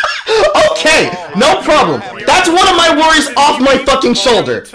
That's one of my worries off my fucking shoulder. Because I'm like, there are people who are probably going to say, hey, first off, what the fuck? Carl knows Aydin Paladin. How deep does the fucking hole go? It goes deep, nigga. I know everybody. It goes deep But secondly, deep like deep dish pussy. Oh my god! I got off quick. Shame! I called her a mama. No, I'm more than happy to spend a little time away from deep research into how male victims can't get help and how women perpetrators absolutely never get prosecuted. That stuff. If you're gonna be doing research into that, things in Minecraft. How about that? Girl may have been accurate. if you're gonna be doing research to that, you know who you need to talk to? The honey badgers. Who? The honey badgers. Remember? I'm not familiar with that.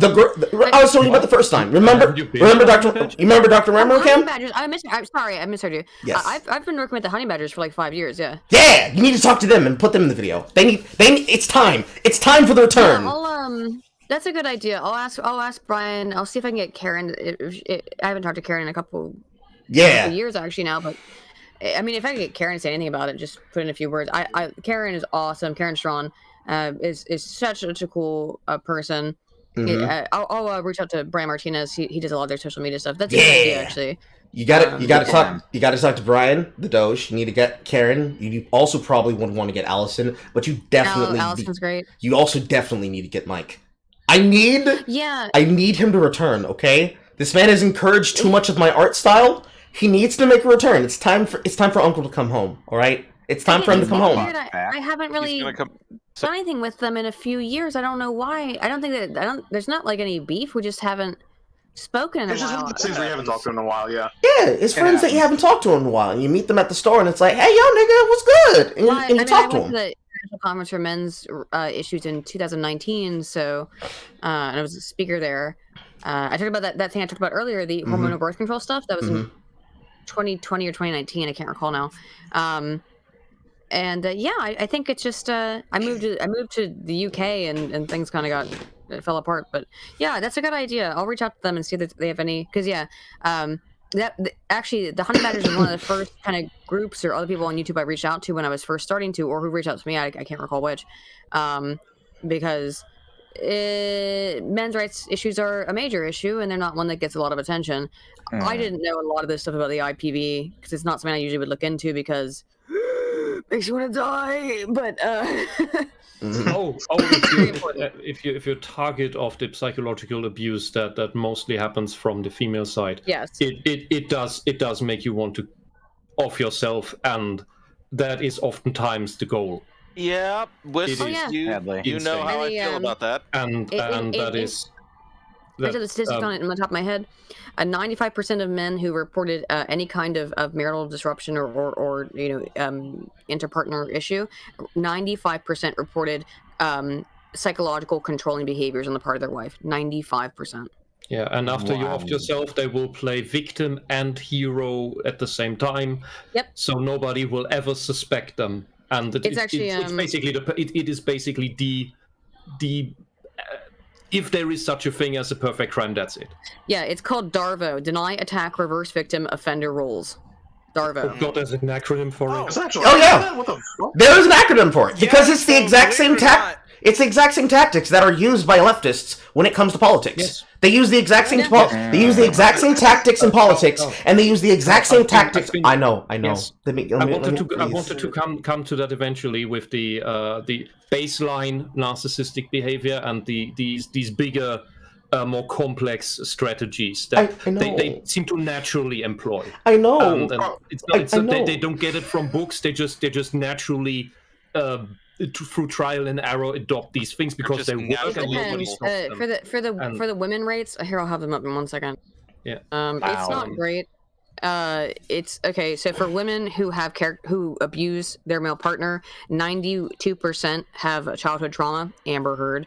62% have threatened suicide. 59% have threatened homicide. 52.1% abuse alcohol. 46% have a mental illness, and 35% use drugs. I remember. That's just like the Amber Heard checklist right there. It is the Amber Heard checklist, isn't it? What in the hell? What the fuck? I remember. What I wanted to with the political stuff. We've I'd say about exactly 15 years ago, we tried to found a new constitution-oriented basic liberties party in Germany, and that worked well for.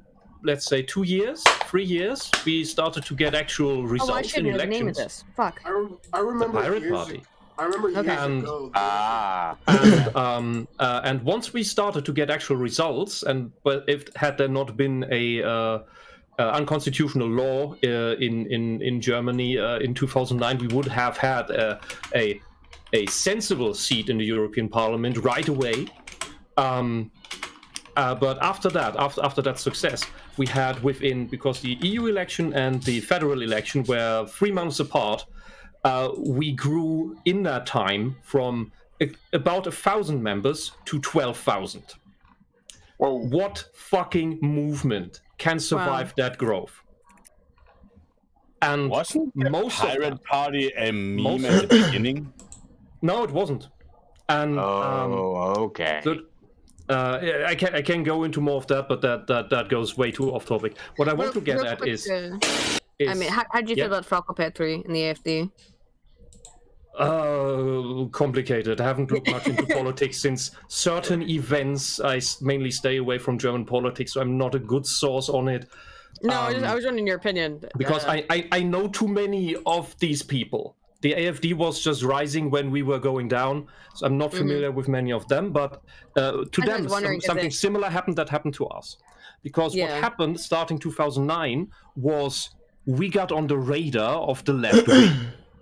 And that's they what happened flooded to us. AFD, by the way. Yes, exactly. The communists tried to take over the AFD at the beginning. Yeah. Just as they tried with us. With us, they succeeded. With the AFD, they didn't. And so either the left takes you over, or they defend you as Nazis. And that is exactly what they did with AFD. Yeah, and sometimes and oftentimes both happens at the same time while it's in this intermediary stage, which is also how they try to bully the people out that are not of their opinion, and they employed all of these tactics. That was in 2009 ongoing, peaked around 2012, and then basically we were dead. They employed all of these tactics that you know of harassing employers, of destroying personal lives, of starting relationships in order to control people to the point of marriage, if not children. They drove people to off themselves, and it's all been done here. And the Antifa you have in the Anglosphere now, and in all these other countries, that's a subset of what we got here. You basically got the light version of it. Oh God. We got the Power Rangers version of Antifa, guys. So what I'm hearing is you got the more hardcore side of what came. We get the people who ambush you. That Europe is ahead of us in terms of the fall of whatever's happening. The fall of it's always been. Antifa exists in its form since Weimar. It is the militant. Yes. It's the militant arm of all left-wing parties. Yes. We say Social Democrats, Greens, the left itself, which is the child of the Socialist Unity Party of East Germany. Somehow that is not outlawed. That's it. It is the militant branch of that. Just to be fair, you do get weird co-options of things. So, like, of course, Merkel is the CDU, isn't she? Still? No. I don't know if she's still in. I'm just glad she's gone. The problem is now we have an openly socialist government instead of a crypto socialist. Pretending to be socialist government. Was socialist, but pretending not to be, excuse me. That was a problem. What Merkel, if I'm correct, was part of the Christian party. Well, it was in the name. She was a socialist mole. Her job was, and her goal was, to take the Christian party, the Conservative Party, across the middle to the left. And, yes, it seems to be that way. She worked at. Do you know Merkel's history?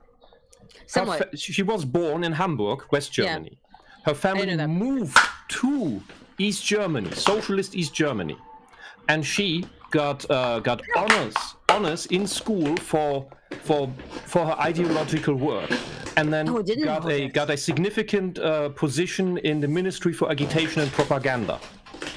After the fall of the Soviet Union and East Germany, she wanted to join the Green Party and become head of the Green Party. The Green Party rejected her.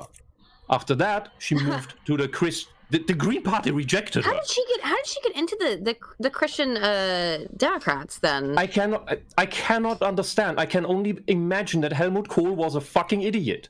Helmut Kohl was kind of an idiot.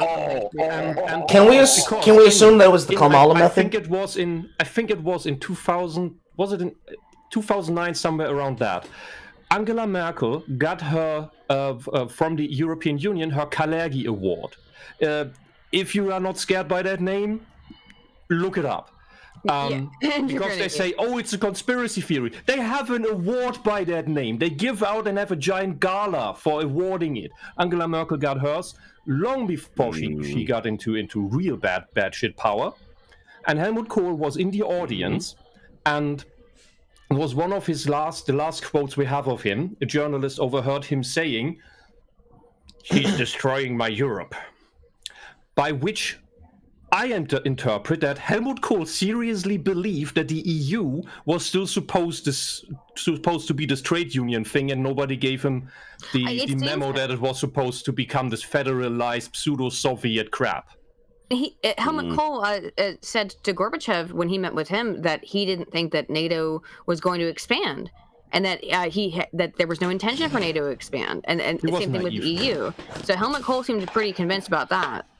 He was completely naive. He also promised us in the East blooming landscapes. Well, they did. They did bloom after West German capitalists came to East Germany, bought all the industries, liquefied them, set all the people on the street, and left. So we had ruins that were overgrowing with nature.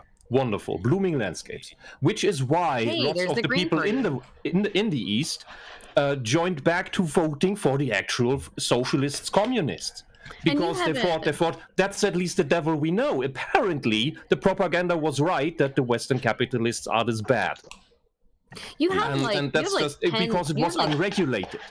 You have like 6 parties in Germany, right? In parliament right now, yeah. I think so, yeah, okay. Yeah. And don't give a shit about the FDP, the Free Democratic Party. Yeah. They were actual, proper libertarians until 1976. After that, they became neoliberals, and now they just want to be at the level of power.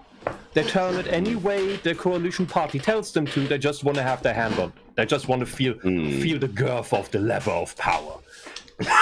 Why did you say it like that? Hijacking the stream with talk about German politics. I mean, like, I don't even know why I know anything about this. To be fair, this had a total domino effect when I had to open my fucking mouth and say, "Hey, my friend is playing bot lane Darius," and then everything went downhill from there. I mean, see, all I know is the base thing I just wanted to say is so the left used all these tactics that you see now so blatantly on the internet and in the United States, in the UK. You've explained so much of my own life and my own traumas of people. Yeah, again, if any Americans are interested in like understanding what's happening right now in the U.S., just study Central European history for like the last 20 years. 30 years, and they'll start to make more sense to you. Oh yeah. We're just catching up. I'll end that subtopic with one quote from Franz Josef Strauss, an actual conservative politician from decades ago. He was also very corrupt and sold lots of tanks to many people that shouldn't have gotten so many tanks and made millions doing so. But there's one sensible thing he said, and that was, there should never be a party to the right of the CDU, the Conservative Party. By which he meant that the conservative politics always need to cover enough of the right fringe so that there is no need for a party in that field. And what Angela Merkel, the fucking communist that she was, the mole, she's a mole. She's a communist mole. Anti-German communist mole. Went to the Conservative Party, became its head, bit off the heads of everyone who had any chance of being competition to her. It's much like a certain female politician in the United States. Oh, sure.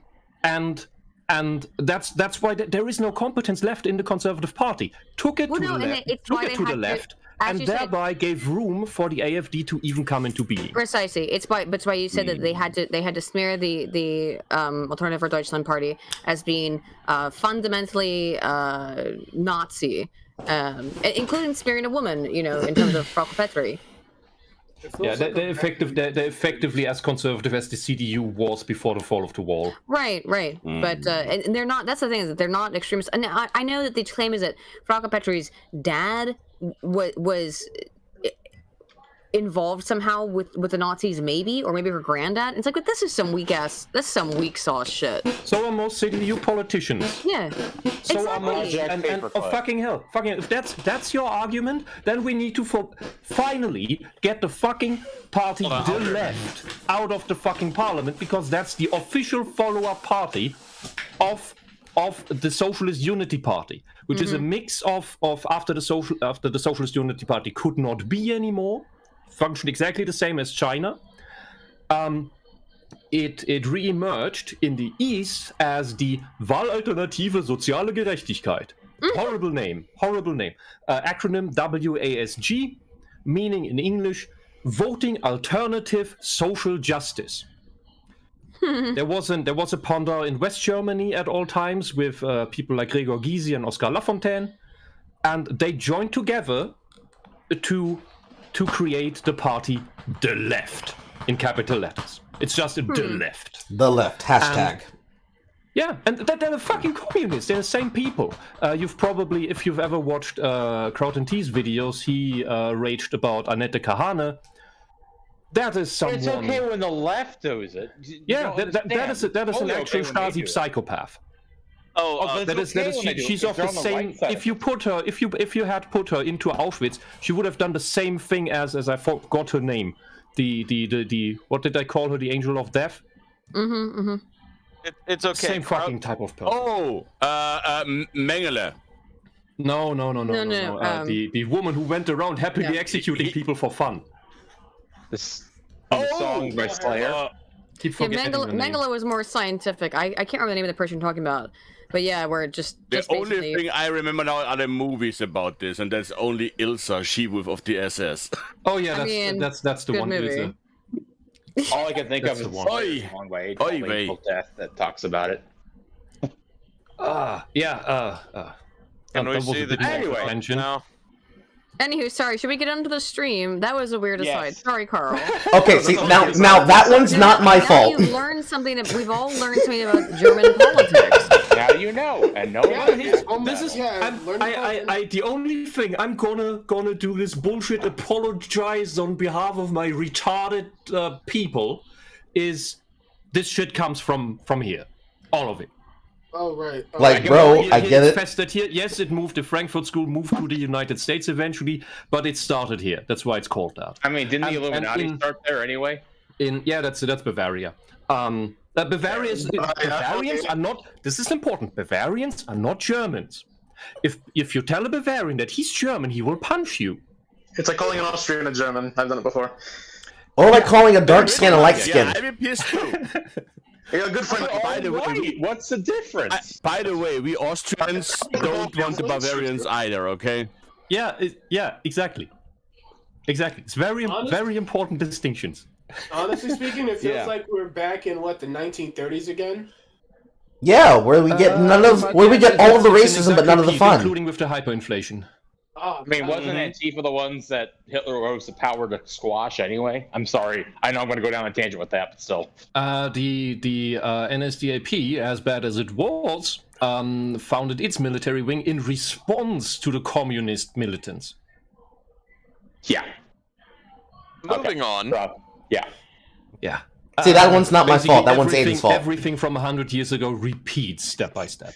Yeah. What was the currency in Weimar called that was worth nothing? Reichsmark. It was Reichsmark. Okay, I'm making sure I'm not brain dead. Yeah. And by the way, what they told us in school, and it's the 90s and 2000s, was that the hyperinflation back then we only had because of the reparations we had to pay, so we printed more money, and that's how the hyperinflation happened. No. I mean, that's part of it. Yes, that's true, but that's the smallest reason. We had a solely socialist government during Weimar. They were basically just arguing with how to be more socialist and enacted more and more social system policies and threw out more money, needed more money, and that's why they printed more, mainly. Austria God, that sounds Austria had even more hyperinflation than us. I didn't even know of that. In school, they just tell us this shit of, it's because of the reparations. Nothing else. German history, you learn nothing in German history classes. Yeah, we are literally basically starving to death because everybody gives Austria the shit about the Anschluss. Nobody had food. We was literally sitting around starving. That's why the whole pictures you see when Hitler goes back to Austria.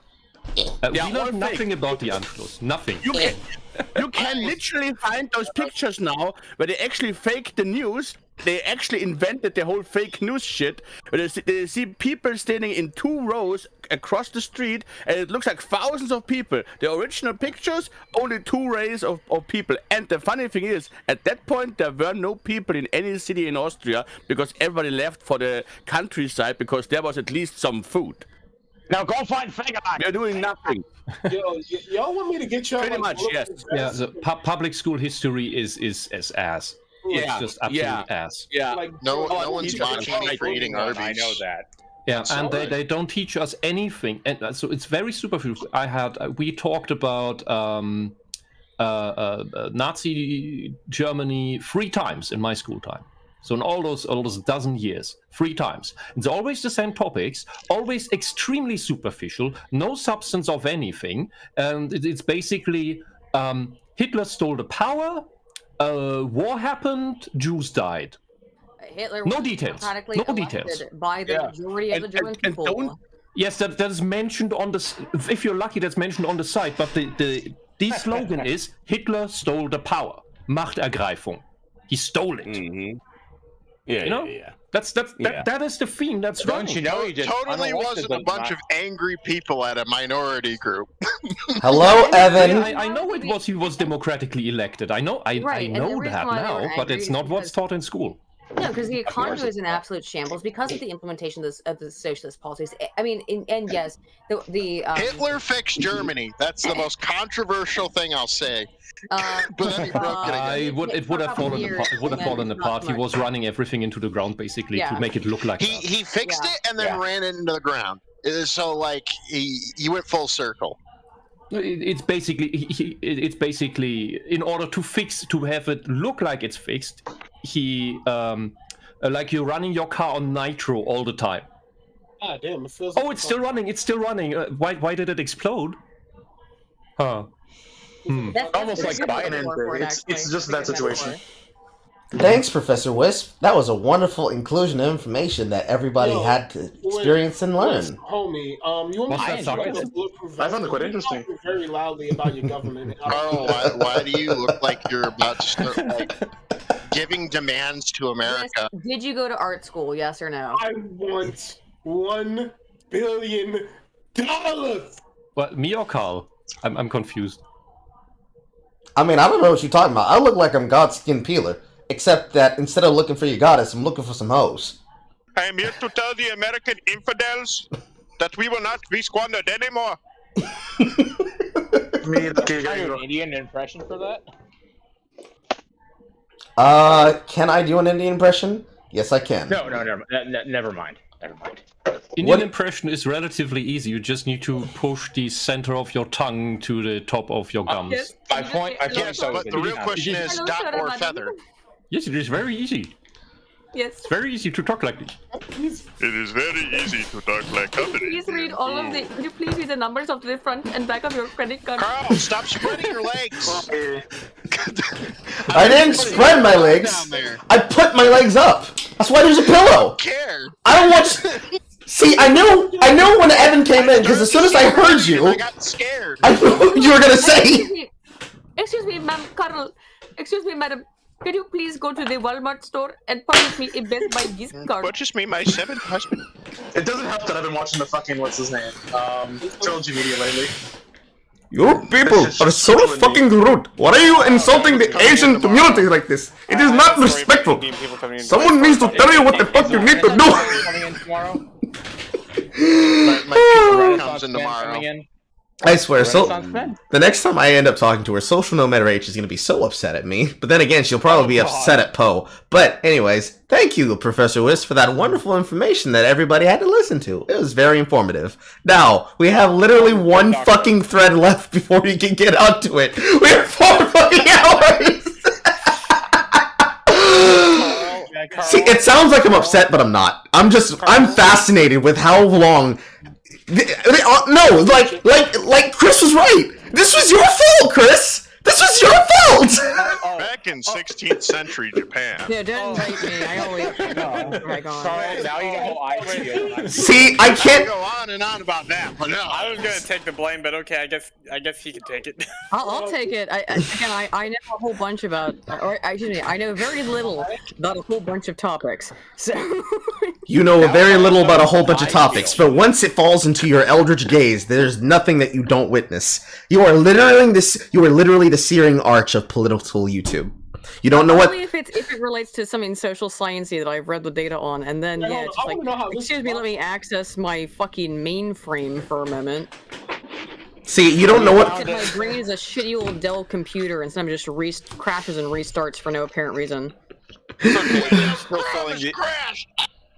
See, you don't know what Path of Exile is, Aydin, but I swear, if you look into the lore of this game, you're going... Okay, good! Oh my god! Do you realize how many... Spreadsheet, the video game! No, it's not, okay? Listen to me. Listen to me. I was fucking terrified as shit when I learned that Doomer Politics plays Path of Exile, and he doesn't like Sentinel League. Look, guys, if we weren't here doing this, I would be live on the stream right now, playing Path of Exile. But oh my fucking god! Everything, it all ties back! It's all related! And then I'd sit there and chat, Path of Exile is highly trying to based get on Carl's attention while he's, like, Yes. engaged. And then I have to slip him, like, $9 to catch his attention. He's like, oh! So, yeah, of course I know Path of Exile. I know all of those games that have been made that are based on D&D because I play D&D quite frequently. So. See, I just went to it. I just went to it because I've just. It depends on the game that I'm playing. I have to actually break out of my safe space because my safe space is just playing a wood elf. Your safe space? That's every woman's safe space. What do you mean? I like to be a wood elf. I like to frolic around and be fucked by horses. Hey yo! Don't remind us of that thread, Evan. Evan, we literally just got free of that fucking thread. Do not draw us back in. Did someone say white woman moment? No. How do you not know? This was literally the thread that went around. And then it all goes back to World War II. No, it all goes. Women that got him into power. No, it was the white men that got the women into power. Which means it's all Vosh's fault. We have to get rid of the horse cocks, guys, okay? Look, just saying, like, I do play a Degenerate game. It's the only game I'm involved in right now. Although we are starting new games right now, actually, with my new server and stuff. But I wish Jack would do online stuff, because I'd love to play D&D with him. Evan, I love you. Please stop that. Which reminds me, I have D&D in like an hour. What'd I do? Oh, actually, I think haven't you done, booked Evan? up now. Although I don't know. I've done a lot of horrible things. My husband's gonna start doing like a weekly game, and I think that we might be doing a thing where there will be like interviews. It'll be like a one shot. And if you're interested in playing like a one shot on D&D, and you're not in my Broken Crown server, which is for my new podcast, it's linked in like a bunch of the video descriptions of that podcast. If you just go to Broken Crown on YouTube. Spelled as it sounds like it's spelled. I'll have to pull out all my 5th edition books. Hold on. No, it's not 5e. It's Pathfinder. Okay. Okay. Oh, thank you. 1 or 2? Please count me in then. I haven't played Pathfinder in ages. Please. Well, my husband. I've never touched Pathfinder. Like, I'm biased because I love him and stuff, but he's an expert at Pathfinder. So like, if you have a question, ask him before you necessarily go looking it up. I mean, look it up if it's something simple, but if it's something that you really don't know and you're confused about, you can ask him. He has like an encyclopedic knowledge of Pathfinder. So I have a question. I suspect. Can I use my magic missile to attack the darkness? Okay. Actually, technically, you can. It depends on a couple of factors. Let me ask him. Let me ask him for his opinion. One second. Roll the dice. Can I put a bag of whole thing inside of him? Notice how her voice lost the second she brought up her husband. Yes, Phasm. Did I just do that? Should I just take the responsibility? I'll hold the L. Specific target. You can blame me on Twitter. No, Actually, you no, don't even know I will who not I'm on blame Twitter. you. No, I don't. I don't think I don't know if I want to. Thank goodness. Carl just knows me as the guy that likes his tweets a lot, and then occasionally has a very funny take. Oh my goodness! I wonder if she's gonna go up to him and ask him that, and she's like, "Did he just quote Dead Wives?" I'm wondering if he's gonna catch the joke. If she didn't. I tend to talk to like. Hang on, I'm getting an advanced answer to the can magic missile attack the darkness question. Hang on, here we go. Okay, you can't attack the darkness necessarily because naturally, as a form of darkness, you are either unable to see the darkness via dark sight, and therefore you are considered blind. It's not a viable target. You have no line of effect. Alternately, you do have dark vision. You can't see the darkness because you can see through it. True sight, or potentially to have a torch and then isolate darkness separately from your usual line of sight. You know, here's one more question I have. If I cast technically a viable target, though darkness has no actual hit point pool, therefore the instantly hitting damage from magic missile wouldn't really do very much. What you want is a high level light effect. Light for regular darkness. For regular darkness, you want daylight, and for deeper darkness, you want sunburst. Okay. Well, the only way to potentially attack darkness is if it is a magical effect on an item, and you attack that item. Guys, Did that answer the question? Thank you, Bill. Well, I do have one other question. Can you roll the dice to see if I'm getting drunk? So you can actually pull up a dice roller online right now. Okay. Aydin. He's memeing. He's memeing. Aydin, he's memeing. He's memeing. I know what he's referencing. So okay, so you're doubling down on exact. Okay, you know what? Fair. Yes, of course I know. You know who you're talking to. Come on. We'll walk back in. Did you hear? Why does your husband sound like Joe Fudge, the popular Twitch streamer who does a lot of D&D? Who does he sound like to you? Joe Fudge. Joe Fudge. You know who that is, Bill? We don't know who that is. Aydin, I need you to do me a favor and ask him. He runs like Godforge and stuff. Our fighter's good. That's all I need to know. Someone asked, "Our fighter's good." Who asked? Sorry. Me. I did. Chris. Muscles. It's Muscles. Muscles asked, "Our fighter's good." No. He says no. I played first character with an elf fighter. That was the worst thing I ever done. Call your husband face. I don't know what I was being asked. Hang on, I'm on push dock, so I actually take my headphones on. Hang on. Oh boy. That was fun. The derailment is real today. Well, it's not derailment. It's the opposite. That's the difference. The natural derailment is actually fun and informative. This is just see. This isn't. It's not. It's not a derailment. It's a rerailment. You derail it, I re-rail it, and now at this point, I'm pulling the rails up underneath each other so we can keep this motherfucker on, and you guys just keep pulling further out. This is a long-running Din Kama joke that has gone way too far. Does it turn it into holding a fucking gun? I would like to inform, according to Marina, he has to sleep in like 3 hours, so... Yeah, because I have to go to work at like 6 in the morning. Marina, I feel for you. I have to work too. So as soon as Aydin gets back, I can finish answering the things she asked you. Okay. Sorry, I unplugged my headphones for a second because I wasn't sure if there were more questions for Bill because he came back in here. I just wanted you to tell me his base for me. He answered correctly. Well, first off, the first thing I wanted to say was, "Hi, Aydin's husband." I have to say hello to everybody's partners because on stream. But secondly, to finish the thing that we were doing before, and to answer your question about Vito Quasalti, if you look at the screenshot that is on the screen, this is the reason. It's all blurry.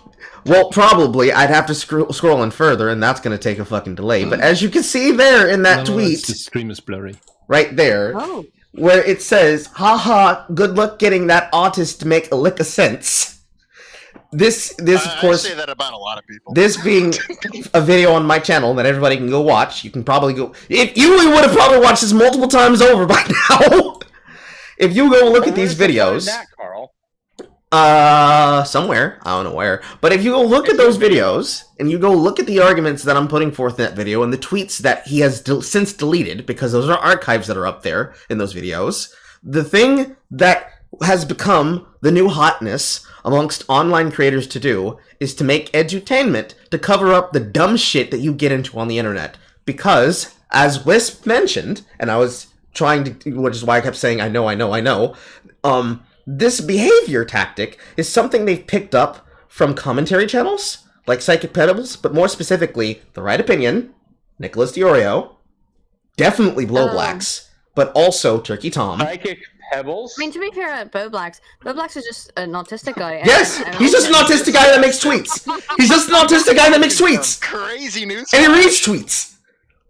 I don't know how, like I was gonna say, I don't think Blowblacks does anything. He's just seemingly a simple man who reads tweets. I don't mean simple in a stupid way. Like, he is but a man who reads tweets. No, he is stupid. He is stupid. Evan, stop. So, I mean, Psychic Pebbles. Really, well, I say Psychic Pebbles because I'm talking. Yes, I'm saying Psychic Pebbles because these are the creators that they have taken this from. They have taken ideas and tactics and they subsume it into their own, and they use them in tactics does an animator like him have? I'm familiar with. I'm trying to tell you. So they have taken. Familiar with memetics. They have taken the tactics of memetics and have tried literal memetics of subsuming ideas and using them for their own to take search engine optimization and then tie them together. I'm probably confusing the two people. There is one of them that has the AVI of a train face. I'm thinking of the one that has the AVI of a train face. It's probably someone different. No, that's Diesel Patches, you Diesel idiot. Patches, yes. I get the two of them confused because they look the same to me. How do you get the creator of I get them confused because they look the same to me, and they get tied together with people. But you know what Psychic Pebbles looks like? Yes. Oh, big nose. Creator of Smiling Friends. Yeah, Smiling Friends. God. Because I confused the two of them because people get upset at him because of the fact that all the people that are cool on Newgrounds are also all of the people who use these social justice tactics to integrate their career. That's why. I see what Oni, you did there. Oni NG. Max. Yeah, Oni doesn't really. I don't remember. I mean, Oni doesn't do that, but it's not. None of the people on Oni Plays does that. What the heck are you on, Carl? I'm trying to tell you, but you keep interrupting me. But you just said you actually did just explain it, Charza. I was trying to vilify my heroes. The reason I wasn't vilifying your heroes, I was explaining why people get mad at them and then try to copy their tactics and do them very fake and gay. Listen, I do have a question. If you had a tiny, tiny little pocket Hitler, would you torture him? Little Hitler. You have a tiny. Same exact. He's really tiny. Perfect copy. I have to break this stun hook, guys. Guys, I need to break this stun hook because now you're fucking with me. Would you kill him? No. Torture him. No. If I had It's not a perfect copy. I mean, he can copy. He doesn't know he did the things, but it's But a. he did it in his thought, he did it in his mind. Why do you people torture me like this? Because he knows messes with you. So, the thing that Vito does, which is also technically the same thing that Mr. Girl does, but more specifically that so many leftist creators, and I don't even like saying leftist because it's not even left creators. It's just people on Like Twitch. Psychic Pebbles, It's just people on Twitch. Left. No, it's people reacting to Psychic Pebbles and getting mad about him covering the news and talking to people like not John Swan, talking to people like John Trafari and people tying John Trafari to Nazism because they don't like the fact that there was once upon a time where people all got their information from the same news sources and now they've tried to make a name for themselves by attacking their heroes, and instead of attacking their heroes, they've now gone with trying to destroy their platforms so they can say, I did that, and get caught from doing it. Well, I gotta say, I love Linkara, the great Linkara. The thing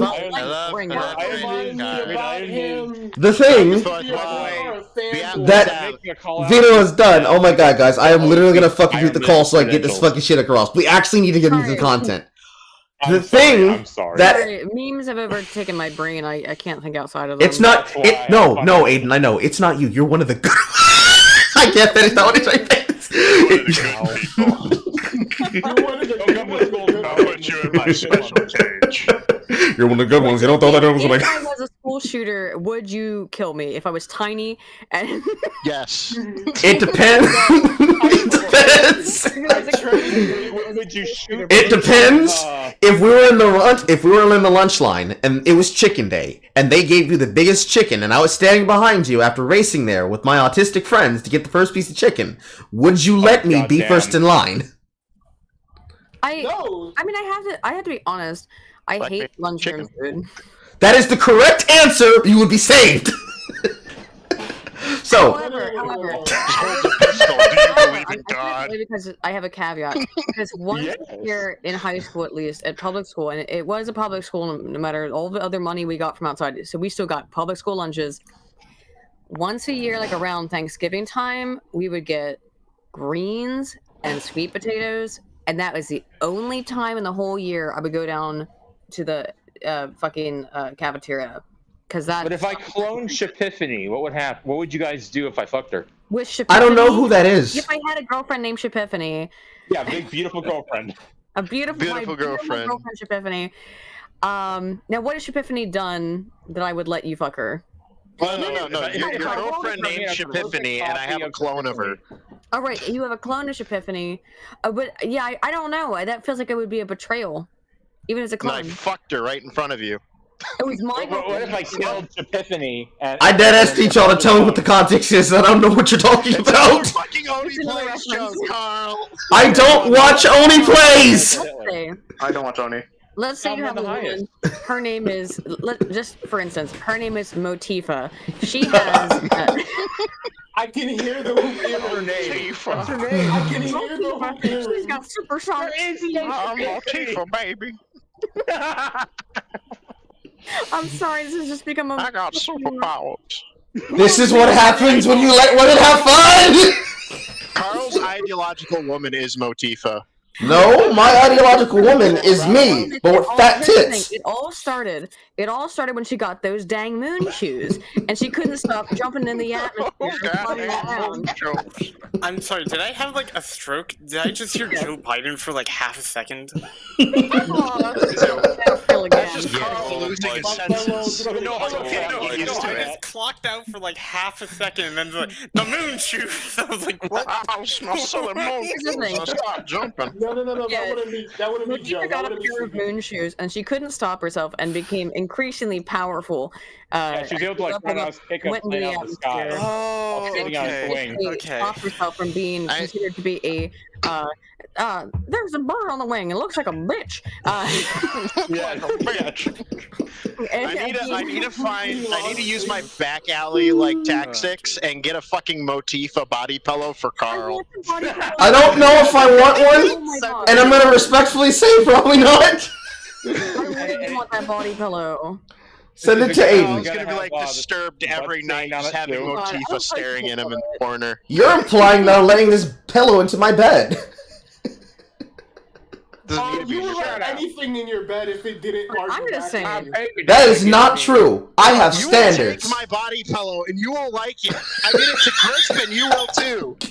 Excuse me? The Crisp rat, stinky blue rat, different Crisp. If I got this body pillow, Bill and I would hug it and share it and love it equally because Motifa is the savior of humankind. I got Crisp Rat a Transformers body pillow, and it's Megatron Prime, and I spent $100 on this fucking thing. What the fuck? It was a gift between me and Aaron to send to Crisp for Christmas. My lord, guys. Sounds like you'd love that. My lord. I mean, the Tifa was able to get an entire blimp out of the air and cause an all humanity. I mean, guys, we're getting to the point that we're about to have the same length of military herself. She did save humanity, by the way. So, guys, we're about to be at the same length of a fucking Stitch and Adam screen, okay? Motifa, okay? It's not hard to do. Carl. You know about EFAP, right? As my Lord and Savior. Right? Yes, I know I'm shitposters EFAP, but guys, come on! This is 470 minutes! No, Carl, this sorry, is EFAP. reframe a tangent. You guys are abusing the ability that I give you to express yourselves. Do not make me become a dictator, goddammit! Way too much fun here. We apologize. I'm sorry, Carl. You're not sorry. Alright, so, as I've clearly tried to explain multiple times, the problem that people have with Guido Gestalti is that he talks a lot of shit, and when he gets hit for it, he does the thing that a lot of fucking leftists do. Oh my god, my fucking cheeks hurt! Oh, my cheeks hurt! He's smiling too much. Oh! He tries. You leave, Carl. He tries to hide behind his opinions by saying that it's just jokes. But then when he goes on to podcasts with people, oh god. So the Death Noodles defense. So he runs. No, he goes on to podcasts with people, and he gets fucking upset at them. And I'm gonna let past Carl take it from this point because my cheeks are too hot. Take off your tired face.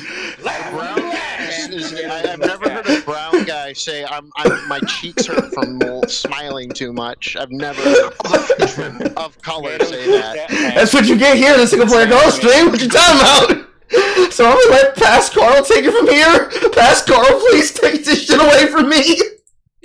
No.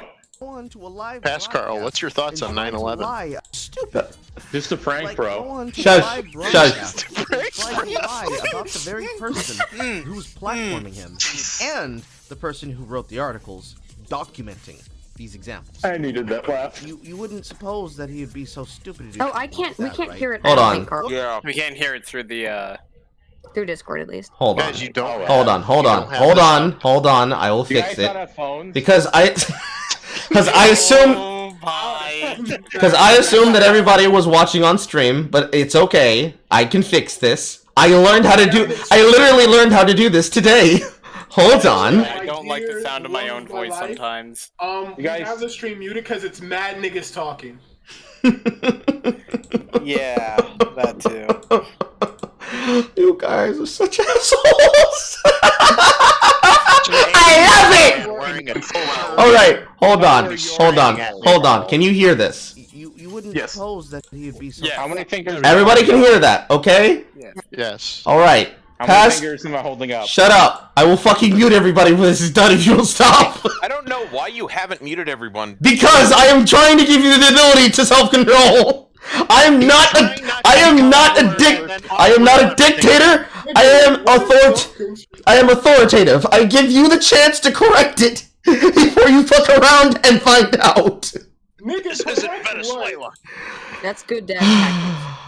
All right. Viva la revolucion, nigga. Don't make me get in your ass. I'm supposed to be roasting TikToks, not you. I'm gonna get in your ass harder than the riot bands, nigga. Someone explain this in like white man terms, please. Yeah. No, Evan. I don't speak jive. Carl, please go. Just go. Ignore everybody. Just go, please. I'm doing a server mute. I warned you. Ignore us? Yes. He's having a mental breakdown. Because I want to answer Aiden's question, but you niggas are making it too fucking hard. Let's go. Let's comply. That's the best part. I do not want to see you angry, Carl. All the not angry, Carl, but just you know, I actually wanted to. I'm trying to make this easy, and I did the wrong function to do it here because I muted myself for the stream. I'm trying to fucking get things correct. God damn it! I will do a server deafen if I have to. All right. So, to finish answering Aiden's question, so we can finally get onto the content. You know that, you all niggas realize that if Jay could be here, if she wasn't setting up for her own night of cringe, that she would be fucking yelling at me for this shit, right?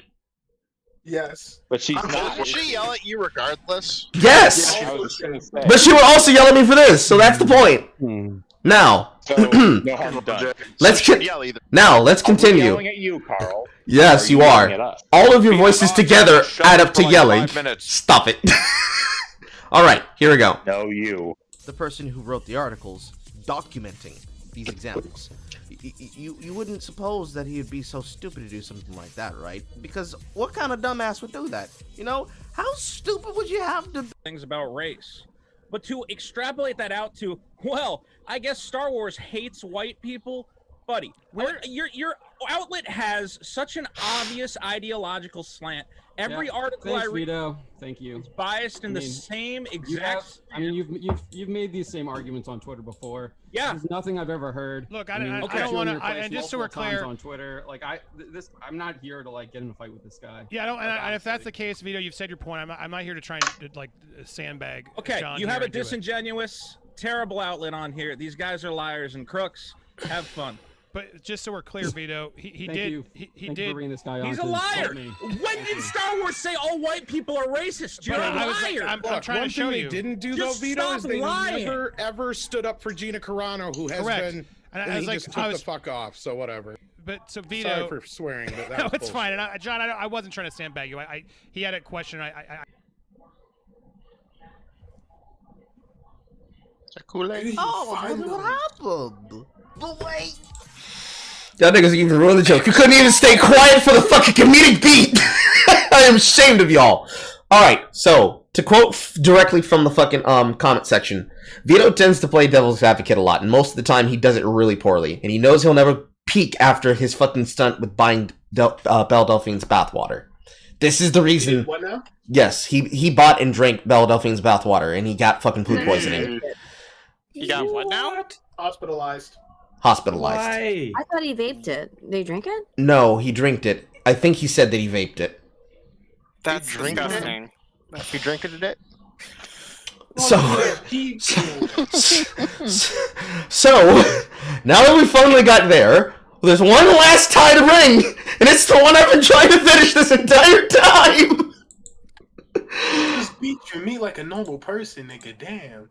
Alright, so, we're back here now. We're almost there, guys. It's almost fucking over.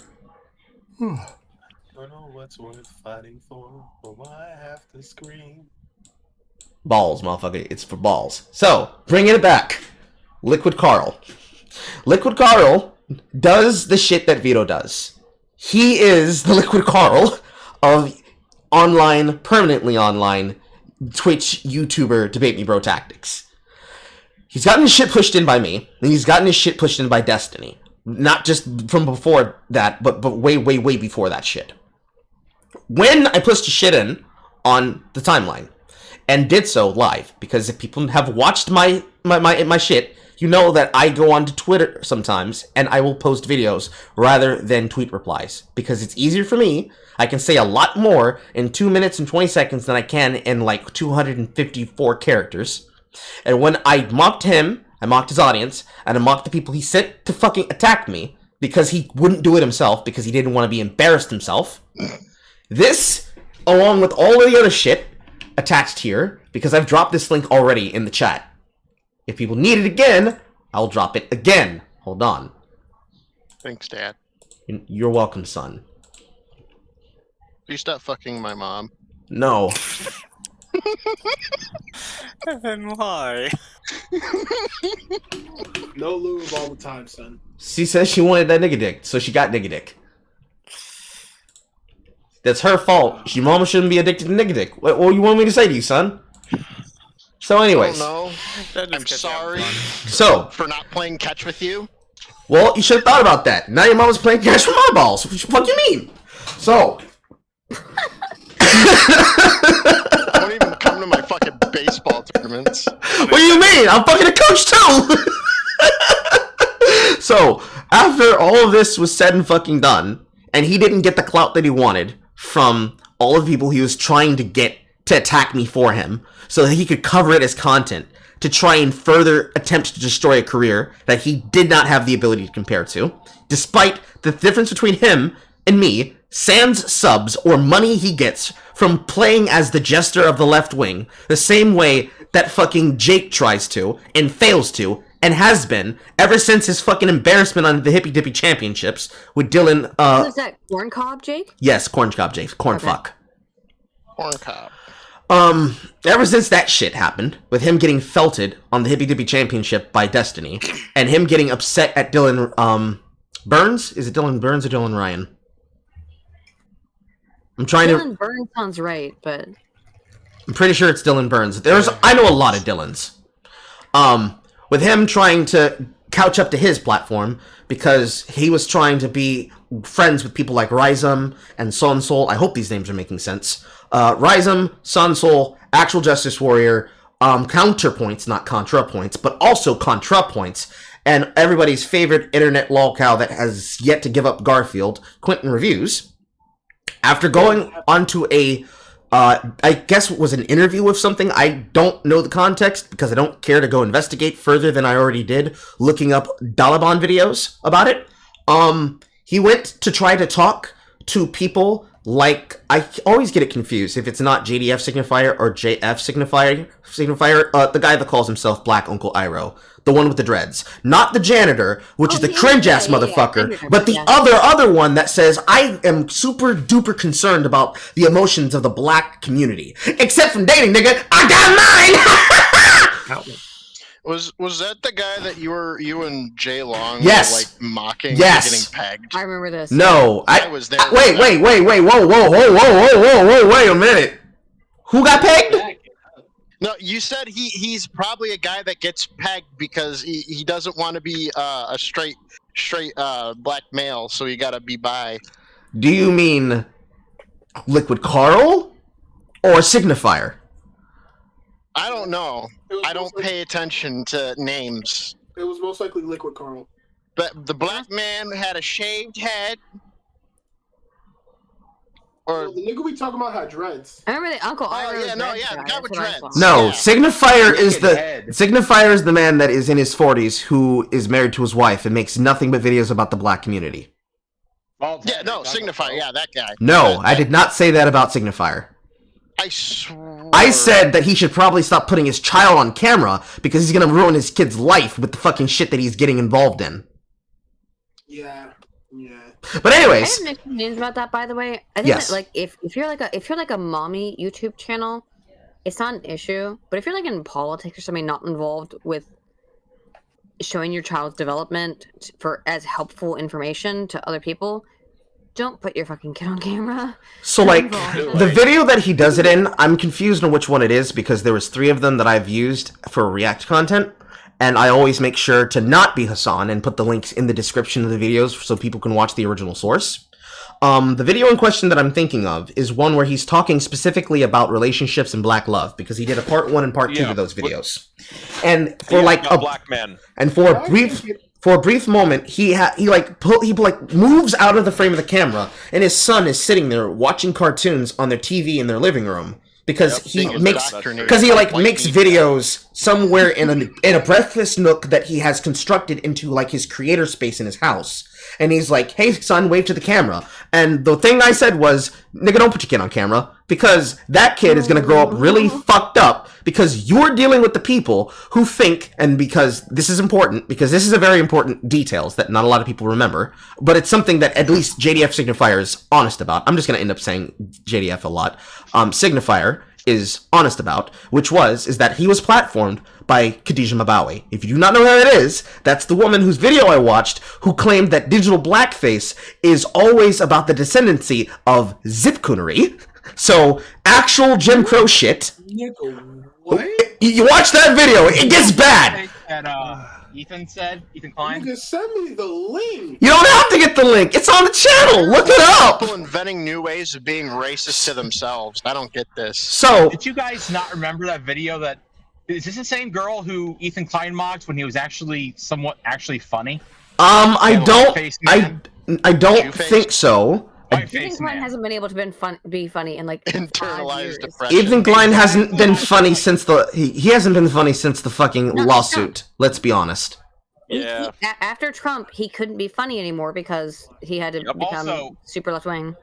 Also, speaking of a child on camera, Ethan Klein, I don't even know where his kid is anymore. I feel so bad. Neither does he. Didn't they have the child? They don't show their kid at all. One thing though, my only statement about Ethan Klein and the kid, and this is it, that they're, and do not take this as any kind of statement one way or the other, Susan also included, meaning I just find it curious that Ethan Klein said in regards to the vax, you don't even, a doctor told you to do it, don't even think about it, my dude. Don't even think Just about it, do bro. it. And then he said, you don't even have to think about it.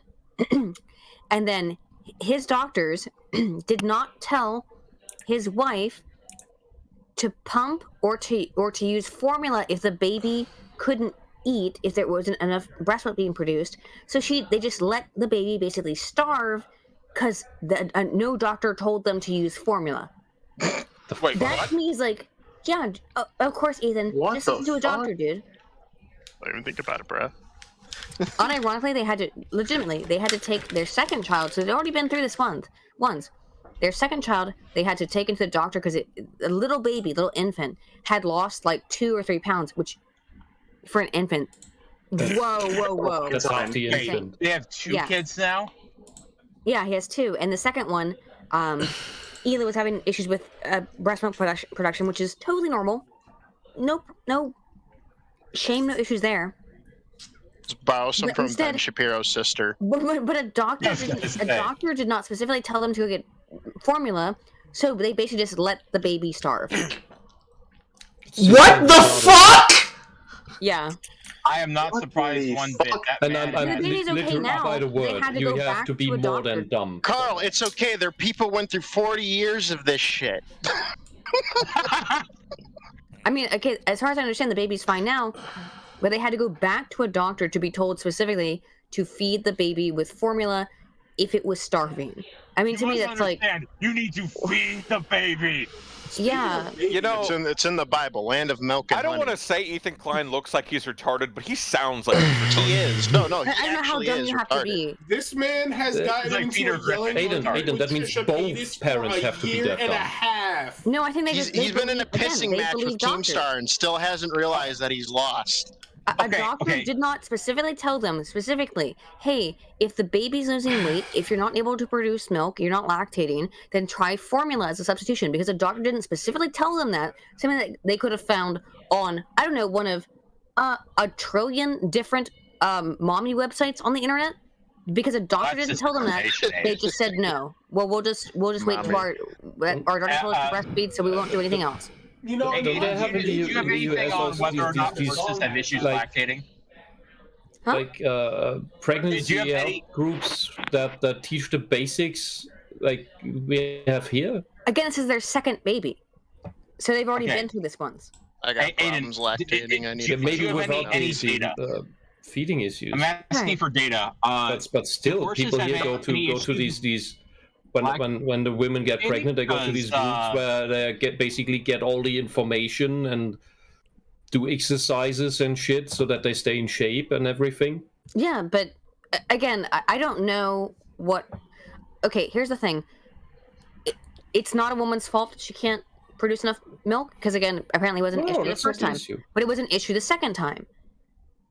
And instead of thinking about it, they just asked their doctor. The doctor didn't say anything about using formula, so they just didn't do it. And that's why when people, I used to think Ethan Klein was very funny, but when people take him seriously on like real ass matters. Remember, this is a guy who now he has the almost Leftovers starved his infant child, who almost starved one of his infant children because he can't think for himself. Otherwise. That is a proof that he literally cannot think for himself. Aydin, I do have a question. Do you have any data on whether or not horses actually have issues lactating, though? Oh, don't be mean to Ela. It's not her fault. She's an asshole. I think Ethan's an asshole. I'm just. I don't know about Ela. That's why they're made for each other. I'm just sitting here flabbergasted. How successful is he in terms of financial? Not that successful anymore. He's lost like a shit. I know he lost his money, but they live literally in the Bel-Air side of Hollywood, where some of my cousins are. They live in What are your cousins' I've seen their house. I have seen their house. They live in a like $5 million mansion, which again isn't that expensive in LA, but they live in like a $5 million mansion. So in positive news, Brandon Saund and Macaulay Culkin have a child. Yeah, they've been fucking. CPS even think. They've been fucking. Do you know who are good parents? Matt Pat and Stephanie Patrick. They are great parents. I mean, he is one of the better ones, even though we still do not forgive him for the Undertale incident. as cringe as he is, at least he's a good dad. The question I have now. It's hard for me to blame them because they may just not have known what to do. Hold on, guys. I gotta get Undertale performed in front of the Pope. That's not the point. Oh, I forgot about that. Yeah, to perform the Undertale music in front of the Pope. See, the thing that puts me in a stun lock, you see, is that fucking fake what we have to do is we have to make sure that I become successful so that we don't have these problems in the future. I swear, right now, in this... To the Pope. That'll work, right? I swear right now that I, Carl, SinglePlayerCarl, will not impregnate a woman and almost starve a child and cause the internet platform to change how ads are made because I do not like getting felted by Keemstar. I solemnly swear I will not do fuck nigga shit. He will instead say that he's going to leave to get some milk and then never return. Carl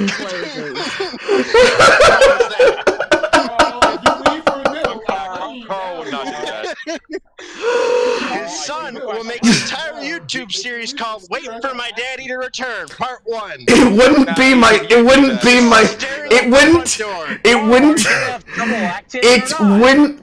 my son. It'd be my daughter, and she would be fucking her way through YouTube stars to find me. She would be pulling. She would be pulling an Isabella. Why do you immediately think your daughter's gonna be a slut? Because what she would do is she would say, what would get my father to notice me? And what she would do would be building an empire. And so she would go on the journey of an anime hentai protagonist and fuck her way to finding out where I went.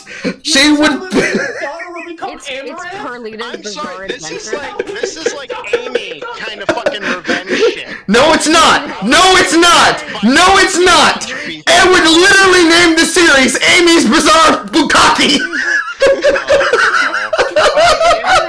It's very Kill sort of in that way. You gotta go find the final boss. Every single boss is literally just a gangbang! Amy to learn like the ways of sluts. Like she's like the master. Like she would build a network. Carl's daughter now. She would build. Do you believe in gravity? She would build a network, kind of like Ranking of Kings, except it would be Ranking of Cocks, and every single cock would be somehow putting her on the path to find the next dick to try to fuck her way to finding her father. Hello everyone, I'm Carl's daughter. Carl, you have a question about this. Yes, Aydin! Oh, you're a terrible father. No, I wouldn't be! I have a question about this plot line. Yes. So why are the dicks connecting her back to you? Because It sounds like she's fucking her way back to you. Because Carl went to a lot of gay because no, I'll tell you exactly why. It's because it's because by the time that I become that famous, the jokes about my stupidity and my antics on the internet will become so surreal that the lore itself will be real. So in order to get me to notice what she's doing, she's going to become the biggest hoe ever to make me come out of retirement to get the hoe to stop. I pay money to watch this. In the final battle of the series. It just sounds like Ramona's evil ex-boyfriend's kind of level of plot. You know what I mean? Yes, exactly. And the ending fight, exactly. Like the ending bite of the series will literally be me giving her the ass whooping she never got, so she'll finally stop being a hoe. Carl will be like, that ass. And this entire Netflix show will be called Hotel. You gotta get on this.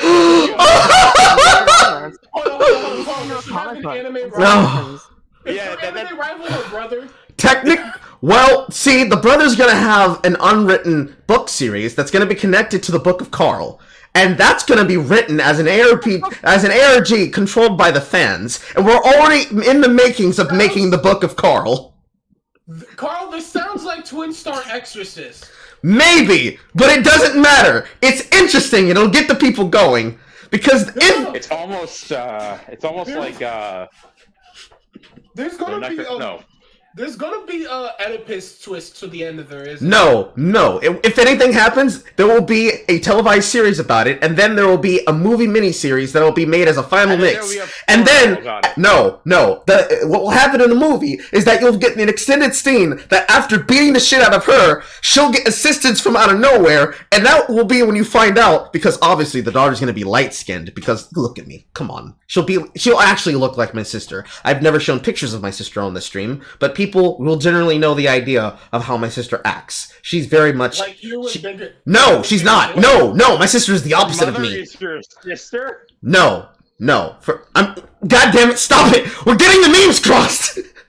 What will happen at the end of the series what will happen in this series is will be an epilogue where she'll lose the battle and get her ass whooped like Devil May Cry 5, and before I go to finally slap the shit out of her, her dark-skinned brother will appear from the shadows to save her, and then no, her dark-skinned brother will. In this case? No, in this case he would be Nero, except he would have been raised on a very loving and very perfect society, having a girlfriend that is also a muscle MILF, who would have taught him the goal of respecting women, so that she and her brother can beat me in a straight-up no-buckle brawl fight to the music of Rules of Nature, while I beat his sister for being a hoe. Carl, are you implying you're Virgil? No, maybe. Hold on. Implying that he's Sparta.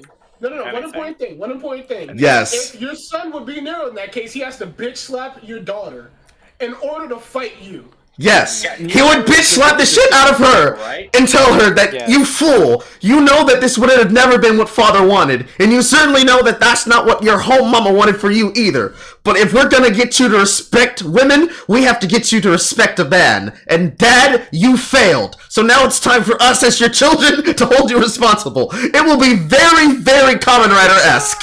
It will be very much like a Kamen Rider plot. You are Virgil. I guess. From Arby's fucking make you like fucking mudslide out your ass. Now, we're getting close to 5 hours here now. We're ironically approaching Sitch and Adam territory. For week 15.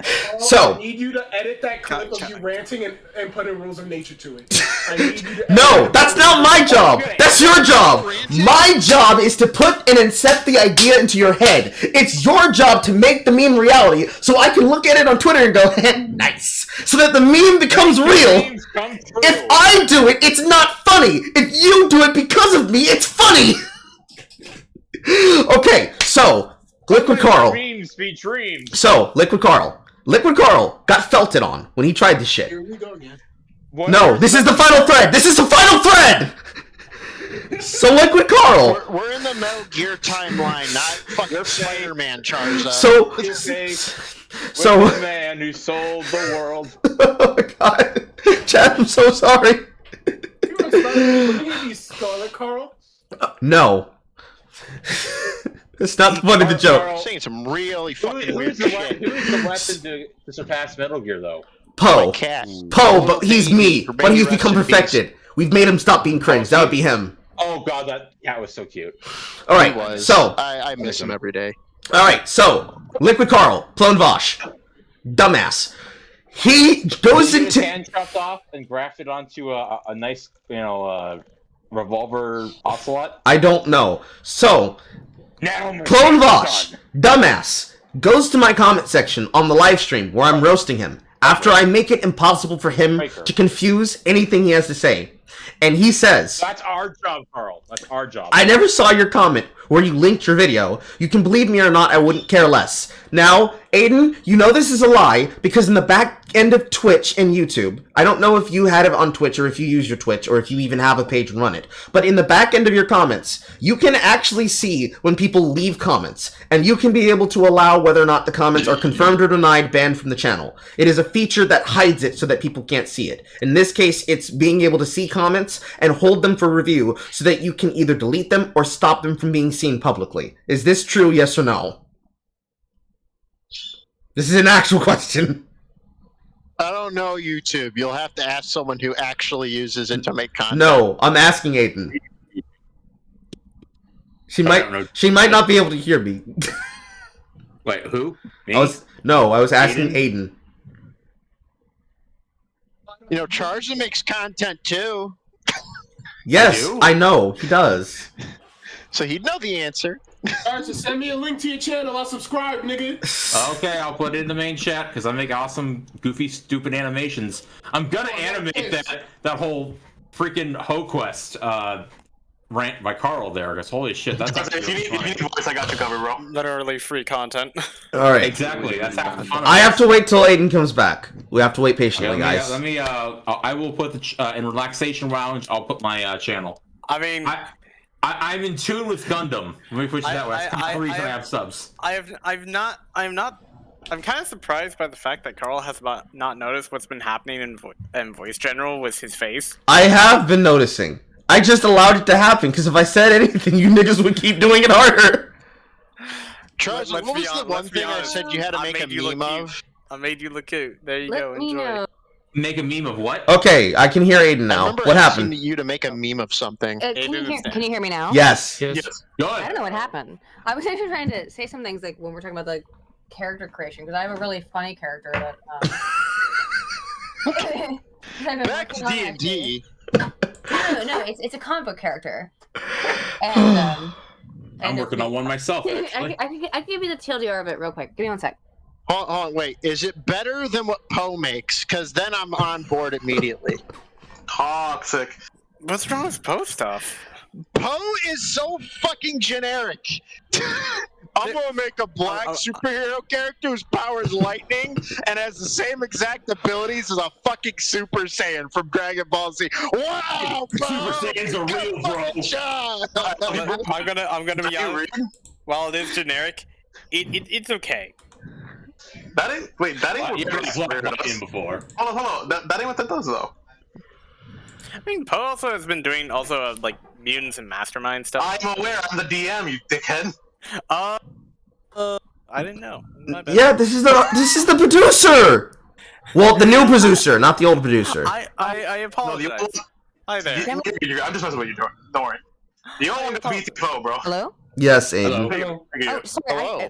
My mic keeps like being weird. I brought up my actual blue snowball because somebody said it was humming earlier, and it's because my laptop is getting really hot recently and making loud noises. It's on its way out. So, what I was gonna say is we originally had this idea of a character. The code name was Karma. Now everyone knows there is a Marvel character called Karma, so that would and really bad things have happened to her. So we did not go with Karma. The name we decided on was Suicide King as the temporary name. Oh, the so idea, Mortal Man. Yeah, sort of. The idea is that he can't die, but he's deeply suicidal. Yeah, that's West Coast Avengers guy. There's a different, but I wanted to add a Jamie Madrox kind of element to it, so that to any action there's an equal and opposite reaction. So if you punch him in the face, he becomes that much stronger. Oh, so like, so yeah, right. So if he stays for 100 years under the ocean, when he emerges to the surface, there's a massive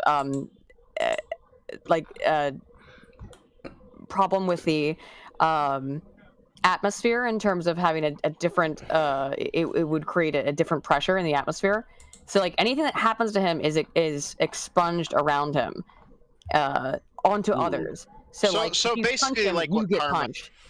Yeah, very sort of. Karma doesn't. Her power doesn't actually totally work. No, I'm just saying the actual emphasis on the word karma. Yeah, it's actual karma, but the thing that would be interesting about the character to me is that he's an incredibly suicidal, depressive person who wants to die, and that's how he discovered this power, is that he couldn't kill himself. So a la Groundhog Day.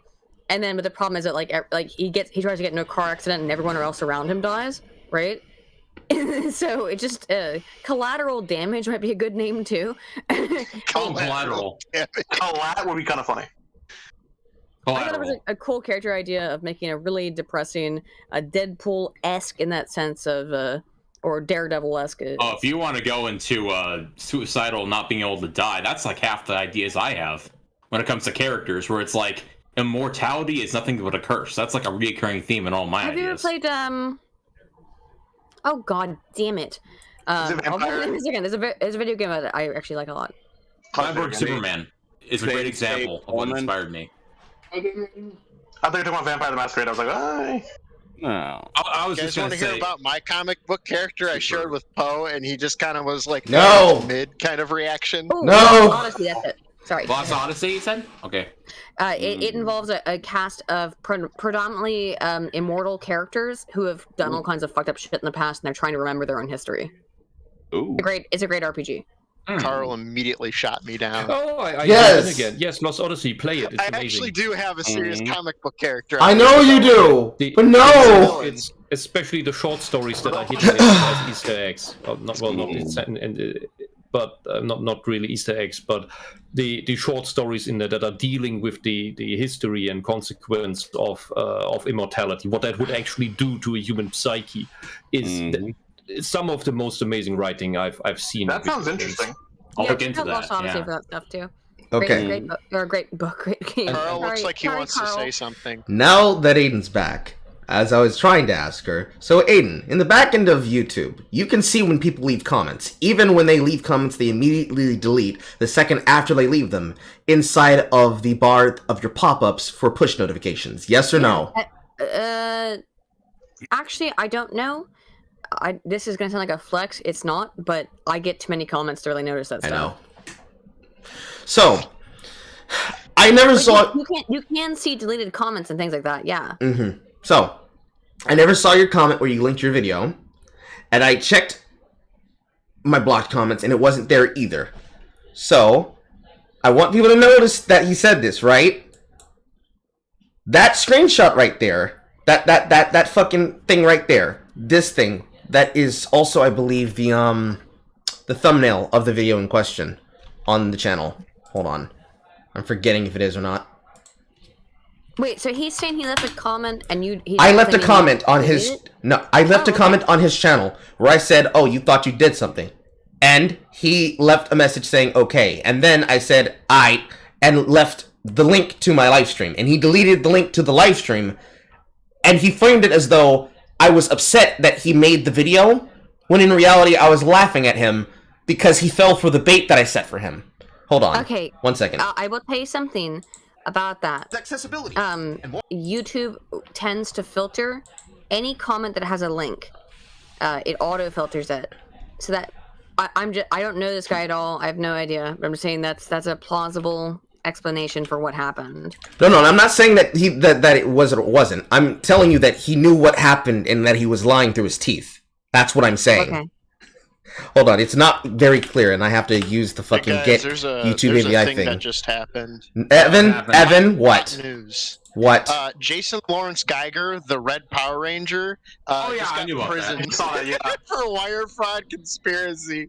Yeah, I was helping breaking that story because I was laughing my butt off. I just saw that shit. My girlfriend told me that. I was like, yo, what the fuck? All right. As far as I know, Johnny Youngbosch just kept his fucking nose clean. He's a really 20 cool years guy. in the pokey is what I've seen. Okay, so how many is that now? So that's the original Red Power Ranger is in jail for wire fraud.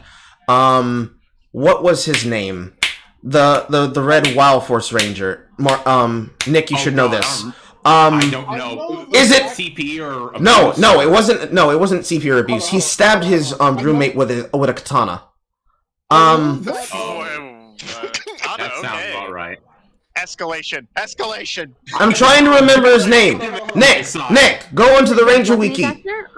No, the North American Power Ranger actor. Nick, go into the wiki. Look up the Red Wild Force Ranger's actor's name. Medina Jr. Yes, him. He stabbed somebody and he went to prison for killing them with his katana. He went to jail for wire fraud. I know the Black Ranger from Operation. Not Operation Rescue. Yes. Yeah. You know which one I'm talking about, right? Yes. For Operation Overdrive was really upset and mad and made everything about him. No. He stole a banner from. Yes, that's what I'm talking about. Children. Yes, that's what I'm talking about. He got really upset and he stole a banner for clout. Yeah, I heard that from Linkara. I know. Back when I was yes. Power Rangers review will be out when it's out. Back when I was a Linkara fan. Oh man, I just find that funny. That, like, I can't wait for him to distance himself from SPD. Like now, what's her name? Obscurus Lupa has. She was calling it like ACAB and everything, and I'm like, how long until Linkara does that? See, I find it weird. Because I'm making a call-out post. Dev, you need to give me Liz's credentials. I've been waiting for this for months now. Nigga, come on. Nigga, come on. We've been waiting to be able to talk to him for a while. Come on. Yes, but I'm waiting for Liz. He just needs to DM me her profile name. I've been trying to... Also, I find it really weird. Surfside Otaku's in conversation with Liz. Yes, that's what he's talking about. That's what I said. I said he needs to get... Because her old account got banned. I was the one that said, hey, you should go on and talk to Dev about the whole change channel shit. And her old account got banned, and I'm like, okay, where is she? Because I was like, oh god, the Minneapolis is burning to the ground. She's back in the country. What the hell's happening? And then she's like, oh no, I got banned. And I'm like, oh, okay, Dev, I need you to send me your new credentials. And sorry. I'm just pissed at him. He still hasn't done it. It's been months. Why is there like fading in? I'm trying to tell you! Alright, so this entire debacle was because of this interaction here. When he says this comment, this is what I am talking to. This is why this is the thumbnail to that fucking live stream. Okay? Alright. I'm gonna continue reading this now. I never saw your comment where you linked your video. You can believe me or not, I couldn't care less. He was lying through his fucking teeth. I checked my block comments and it wasn't there either. He was lying through his teeth. Because this is the fucking comment that I left. You go find this one, it's still up there. And then underneath that one was me saying I, and then dropping the link to the live stream. But it was broken up so that it would not be detected by the bots. This seems very much to... replied to it. Shut. This seems very much to do about nothing. I haven't checked any other tweet than the first one you sent to me. I never sent him shit. Because I never talked to him. Because this is the first time I ever interacted with him. I haven't checked any other tweet than the first one you sent to me, but if anyone responded to you, I don't know what that has to do with me sending people to harass you. You wanted my people to see it if people who are sympathetic to any position I had on your videos, it seems like they disagree with you. No, I'm a W relativist, as I've stated. If you think you won, then you won, bud. Shut up. I'm a W relativist, as I stated. If you think you won, bud. That's great for you. You also still haven't explained what happened to that last channel, which does make me think that you've actually been banned. But whatever, do your thing. So, what I've been trying to say this entire time, to answer her question about this, is once we're done... No, 5 hours. So, once we're done... watching this shit, we're gonna have time for bonus meme, and we're gonna watch this fucking hit piece he made about me, and we're all gonna laugh at it together. Let's do the bonus meme. Not right now. First, we must get through content. Not yet, We also need to contact Ben Shapiro. No! I don't want Ben anywhere near this! Not because I wouldn't find it funny, but because I would make non-stop Kazarian Milker jokes! That would be funny. Sister, bro. I don't know. I just my sister, she's got big Kazar milkers. Oh, these? My boobies? The massive fucking titties? My super stuffed milkies? I just wanna black his sister, bro. I don't know what to tell you. Hey, okay. All I'm saying here when she was pregnant. All I'm saying is I need me an older woman. I don't care who. Maybe man too. I actually don't know how much older she is. But she does have like 3 She's younger kids, than him. Yeah, I was gonna say, she's fairly young. She just got a bunch She's of like kids. early 20s. Yeah. She's younger than him, and Look, what can we say? They're God's chosen people. And people keep thinking I'm lying. Keela had trouble lactating. You know what he needed to do? I don't think that Abigail had troubles with that. Look, all we need. Not Jewish? I thought she was Israeli. Look, all we needed to know is they're both Jewish, and they're both. Oh yeah, so they're God's chosen people. Guys, we're getting to the point where people are just gonna call me a Nazi and be done with it, okay? What they needed to do is that he just needed to not fucking Ashkenazi Jew, and he needed to actually fucking actual kinky Jew. Alright, we're finally here. It's finally time, guys. You have to really enjoy this while it lasts. According to the tales of an old friend of mine who went to Israel in his younger days with his best buddy, went to the bathhouses and his best buddy, he couldn't stop staring at all the absolutely beautiful Jewish women, and he told his best buddy then, hey, before you, I know what you're looking at, and I know it's amazing, but look over there. That's all of them when they're 40, and they all look like what was Kyle's mom. So after menopause, they all turn into Kyle's mom. Now they all look beautiful when they're young, and then they turn into Kyle's mom. I can keep my dick in my pants now that you mentioned that. Thank you for that. It's like the Asian transformation, but different. No, what the fuck does that mean to black men? Every single piece of white flesh is just conquer, impregnate. Right.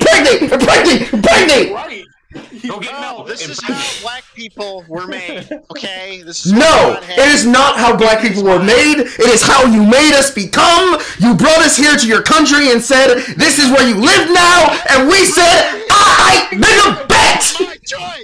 You took me out. You took me from the bush. I'ma teach you what we do to people in the bush. Come here. I want snoo.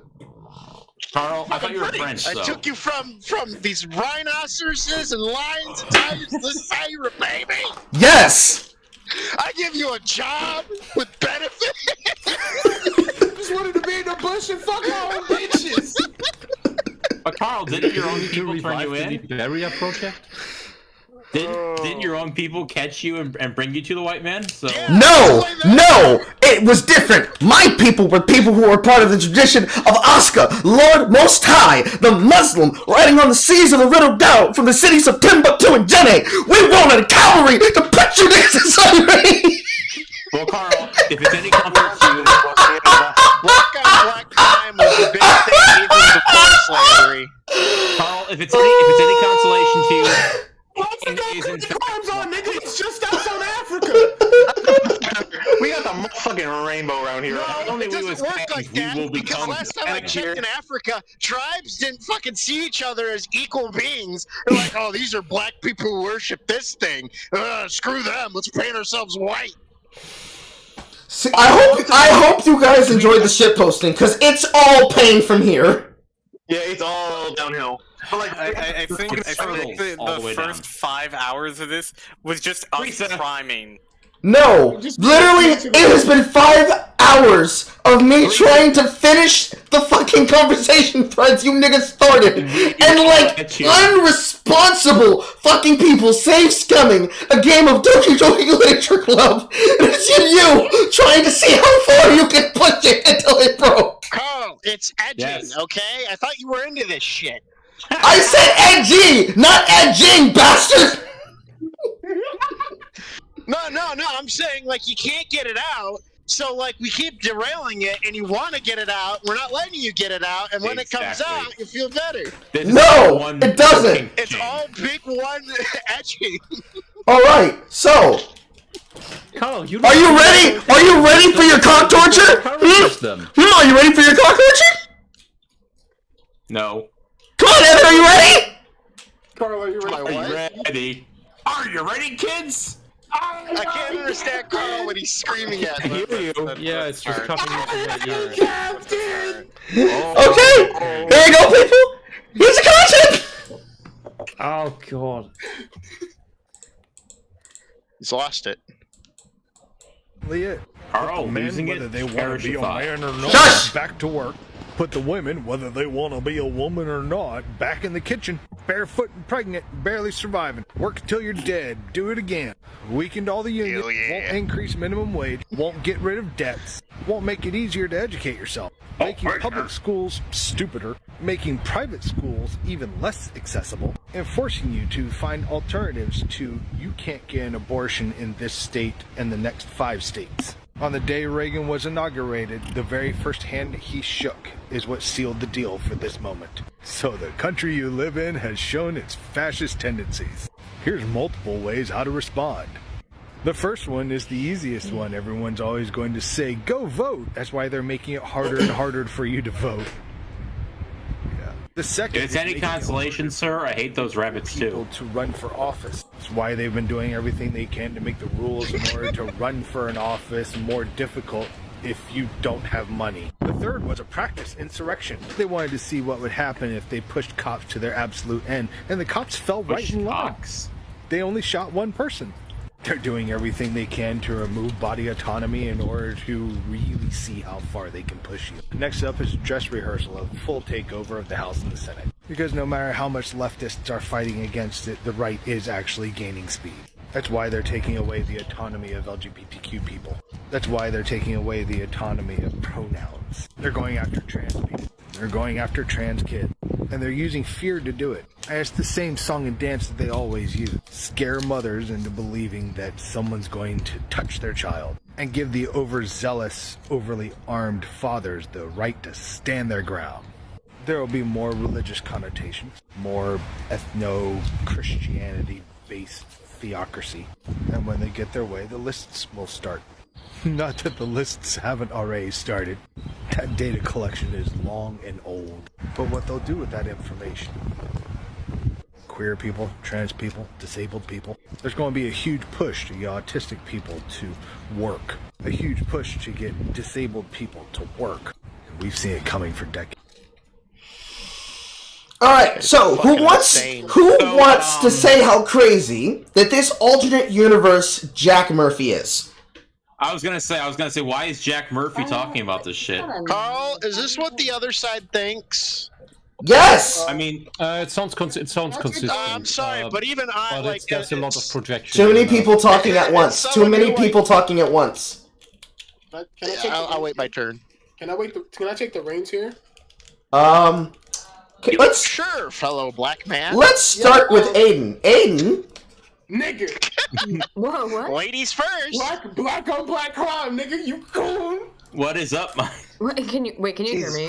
Yes. I can hear you, but Yes. everybody keeps talking. I just wanted to. Well, see, first off, she has to get first rights because she's the big content creator here. I have to let her talk first. No. I'm actually, I can you just like chill because again, I had to switch because my boyfriend, well, my husband. Wife's boyfriend. You have old things built in, but he wanted to go to sleep, and so I had to again. I don't know what's wrong with my computer, my main computer, but I can't work. I can't hear anybody on it. I have a major Discord issue, so I have to bring my laptop downstairs. So I have no idea what just happened. Oh, you missed the video then. Basically, Jack Murphy was telling us how the right is going to take away gay people rights, trans rights, and make disabled and autistic people work in camps, and that we're staging Not camps. He didn't say camps. stuff. He said put to work. He's implying camps, okay? Evan, you are paraphrasing horribly. Let the crazy man speak for himself. We're gonna watch it again. Watch him talk about cucking. Put the men, whether they want to be a man or not, back to work. So first, we're gonna need to read this caption because this is a reply to something that this guy already says.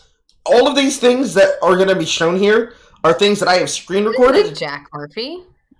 No, yeah, because his beard's not long enough.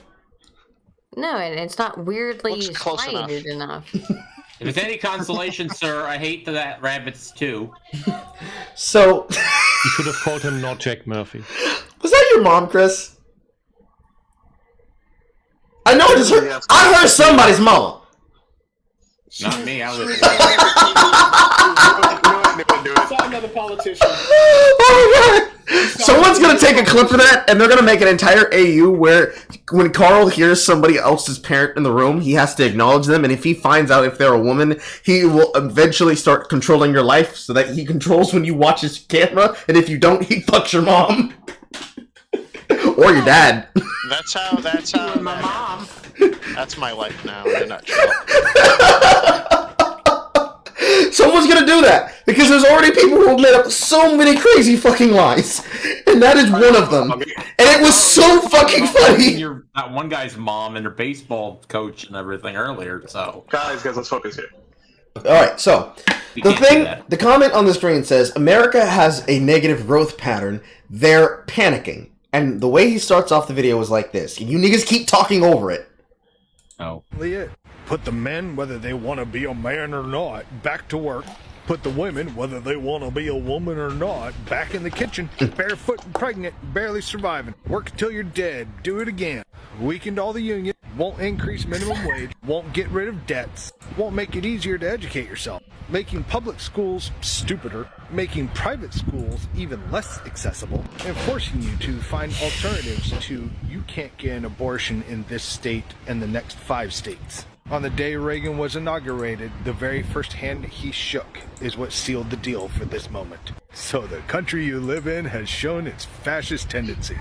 Here's multiple ways how to respond. The first one is the easiest one. Everyone's always going to say, go vote. That's why they're making it harder and harder for you to vote.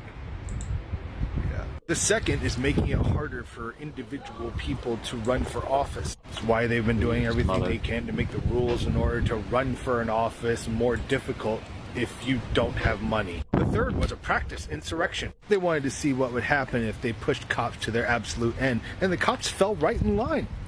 They only shot one person.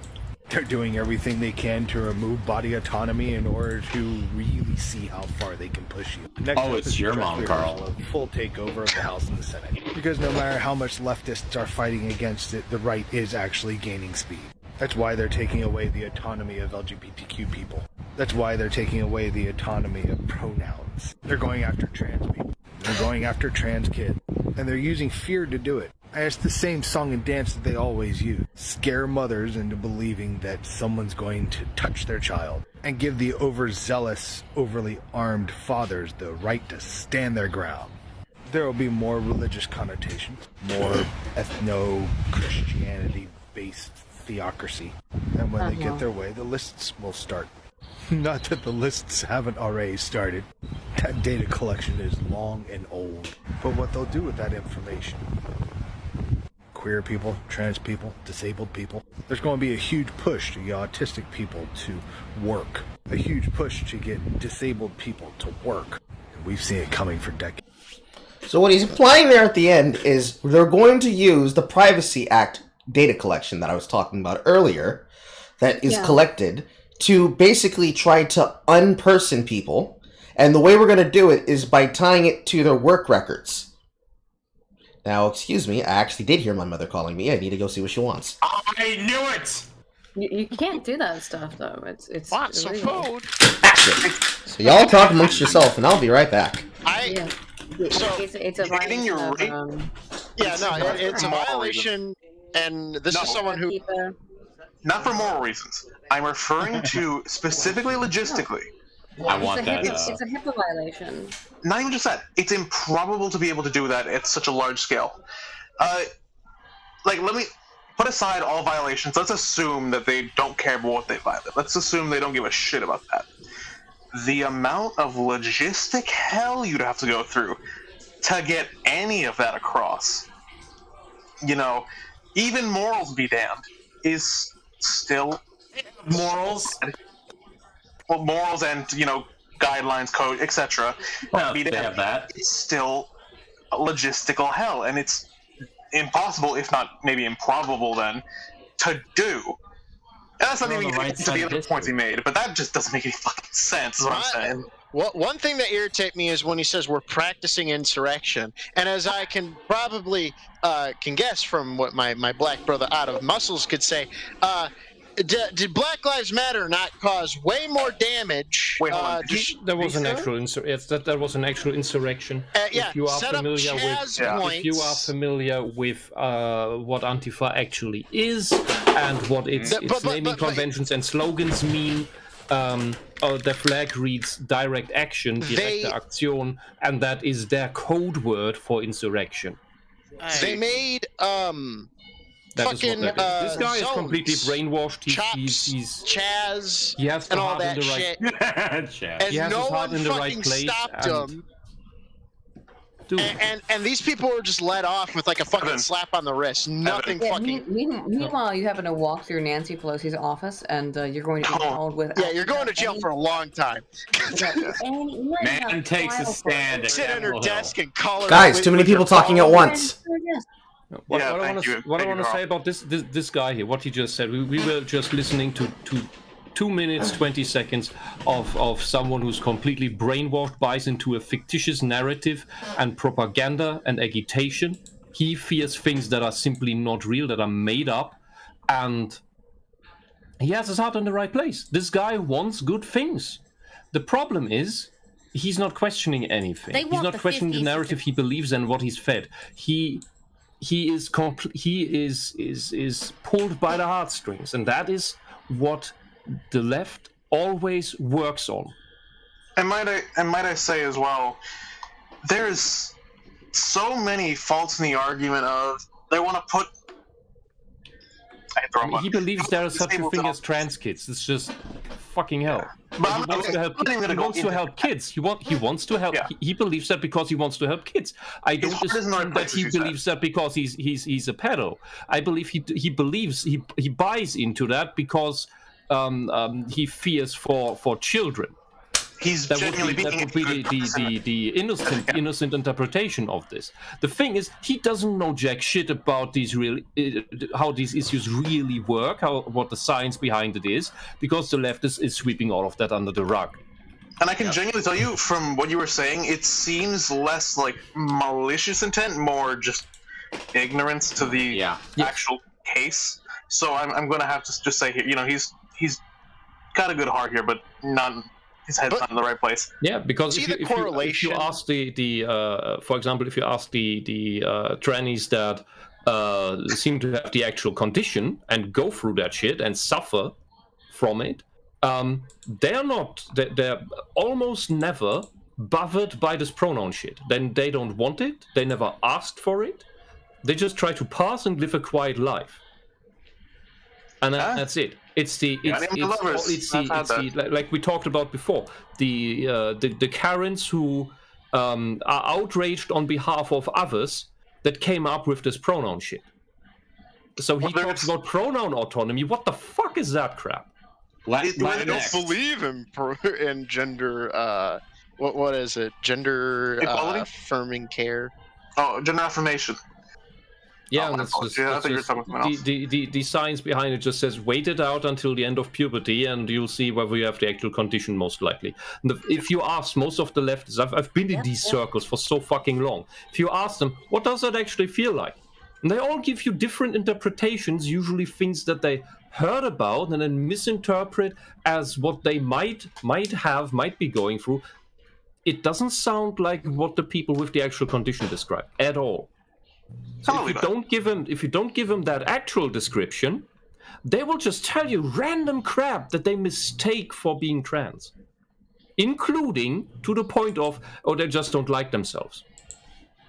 I don't feel like I fit in, and shit like that. Like, what the fuck? That's not trans. That's just you having some personal issue. Grooming these people into creatures. Yeah. I would like to just point out that I've also been in a lot of these circles. Less is in depth. What's up?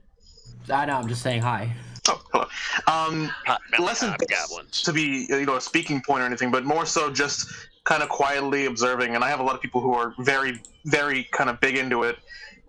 And I've just noticed it's more along the lines of they form their beliefs around something they've observed rather than something they've gone through.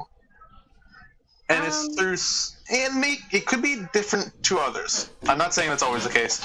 But just to the ones I've noticed, maybe the lower scale, not the. You find both. You find both, and you find both. Okay, good. And something that I talked about a little bit earlier, way earlier now, is that sometimes it can become difficult for the memory to, for the human mind to recall whether something happened to you or something happened to someone else, and it was particularly, to use the words of Christine Blasey Ford, indelible to the hippocampus, right? She was correct about that. That people can process certain information as being, that happened to me, even though it happened to someone else. It's almost I cannot wrap my head around that, honestly. It's like my brain sprung a leak. No, it's more on the lens of something is so ingrained in your memory that it bleeds into something else, that you believe it was you there. Yes. I mean, I've asked people this question, but this has happened to me, at least in that I've had years and years ago, not recently, but when I was a teenager and someone had told me a story and I was in college or even more recently, sometimes I'll start telling a story and I realize that's not something that happened to me. That's something that a friend told me 15 years ago, you know, and it was a really good story, so I like remembered it. But then in my own head, when I tried to recall the memory, it was as if I had been there, even though it was something I wasn't there for. And that is, I do know that there's data on that, so that's not a completely unique experience. But I don't know if you guys have experienced that. Yeah, I believe that phenomenon exists, but I have never had that with anything, and including my dreams. I will say that kind of reminds you of a situation back when I was like it's completely it's in a completely different compartment. By the way, the only stories are all funny stories. Like I don't have any like recollection of somebody else's like trauma or something. It's like, but someone has told a funny story, and I'm like, and then you go tell the funny story to somebody else. And after you tell it like once or twice, you start to like, think it's yours. Happened to me? Yeah, and you had your own. That's what I mean. I'll be right back. Usually the stories that do that tend to either be very harrowing or very entertaining. It's usually something that you can vividly recall that over time just kind of bleeds from what I'm gathering. Okay, I need to tell the story. This is a great story. Okay, so I was in a Catholic high school, okay? And every year they have the talk with the with the guy, you know, talking about abortion or pro-life or all that stuff, like you shouldn't do that, etc.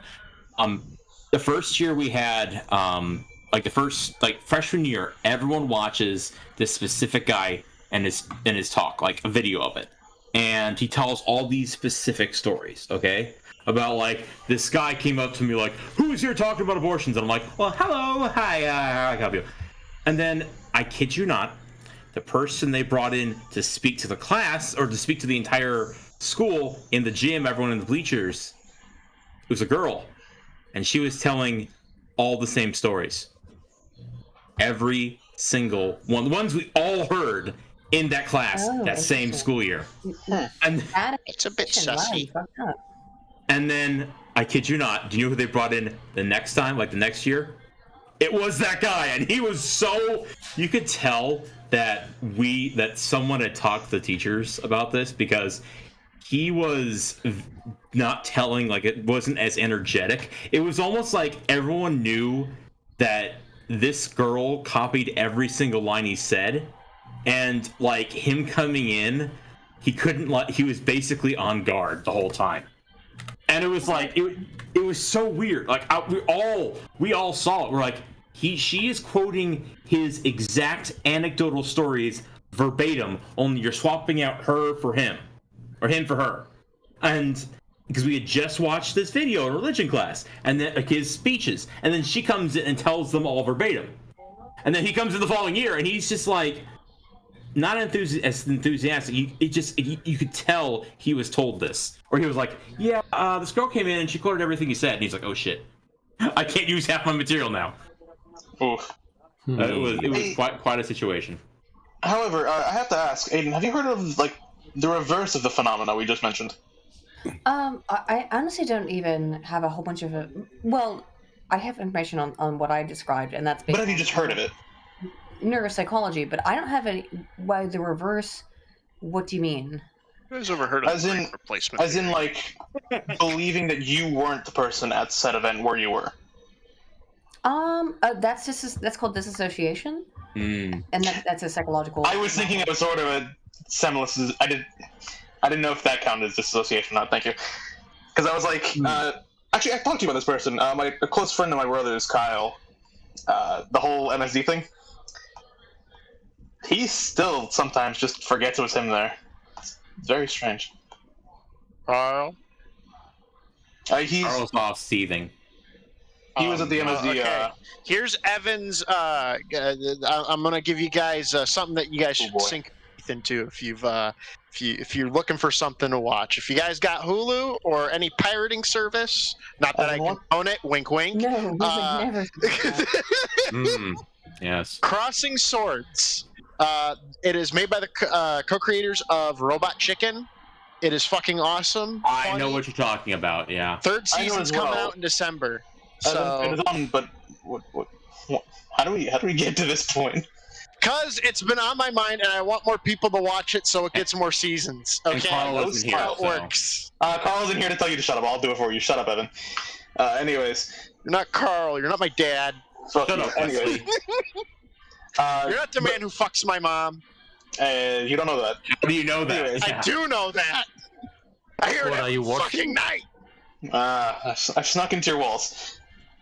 Just how do you know it wasn't me like shapeshifting like a skinwalker into Carl?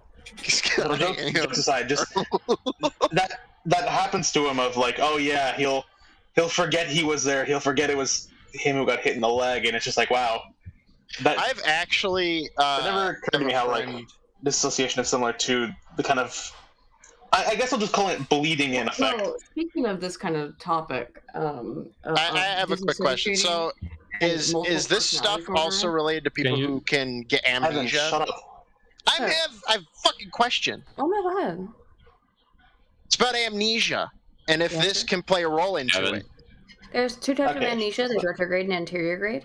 Retrograde means you forget the past. Anterior grade means you constantly forget ongoing information. This is because, as I said before, generally speaking, it's very simplistic, and I'm oversimplifying by stating this, but information is stored in different parts of the brain. We could use a kind of left-right brain dichotomy to describe it, but that's overly simplistic and reductive. But let's say, for example, that long-term memories are stored in the other hemisphere of the brain, and they actually are the other hemisphere. And for that reason, you need a lot of connective tissue between the two segments of the brain to be able to convert longitudinal memories into current thoughts. So if you have, like, let's say, anterior grade memory, which is present or current memory loss, that means this person won't be able to remember what you said to them like 5 minutes ago. It's not dementia, though. Anterior grade amnesia is different because it doesn't affect long-term memory. Retrograde amnesia only affects long-term memory. So if that is stored in the outer hemisphere, what is stored in the hippocampus? Semen. What? That cut off. Okay, so like, I'm joking. The hippocampus is a very large region of the brain, so a whole bunch of different processes are conducted there.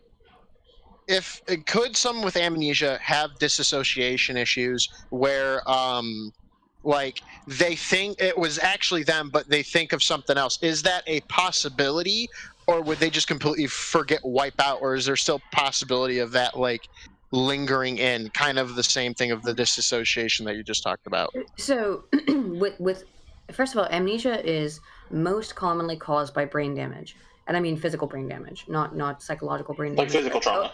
Yeah, you need to have beating someone with a rock.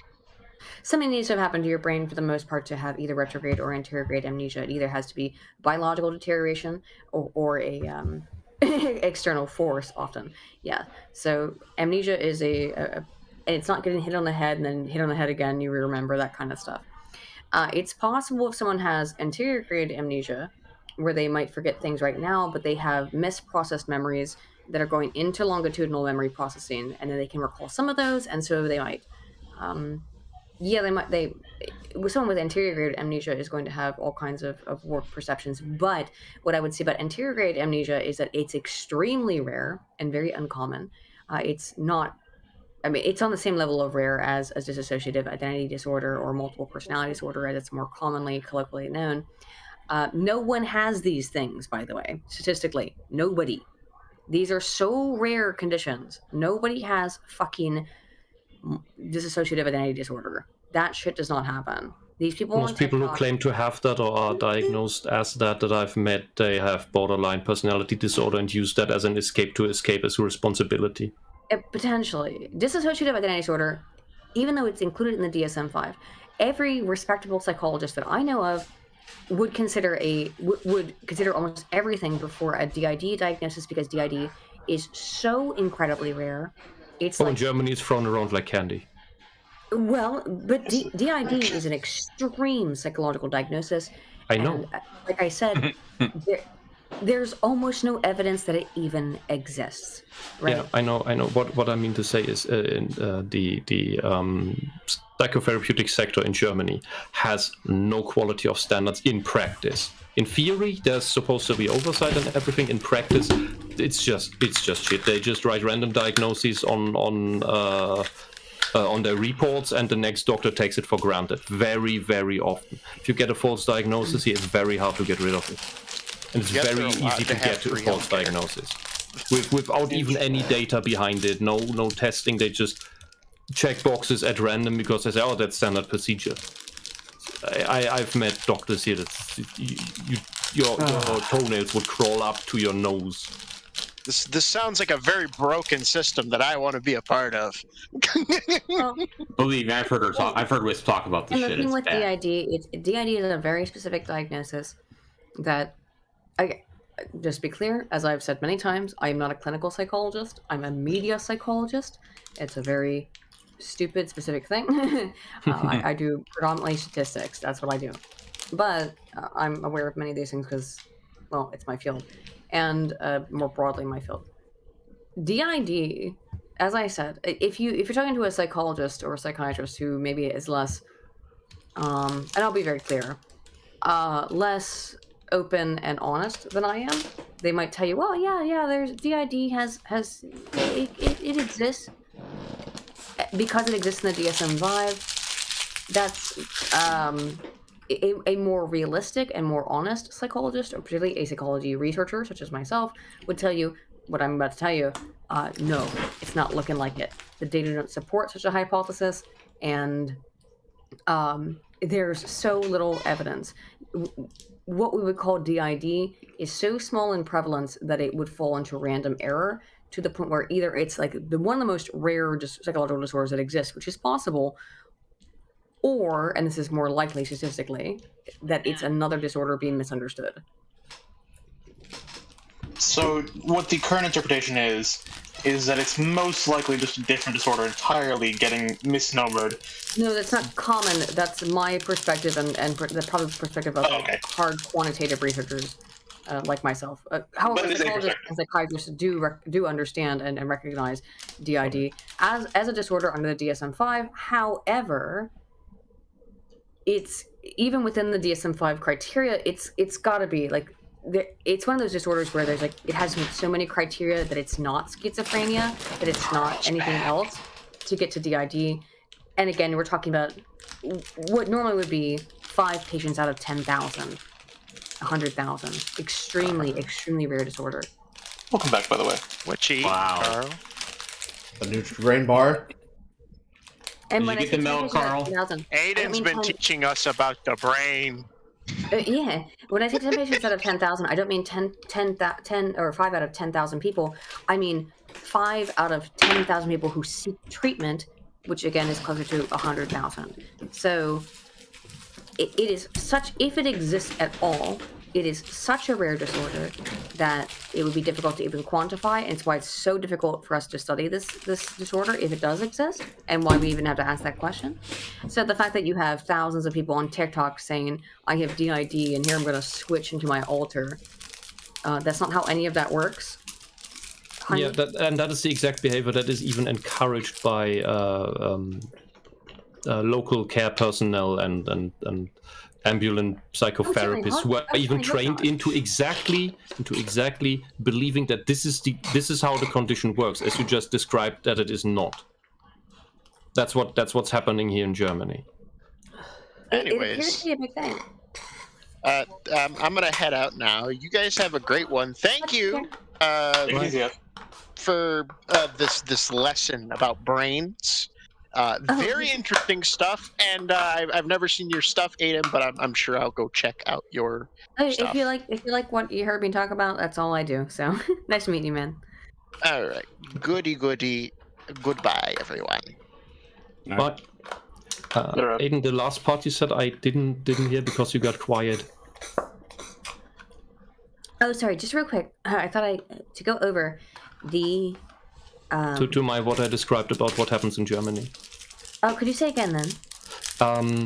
What the psychotherapists, ambulant therapists, and care personnel here, what they're taught is to encourage exactly what you just described as not DID behavior, but instead the Tumblr version of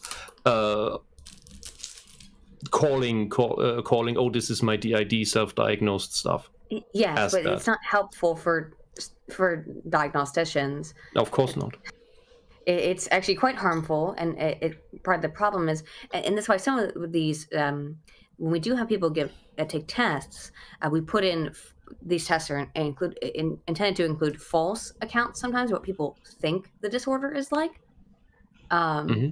And that's used as a metric of determining if someone is faking or if they're confused, essentially. Typically, it's going to be indicative of faking. But the DSM-5's criteria for a dissociative identity disorder is you have to have, I believe, what? I don't have the DSM in front of me here. You have to have, oh, how many? How many of these do you need?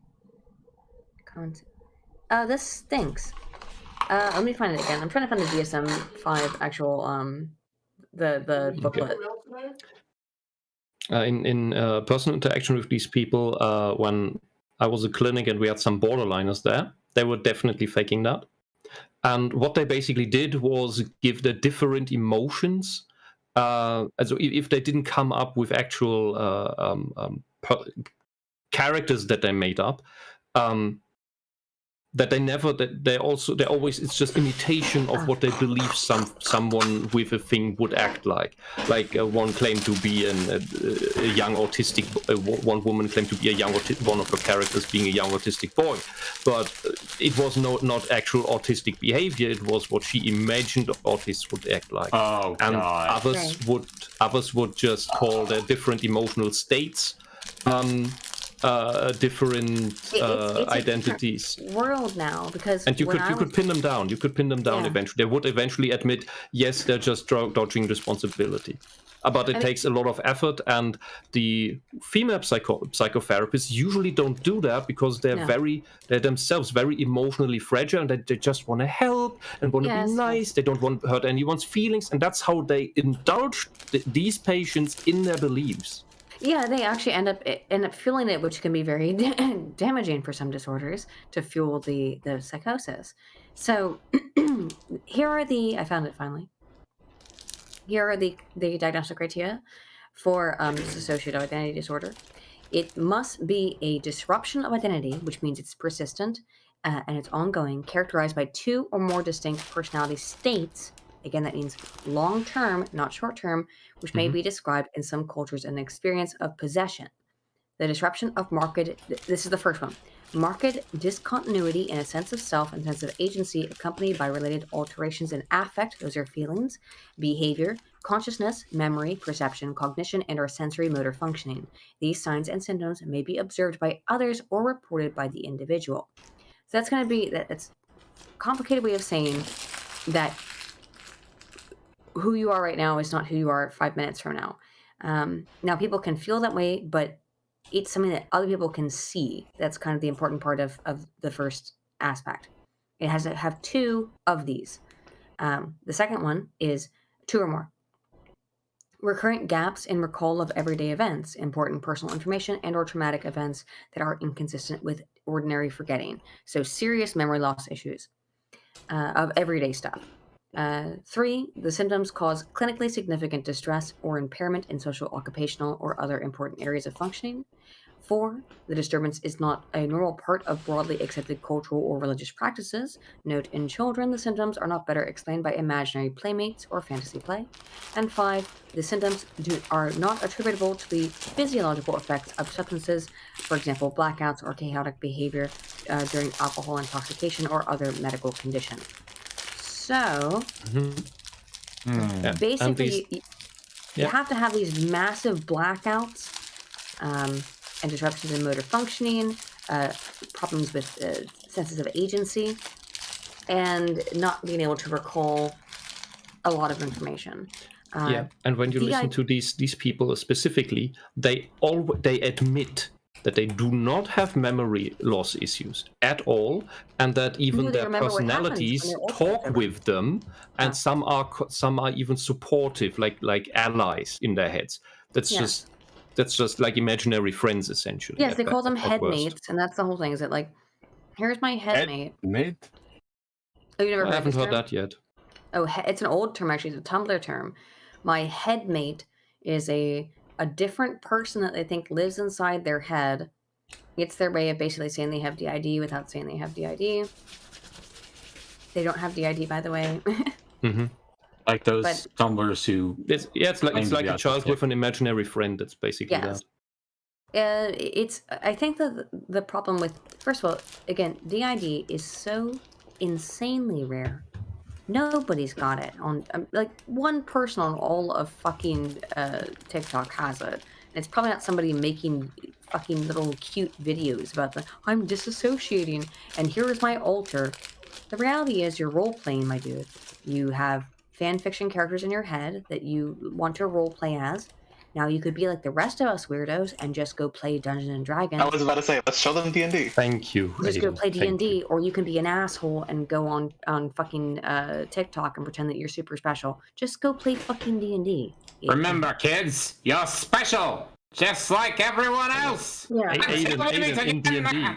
In D&D, we find it's usually also people in that general spectrum of mental issues that then falsely believe to be their characters, want to be referred to as their characters, and that, for me, seems to act exactly the same way as the otherkin furries are acting, where they believe to be their magical, made-up thing.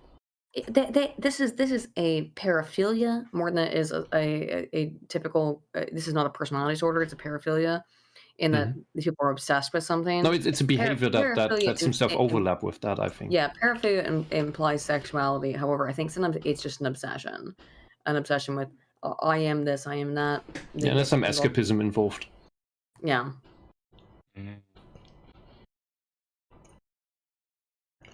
I'm sorry if I'm talking over you too much. It's getting late for me. I'm a bit exhausted. I like the fact that we're now in the content, and I've only shown one TikTok. I was able to eat a snack because I haven't eaten. I long and deep dick a fucking juice box, and nobody said anything. I ain't gonna say shit. Okay, if you want, I can just comment on the message there on that TikTok thing. I mean, technically, the left should be okay with just getting the 50s back, because that's when gay men were forced transitioned. Because they didn't fit the dreaded, as they call it now, the dreaded gender stereotype to a T. So which is what they're doing right now. If you don't behave like the absolute archetype, if you just divert by 0.0% of the dreaded thing that should not be, then you must be trans. You must take hormones. You must castrate yourself, or you will get depressed and suicidal and kill yourself. I will just say this as someone who's seen the egg culture go too far with I know probably Carl heard about it, but what do you mean I heard about it? I'm the one that told Poe to do his podcast.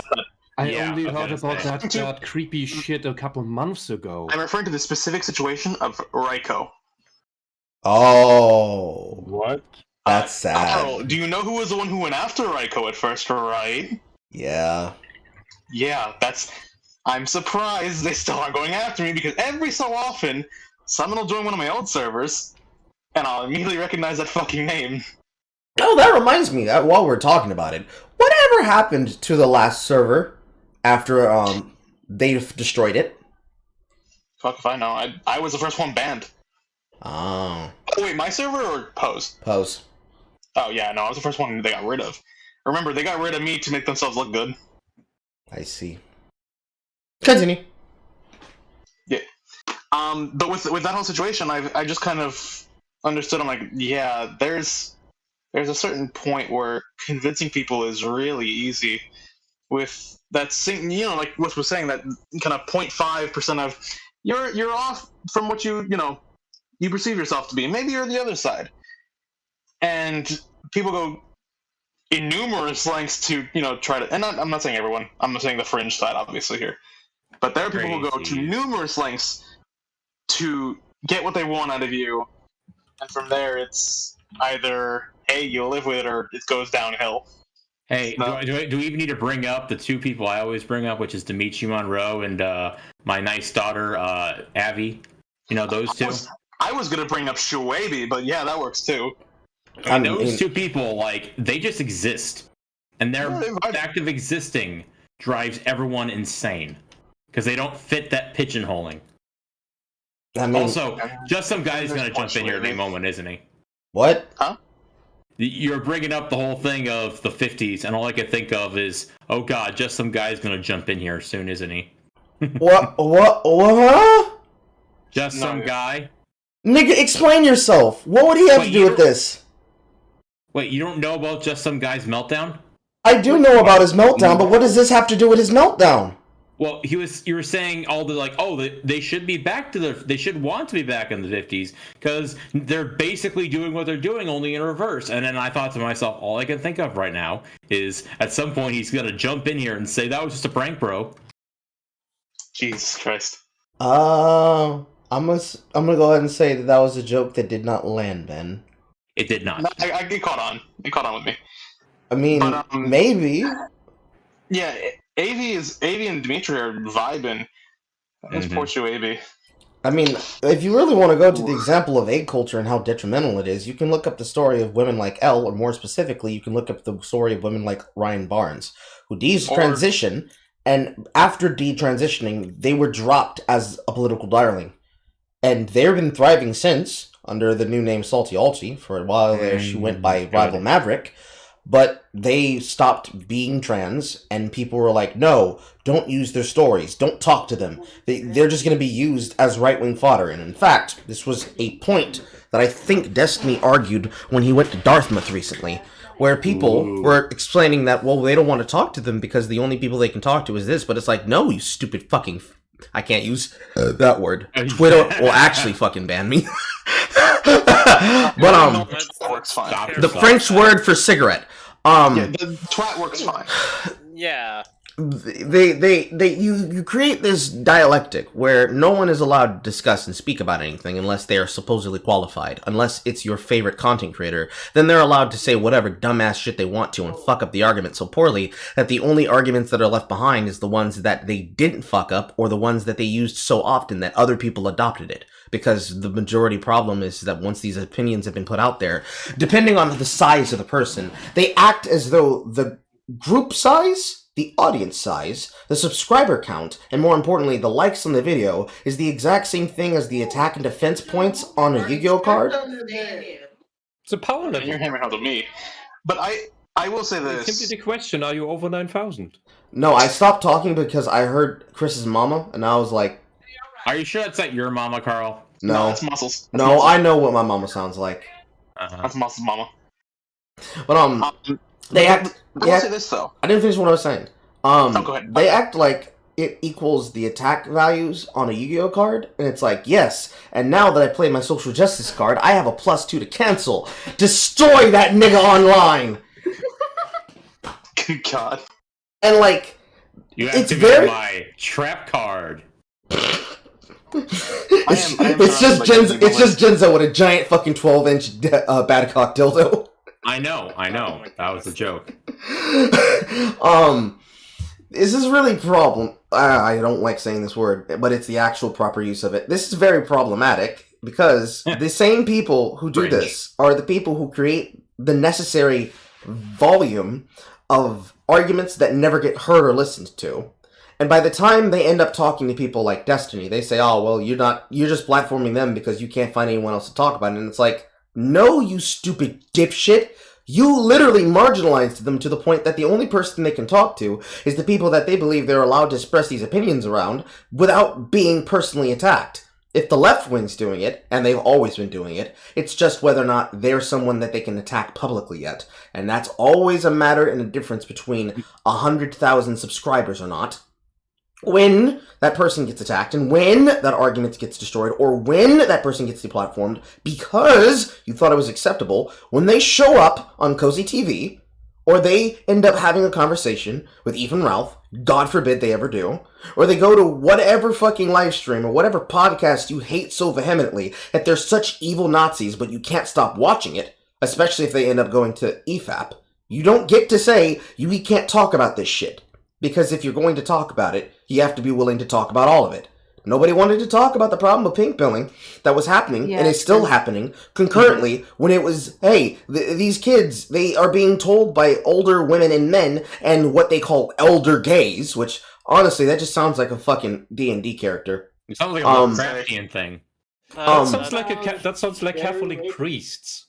Yeah. The elder gaze. The elder gaze. Well, I mean, no, I would refer to it as like. Literally sounds like a gay church. It's Cthulhu, the elder gaze. Like you can make a cult joke out of this so easily. Extremely. I mean, they are a cult. It's just that they don't have a proper organized dogma. Joke would be easier, but thanks to Jehovah's Witnesses. Why don't they just worship Jacques Satan or something like normal people? And on this in general, what people, especially outside Germany, don't know. In Germany we have worker folk songs with choruses like "Who betrayed us? Social Democrats." We have worker folk songs about that, and the workers are just one group that the socialists try to exploit. It's just the first group. And they never did anything helpful for them. Social systems were not invented by socialists. They just claimed that they did. They never have any system in how to sustain them. Like, just because you like having some social security system for the old, the disabled, the whatnot, fine, great, awesome. But the socialists never have a plan on how to actually run that, sustain that, because they're economically illiterate. Yes, so true. That's why they always resort to just printing money, because they think money's not real. And suddenly, while in environmental issues, they always yell, resources are limited, oh my god. But when it's about money, it's never limited. Throw money at the problem, make it go away. And the workers that's just the first big demographic that they try to exploit. And after they never brought them the revolution, they went on to other things like the women, the gays, now the trans, the black, the races. Ironically enough, yes. And I'd say for the gays that is also true, because pedophiles hid behind the actual sane, good, empathetic gays that are really just like normal people, but they're homosexual. But you have a lot of really depraved people in that scene, and the sane ones will tell you that. The problem is with them, it's the same issue as with the transitioners, for example, or with the trans people that you don't hear about, that just want to be left alone and don't cause any trouble.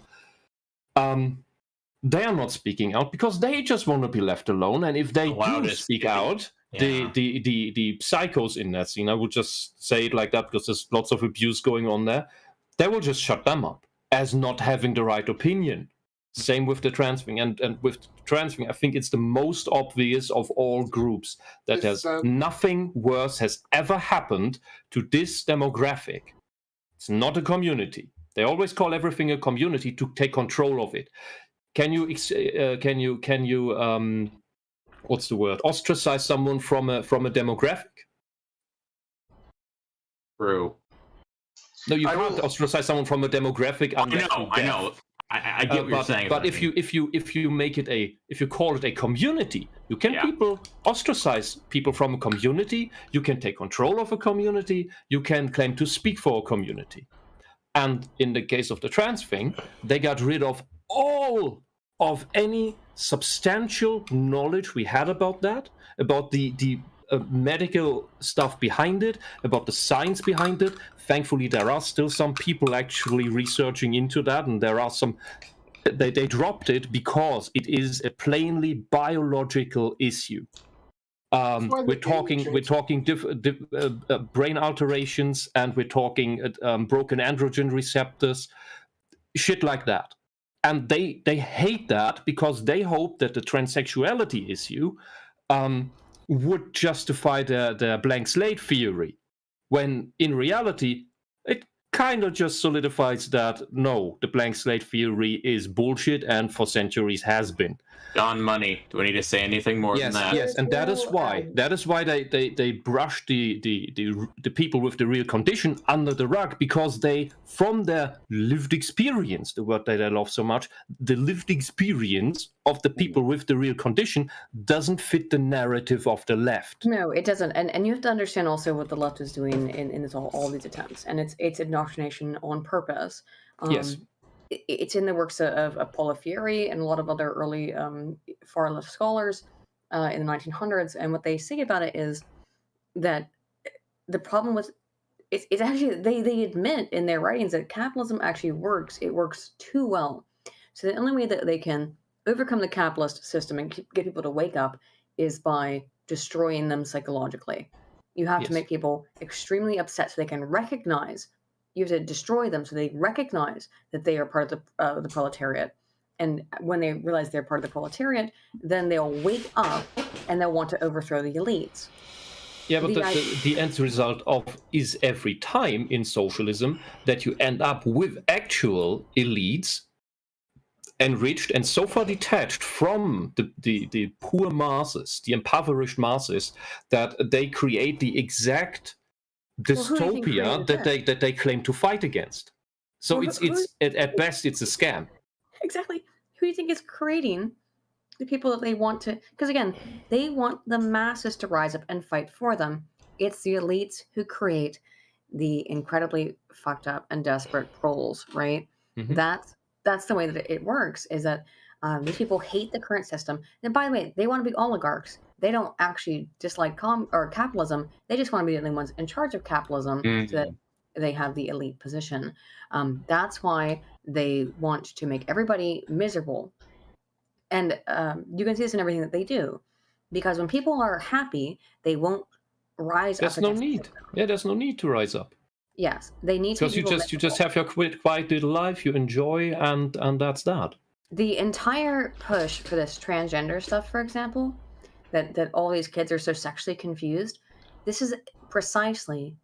It's written in the works of these people, including Paulo Freire and a whole bunch of other authors, that what they intend to do is confuse the youth, remove them from their parents so their parents can't help them feel less confused, and use sexual confusion, sexual and racial animosity in order to make people hate the system that they live in so that they become agitated and overthrow the system and institute communism, wherein the people who have written all these treatises will be the massive ultra elites, and then everyone else will live in squalor. That's the ultimate goal. What? Yes, and current German surveys among teenagers, and that is teenage. I think they count 16 to 25 even. Is 1/3 is mentally broken with at least depression or worse, up down to I think 10%, 4 to 10% with proclaimed suicidal ideation in some form. And as reasons, the three main reasons that the survey gave were now the Ukraine conflict, and the climate crisis, that the apocalypse is coming, and also new inflation. I'm actually shocked that it's as low as 4 to 6%. That's the suicidal ideation, but the depression scale goes up to 1/3 of youth. The problem is that's actually lower than the statistical average at this point. Really? Oh God. I think it's closer to about 45%. In America, at least, about half of the country says that they're depressed. Now, and that's report of depressed symptoms. That does not necessarily mean actual depression. Yes, actual depression is a different thing from depressed symptoms. Are you saying this is clinical depression? That it was 1/3 with clinical depression? No. It's reported, self-reported that they feel depressed. So that's not diagnosed depression, but they report depressive symptoms. That means very little, because depression is also kind of in vogue. So it doesn't mean much. I don't know. What was described was constant exhaustion, lack of sleep, generally dread, being in a constant sense of dread, essentially. Well, I think that's not necessarily indicative of clinical depression in the vast majority of the populace. However, they're essentially terrorized. They are terrorized. That is true. Young people in particular. I'm so glad that I got to grow up when I grew up, which was sort of at the precipice of when all this stuff started to go to shit. Same. So I have some understanding of new media and how to operate it and stuff like that. but at the same time, and even though I grew up, you know, I had my first computer when I was 3 years old, and I had access to the internet by the time I was 8. But all I used the internet for when I was 8 was, and I'll be honest about this, was to play Risk and Civ with my dad over the internet. Very base. And to look up like things about animals on the internet. Like just because I was 9, you know, you're 9 years old. I was like, I want to learn about tigers. I want to learn about lions, and I want to learn about wolves and things like that. Like I was interested in animals because what 9-year-old isn't, you know? I must admit, I was more of a Bible guy myself. I was the weird kid that was into Greek mythology, and the very reason why after the wall fell pushed my parents to make vacation outside of fucking Germany in Greece so that I could see the ruins. Like I wanted to see some old stones, for fuck's sake.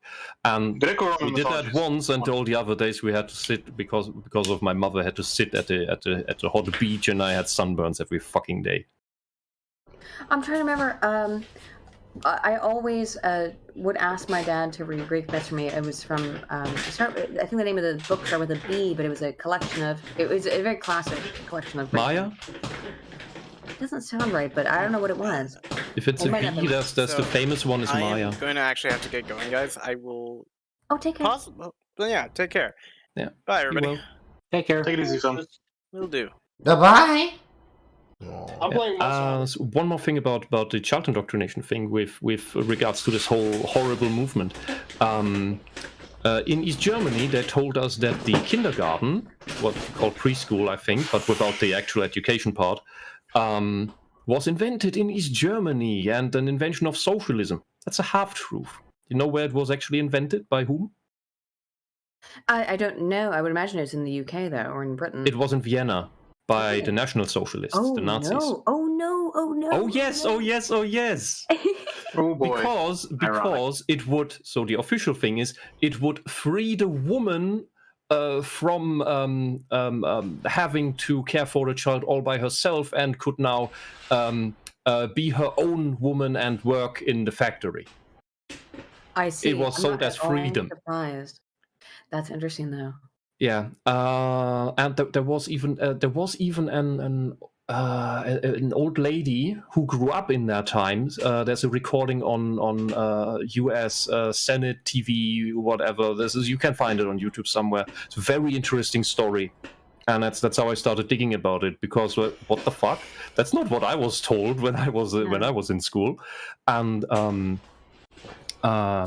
so in East Germany, it was basically so they tried the indoctrination part in that, but the people when I was in that, they were literally too retarded. I remember my group leader, woman caretaker, who had 30 little kids running about.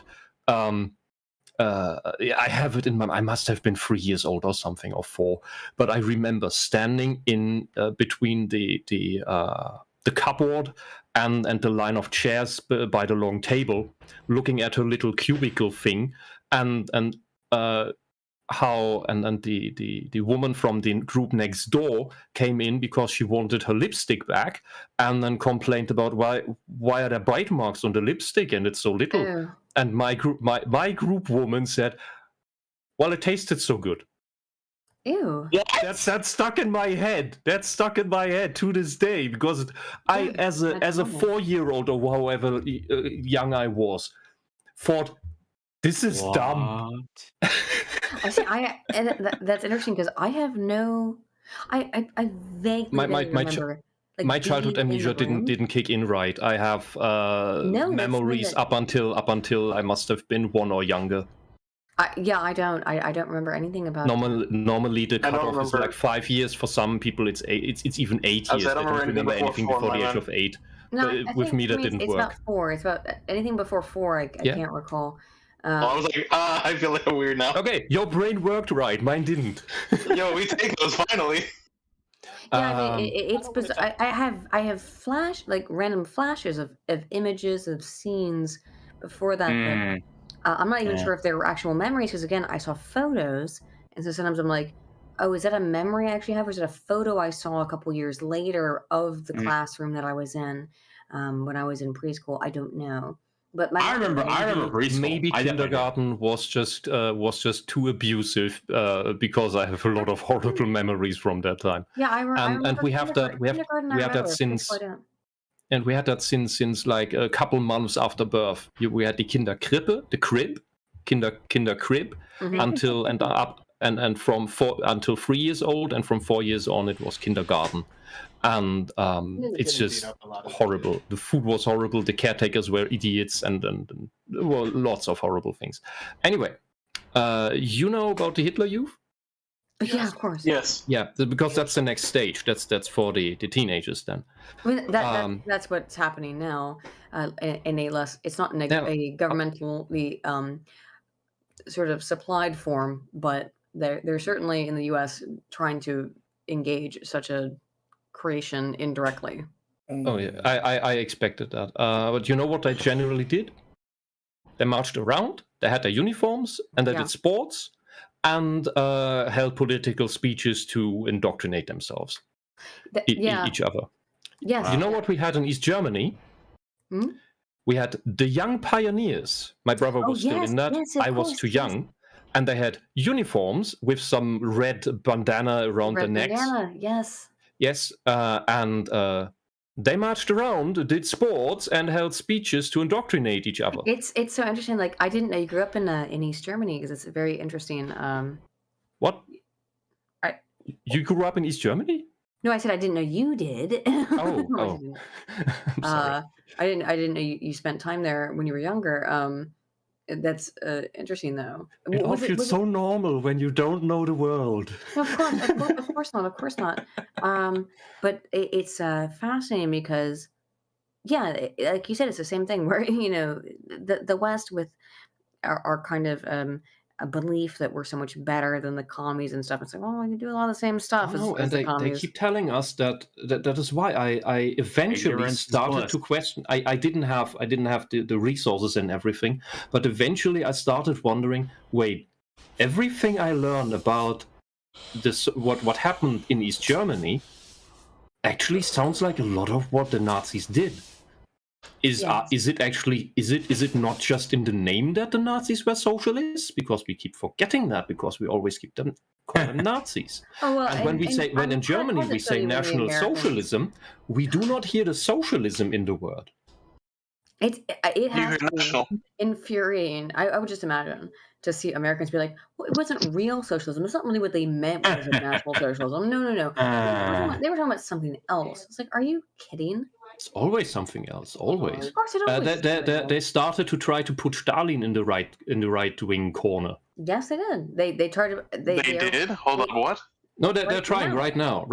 There's articles coming out for the past few years where the left is starting to try to put Stalin in the right wing corner and calls that not real socialism, because it was actually quite atrocious. Oh, hey.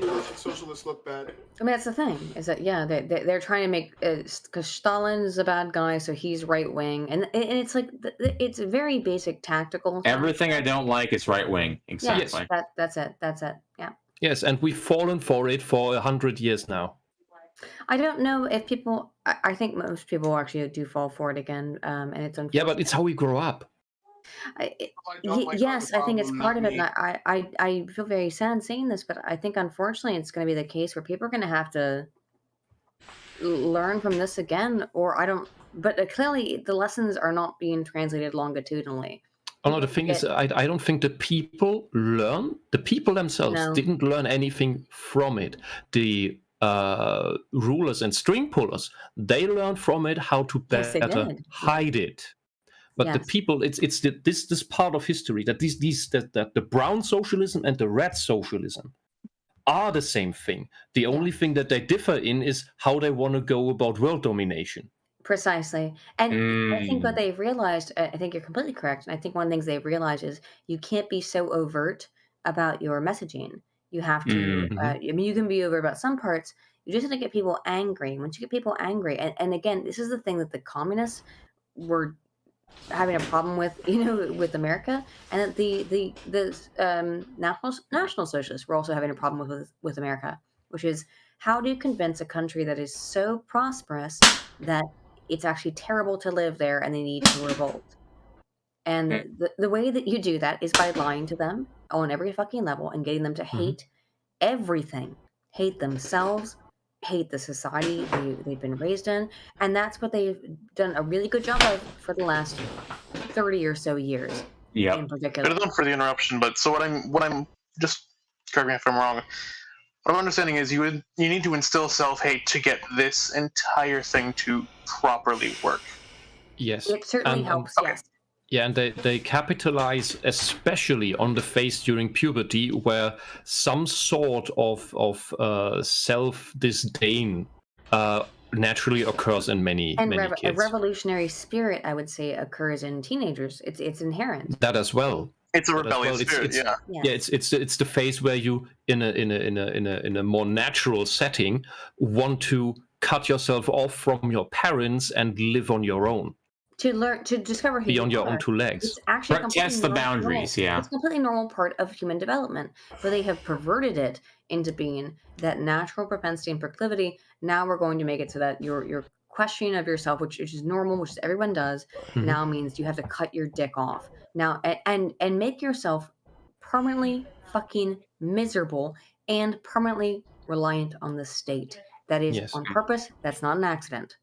Well, I can believe it. It's not just that. It's you need to cut your dick off so you can actually live as a real person, or you need to put a hole in yourself that will never heal so you can be a real person, or you need to fuck a lot of dicks and use the idea of consent to justify why you sell naked pictures of yourself in your dirty New York bathroom for the price of a hamburger on the internet, and then do all of that while sitting on a platform saying how it's so bad that the minorities are being abused, while you abuse those exact same minorities, but when you get caught doing it, you say, nah, it's different. That nigga's right wing. We can do whatever we want. Yeah, and that's why I boiled this down to the conclusion so far that on that I think that the common denominator that the left preys on, that the socialist ideology at large preys on, is emotional immaturity. Because when you're emotionally immature, you're still dependent, and that can so you have example, Oedipal parents will very likely create a ever dependent child. That would be the standard understanding of that. And what happens if eventually the parents die, the child is 50 years old, the parents are gone, child doesn't know what to do at all by him or herself. It's just a lost person, completely deprived of actual development, of ever having developed any agency. And if we look at keeping this state of emotional immaturity going by, okay, you're gone from your parents, what can substitute the Oedipal parent? That can be a cult. You can find it in religion, in at worst in some corrupt version of a sky daddy that will do everything. You just need to pray enough, then you get your wish fulfillment. Or you get the state, which can also be the substitute for an Oedipal parent, because the state provides, the state decides, the state tells you what to do, and will make sure that as long as you do everything the state tells you, you get every resource that you need. Precisely. And the culmination of that is in North Korea, to which East Germany was basically the light version of that. Where the state even decides for you what your favorite color is. Guess which? Red. Yes. Oh, is it red? No, red. It's red. It's red. Because it's the color of the revolution. It's always red. Blue is a calming color. There's research on this. Because red is the yes, most yes, but North Korea has decreed by state that the favorite color of everyone is red. Again, red is a color that makes people more aggressive. There's, again, data on that. blue calms people down. So interesting that they would choose red. That probably is not on accident, right? Yes. But they I'd rather think that it's just because it has always been the communist color, and therefore not because they're actually smart. While communists are very, very sinister people, they're also usually not the smartest. The really smart ones are rare. Mm-hmm. I can believe it. And I'm just doing internet important. Consistency in those things, in the quasi-religious parts, is more important to them than things like, oh, let's rather choose the calming color. And that's probably also something that was proven rather late. North Korea, I think, is just a giant psychological experiment that is deemed to keep continuing by China. That's how it looks to me. Like, how far can you bring people? What was the name? Yeonmi Park. She's been touring around several of the interview channels for a year or two now. And she's a dissident from North Korea, and she even told I when I first heard her, I think it was on Valuetainment, when she told that North Korea even like when we hear these newspeak games, because that's all this redefinition of words is that they do. And we just shake our heads and think these people are insane. In North Korea, they went so far as to redefine the word love. While the old generation still understands it as it naturally was, the new generation, the kids, are taught that love is something that you can only have for the dear leader. I know. Oh, by the way, I'm getting really tired, so I'm gonna head to sleep. I'll take a Probably. Oh, sorry. Not This is alone a on that. fascinating conversation. Thanks for having me on, by the way. But I'm gonna head out. I'm getting real tired. I'm sorry. Care. Have a good time. Carl blacked out. No, I didn't. I was sitting here listening to you all talk about this. We've only gone through one TikTok, and we have a very long thread to get into. Yeah. Let's go. I'm sorry, Carl. I burned Aydin. Yes, you did! 3 hours. No! 5! Risa. No, 5. No, you're both wrong. You're 6 now. No, it's been 6 hours into the stream. We literally spent almost 5 hours having to resolve toss-away conversations that went on way too long. I am so proud of myself. You should be ashamed of yourself. No, I'm proud. No, this is the reason why we had to get another host. This is why we don't have nice things. Yes! Yes! You are! No. If you're looking for Carl, if you're looking So, wait, hold on, Carl, I have a question. Who is the me of this stream? Who is the you of this stream? You know what I'm referring to. The Tard Wrangler? Yes. There is no Tard Wrangler. I'm the Tard Wrangler. That explains a lot.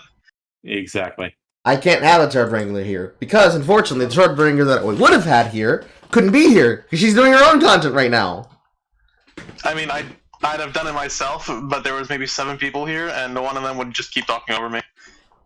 Well, I am responsible for not putting my foot down, because I want people to have the ability to have freedom, and know that when it's time to be serious. But unfortunately, I have to be a dictator to you motherfuckers. All that kills people. If it's of any consolation, I said at least 3 or 4 times for Evan to shut the fuck up. Hey, I told Evan myself to do that, and we all know why. Oh, I remember when you were gone. Good. Carl, that very anti-authoritarian behavior is exactly what breeds the emotional immature dicking around of ever eternal children. I mean, Carl, listen, if you need a co-host or a shit poster, I got you, bro. Well, it's not that we need a co-host for this. That's my job, damn it. Well, no, it is now yours and someone else's job. I know. You couldn't do it for yourself, so now we have to do it to you harder. You're the Poe of this relationship. Carl, I would usually just sit back there and let you ramble. I was joking earlier on Mike when you were basically overwhelmed with everyone else talking. I wasn't overwhelmed. I simply wanted you all to just listen. But you just wanna. Yes, and I usually listen. See, it's comical because when I eventually snap, nobody can say we don't know why you did it. It's like no, we know why you did it. We know why you did it, and I was having fun poking it. I've been though. I've been rather quiet as best as I can, save for a couple of just jump-ins when I thought there was a clear time and misread. I mean, PA just got here. Also, hi, PA. That is true. Also, Halia. You're lucky. You got here once the content actually started. All right. Yeah, I was expecting to be in near the end, but apparently we just started. Well, it's not so much that we just started, it's that it took so long to finish conversations. Because these niggas kept adding more conversations. I also blame Wisp, because every single time Wisp brought in another bit of information, while informative, you tired out my guest. I'll be honest, I had so much fun quoting Oni Plays memes with Aydin. That was the highlight of my night. And genuinely, listening to Wisp and Aydin talk was very interesting. Oh yeah, it was. Seriously, that was a lot of fun. I learned so much tonight. Okay, mixed reviews. Okay. Take note. I mean, I'll be honest, this was a fun night. I spent a good chunk of my my shift just talking shit and such and on my job when I was You love to hear it. Also, I had fun. To just read through the comments here, because there are some that I might have glad missed. they made it in time for this. That I may have missed for some people. There was a shout out that we had that I didn't get to read in the middle of everything happening. Let's try to scroll up here and see if I can find it. Yeah, Carl, why didn't you read it? Here, because you guys were talking too much. Hi, Carl. Peter North here, old adult film star. We love the show, guys. Thanks, and keep your feet up. Yeah, Carl. Do a filthy Frank with the guns drawn and everything. I only have one toy gun. I'm sorry. I've got to go. I'll talk to you guys. Finger guns? It was good being here. No. Yeah, fun times. No, fun times. just one toy gun. Except Carl. Because realistically, every time you guys were mentioning what happened in Germany with politics, I'm like, y'all niggas are just describing political Twitch. You really are. It's weird, isn't it? I think that was part of the fun of it, though. Well, guys. Take it easy, Moss. Goodbye, Chris. Because, like, the problem with all of this shit is that all of this is already happening on Twitch. And I say political Twitch, but I should also define that. Because not enough people actually define the problem. Because when we say political Twitch, they think that we mean, oh, you mean the Debate Me Bros. No. There are 3 versions of Twitch. There is the Twitch that is used by actual normies. So, the gamer side of Twitch. Then you have what we call live stream fails, the LFSF section of Twitch. This is where your ape gangs are. This is where your Greek God X is. This is where you can find your XQCs. This is where you find your Pokemains. It's where you find the majority of the people that could be considered the top 1% of the platform. Cokefield rants. Well, it's not just Cokefield rants. It's literally anything that could potentially trend on the internet. It's I know. where I like Invader V's. I said that to my brother. I had him listen to part of it, and even his autistic ass is like, turn this shit off. It's like, it's the shit that you expect and hope would go viral, because when this goes viral, it increases the eventual reach and base. And we all know the infinite money glitch: create controversy, get banned for controversy, get unbanned within 2 days' time, take a break from controversy, come back and stream to bigger audience because of controversy. Infinite money glitch to grow audience until you're the head of organizations and shit. But it's really just fleecing people out of their money. And then you get to the, we want to do better things, guys. We have to talk about things and deliberate on the issue for literally years and months and streams and weeks and topics and debates on end while nothing gets done. But you see, the 2 sides that interact the most is the political live stream fail side and the never-ending eternal debate side. The people on the eternal debate side don't do shit, won't do shit, ain't shit, never gonna be shit. Which is the reason why they get mad that they don't get people to sign on to their pseudo-activist mantra to rally against the idea of bedtime. But they'll get their favorite information from those content creators. Context creators.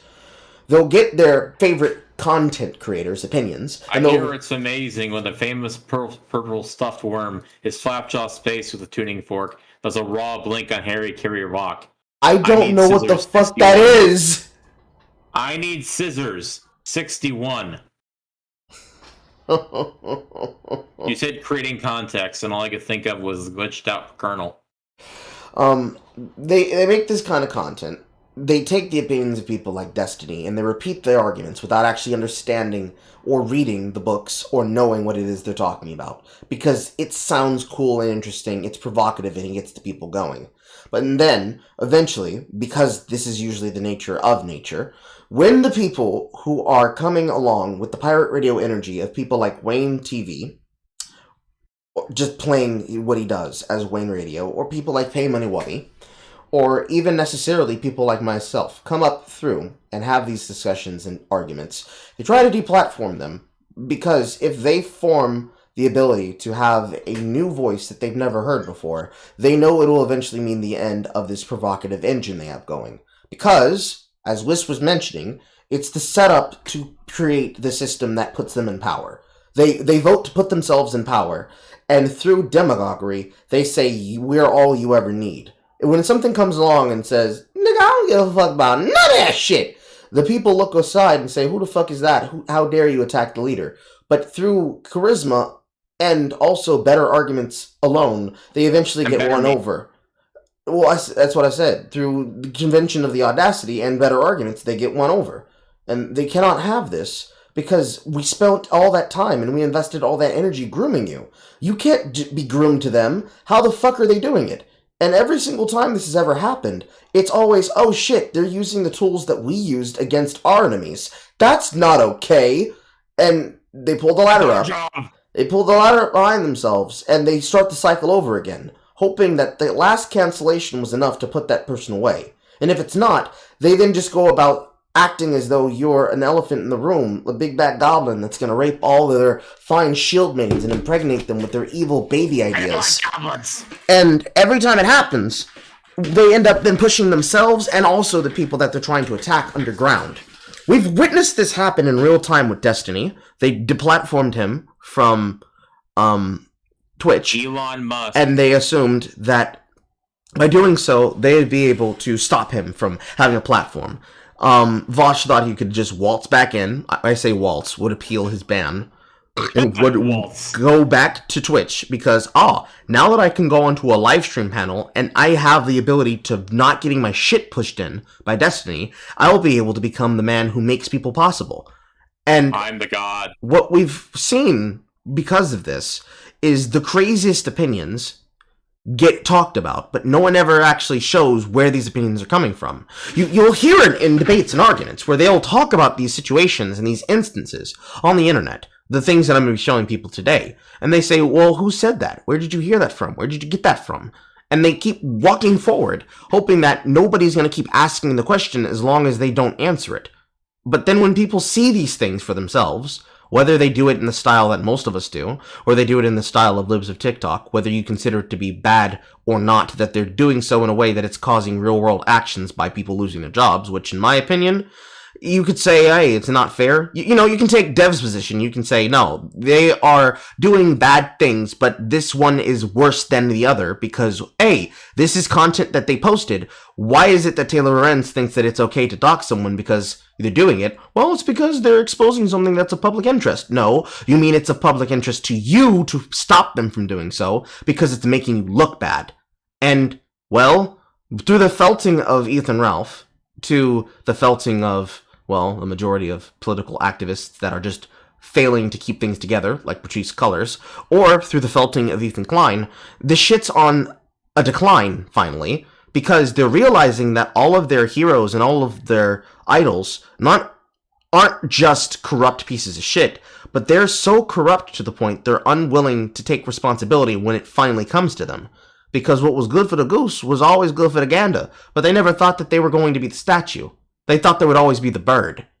Because some days you're the bird, and you shit on the statue, and some days you're the statue, and you get shit on by other birds. And yet people don't move forward as though this shit's going to catch up to them. And when it does, usually the person who's the bird is niggas like me. And when that happens, they say, oh, this is so bad. It's horrible. We have to control this. And unfortunately, what ends up happening is that because the people who are talking about the issues or defining the problems are the same people who have created the broken system in the first place, you end up with this dumbass bullshit that you've had on Twitter for the longest time, where niggas can't talk about real issues because you have people who are sympathetic, if not outright a part of the revolution, controlling the levers of power in such a way that you are only ever able to hear the side that's winning, because when you're on a over 100-year death march to the climactic end of civilization, you can't let anything stop that engine. It's got to keep going. You have to feed it more. So if you destroy a minority's life, it doesn't matter. They weren't important. Fuck them. They were chuds. When you destroy your enemy and your political rival's life, good. They deserve to suffer. That kind of person won't exist here in our regime. And when you destroy the innocent bystander, you say, oh, well, that was just a matter of casualties. Like, you shouldn't be blaming me for doing the bad action that led to the causation of this outcome. You should be blaming the police officer that had to deal with it. You should be blaming the politician that had to do it. You should be blaming the lawmaker that decided on whether or not this was considered to be constitutional or not in the appellate court. But when we're doing it and we're rubber stamping these ideals from the idea of our kangaroo courts, that's fine. That's cool. That's based. Until eventually they get usurped and they get backstabbed the way they backstabbed others. And then it's all washed downhill from there. Reap what you sow. And also, I have to ask, Carl, do you think when it comes specifically to like people like Ethan Klein, do you think maybe iDubbbz was kind of the canary in the coal mine when it comes to all this? You know what I mean? Sometimes, you know what I mean, asking about. Like, Ethan Klein isn't any better than Ian, and Ian's problem is the same problem as Scooch. Realistically, they're the same nigga, but worse. Well, what I mean by that is, if I may, what I mean by that is this, is that, you know, you have, like, you said, like, people are realizing, oh, shit, when it's thrown in there, when they're the ones being the statue and getting shit on, they can't handle it. I'm just like, when you describe that, I'm thinking to myself, that's like when Ethan got all his sponsors blocked by his fans because he didn't care about, quote, being transphobic. And then you have, that was almost like identical to the situation with iDubbbz when all of a sudden it was turned around on him and suddenly he can't take what he dished out. I'm just saying it's a pattern, and I'm wondering, like, if they heeded iDubbbz's advice, which they never would have, that kind of thing. The problem is that the people who are creating the rule system and then also petitioning the people who made the rule system are the people who are proving that the rule is the rule. They're not exceptions. They are just multiple case examples of the implementation of how to abuse the rule. So instead of thinking of it as there's always going to be exceptions, but the majority of people will prove the rule, you need to look at it as a dictionary entry, a literal urban dictionary entry. And every single case example that you could find under social justice, you don't find a definition of an example, you find an application sentence of the example.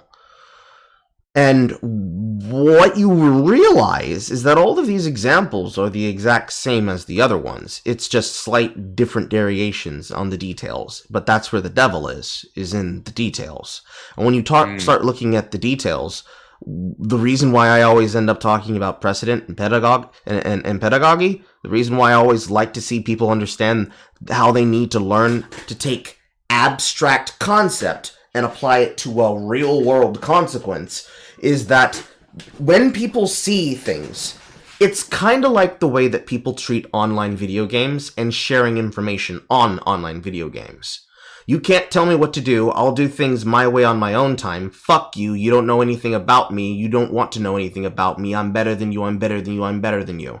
Immediately hit in the face by, what? You changed it? No! I was told in the instruction manual of how to be a piece of shit that this was always going to work 100% guaranteed. Think of it less like an instruction manual or a booklet or a study graph or a cram session guide, and think of it more like, unironically so, like a Path of Building video to describe how to put together a build in something like Path of Exile. This is how the build works. This is how you do this thing. When you get this will never be a problem for you after you are able to manage this. It's tiny little micromanaged adjustments to society and how to socially engineer a person. But they always forget the X factor is that these are fucking human beings. They're not good little worker drones that have been indoctrinated. And when this hits the face of the normal modern consuming public, what usually ends up happening is that people will see it, they will hear it, they will internalize it, they will digest it, and then they will regurgitate it and throw it back at you, because nigga, this is ass! And when they hear, nigga, this is ass! What they think they're hearing is, oh no, the right-wingers are here. And when the rightoids, just like leftoids do it, they say, oh my god, the left wing is here. But in reality, it's people that have either been able to finally hear what they've never been hearing, or normal people coming along some really cursed bullshit and reacting appropriately to the very wild behavior that they're seeing. And then, when it gets filtered down to the legacy media, when it gets filtered down to the boomer, rather than the online journalist who is stealing the information headline tweets from the 23-follower account that was just doxed by Taylor Lorenz because the Vegeta profile picture said her titty sag, you end up with this, you end up with the dialectic that we have now, which is demagogues like Vosh, demagogues like Ian Kuczynski, end up having to try to create new identities to escape the problematic behavior that they did when they were small. Because it's always going back to big bank, take little bank. That's probably the most common thing that I've learned within all the years of witnessing what people did before I finally decided to technically throw my hand. Really, I say, took my hand and threw my hat in. It's more like I was forced in by my doxing to be a public figure. From Vosh's identity... hold on. Yes. I'd hate to break your role here, but congratulations on punching 6 hours now. I mean, we're in the content now. We're doing what we're supposed to do. No, I'm just, you know. I know. You have cases like Vosh's change from Irish laddie 342, I'm going to be king of RedTube, you fucks. None of you will talk back to me like this. To, hey, listen, bro, I ain't fucked that girl inside of Destiny's Discord. What you talking about? To, come on, guys, horse cock is best cock. To, guys, what the fuck? What do you mean? Stop shitting on Shoe Head. I'm fucking that now. To, listen, you guys just need to accept that women want to fuck me. And you being jealous of women wanting to fuck me is why you don't have a girlfriend. Let me fuck your girlfriend. All of these examples of shit like this and other wild behavior in the internet sphere, and all the wild felting that happens when people get exposed for it, it is a part of the nature of the beast. And the only way to correct this problem isn't through politics. You can try it with politics, but what's going to happen is that it's going to ping pong between the two sides eternally. At the bureaucratic level, it will never be solved, because it can't be solved. It makes too much fucking money.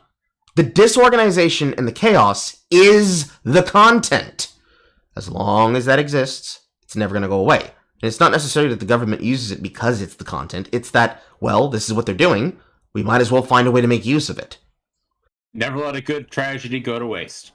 And since both sides have become accustomed to following suit with whatever the other is doing, to try to, tap into those dollars that they're missing, the left wing and the right wing will always keep the pendulum swinging back between each other. But it is high time that, realistically, instead of having corrupt people who will say the words but don't mean what they say, you will have a generation of youths that will have been tricked into following the ideals, but they'll be like, no, nigga, the time is now!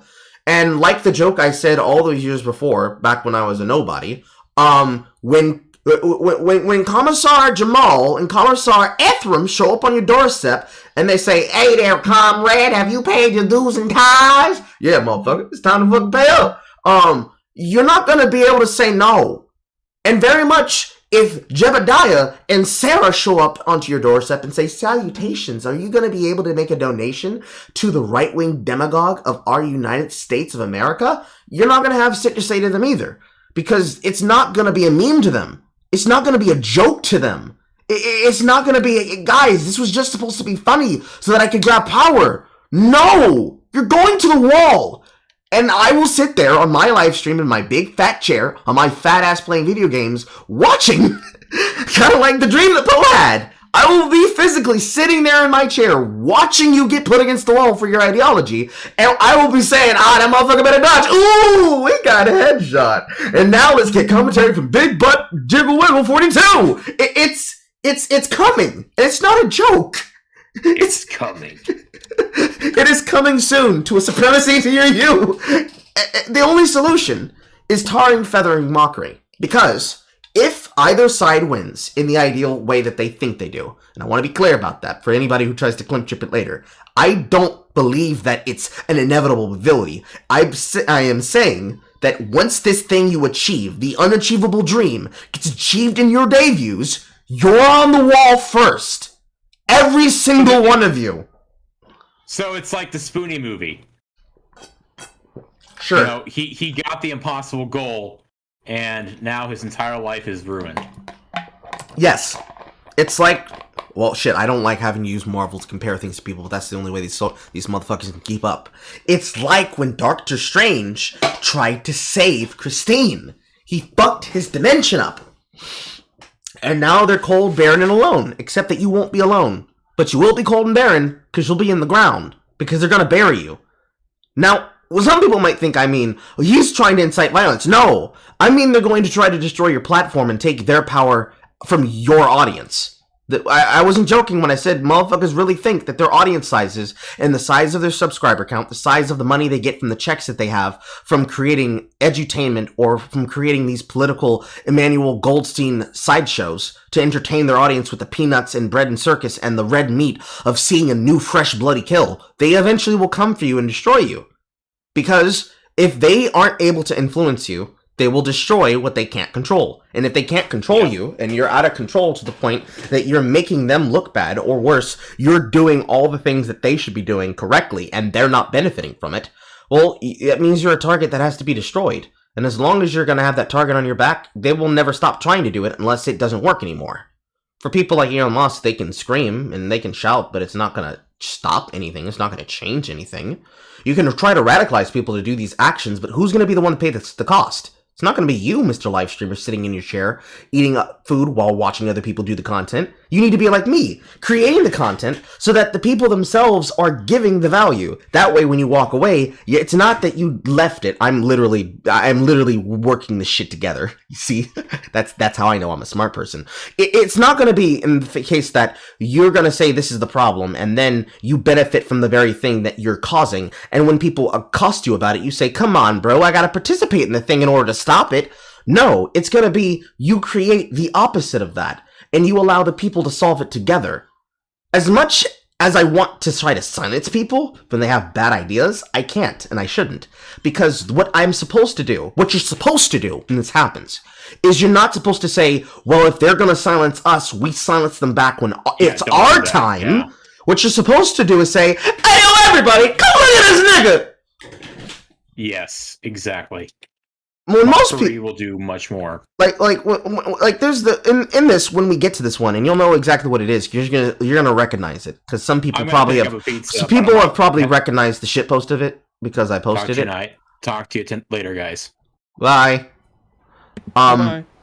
You're gonna notice it when you see it because it's very noticeable. When we get to that thing, what's supposed to happen is you're not supposed to say, "Hey, yo, everybody, come look at this nigga," and then say, "Boo this nigga!" On demand, it's supposed to be, "Hey, everybody, come see this bullshit this guy's talking about." And then by hearing it and having it seen in public and then being challenged about by everybody else, you're supposed to basically gish gallop them into the position that they have to then abandon it because, man, this shit ain't working. And you're supposed to record it the entire time. I've talked about this on Twitter before with other mutuals, but you have to bully them into changing their opinion, but not the way that Vosh would do it. You're not supposed to bully people into changing their opinion by politically harassing them with your audience size. You have to bully them into changing their opinion by deciding that they want to be a part of society. It's very simple to do. You don't cut them out of society. You don't stop them from getting jobs. You don't do anything. You just do everything else to socially ostracize them. Which sounds like it's the opposite of what I'm saying, but that's the beauty of it. You don't take the rights away. You don't take their lives away. You don't take their money away. You just simply, every single time you have a clip from SinglePlayerCarl, you can have Liquid Carl right next to Carl. And you can even have them interact and debate each other. But when Liquid Carl says, nah, I can't talk to this motherfucker. He's too wild. You keep rolling the camera when they think they're tuning it out. You go live to the footage and coverage, and you show up in the middle of his house, and you keep showing him the shit. You push it into their face, and you do not allow them to turn it off.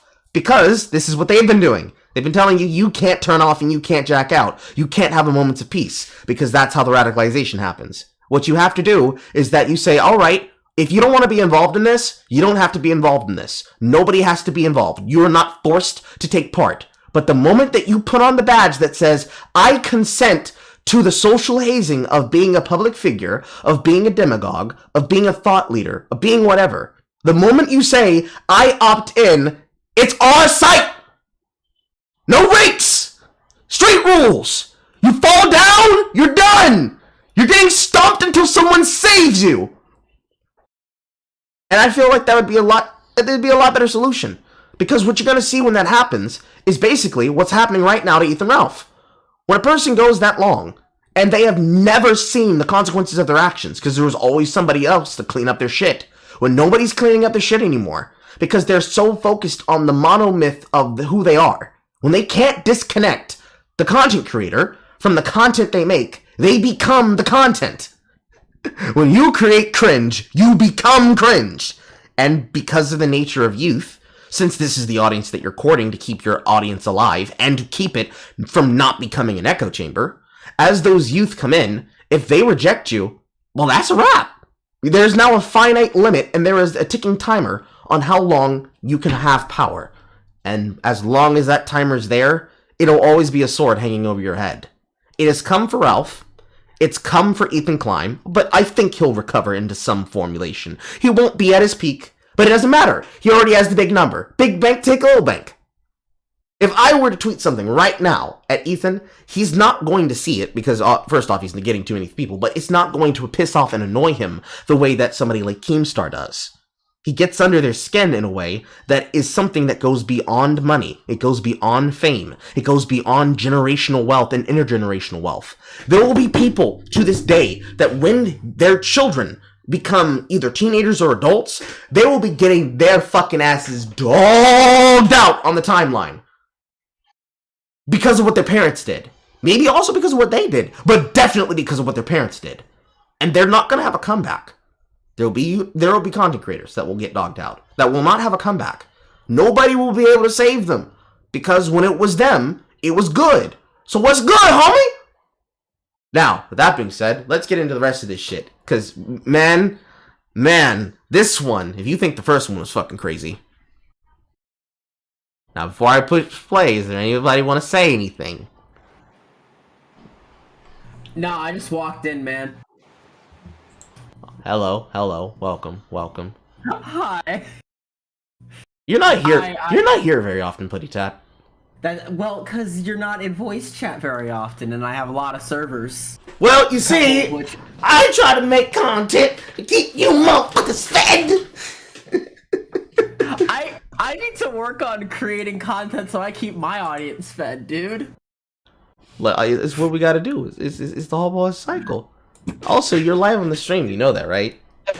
Oh shit, I am? Yes. Hi, everybody. Hi.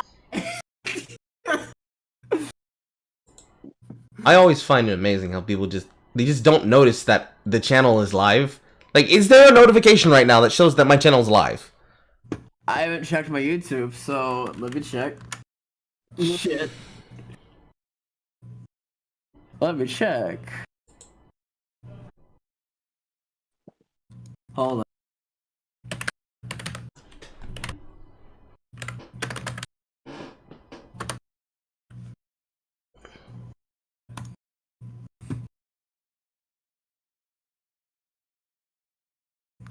Damn, nigga, it takes that long to get to my fucking page? That's a little bit concerning.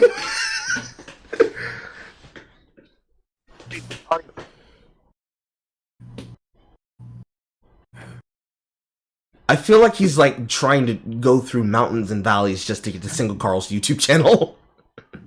So yeah, okay. Well, there we are. So yeah, there's your stream. Okay. Well, there it is.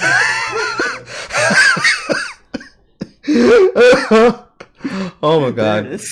Apparently I need to make some upgrades. I need to make some upgrades in the server. I actually need to get a hold and a handle on my moderators and get that going. Oh, fuck. I get enough people snitching in Poe's server to really summon me, so... I mean, I suppose. I told Poe that I was streaming, but he was supposed to set up something today for Digital Blackface, but it fell through, Poe. But he didn't communicate it with us, so he pushed it back. As usual it does. Yes, as usual. And when Baku comes back, he'll be able to talk about it. However, we have a lot of fucking content. I went farming, boys. All right, let's get going. We are so far into this, and we've only gotten through one.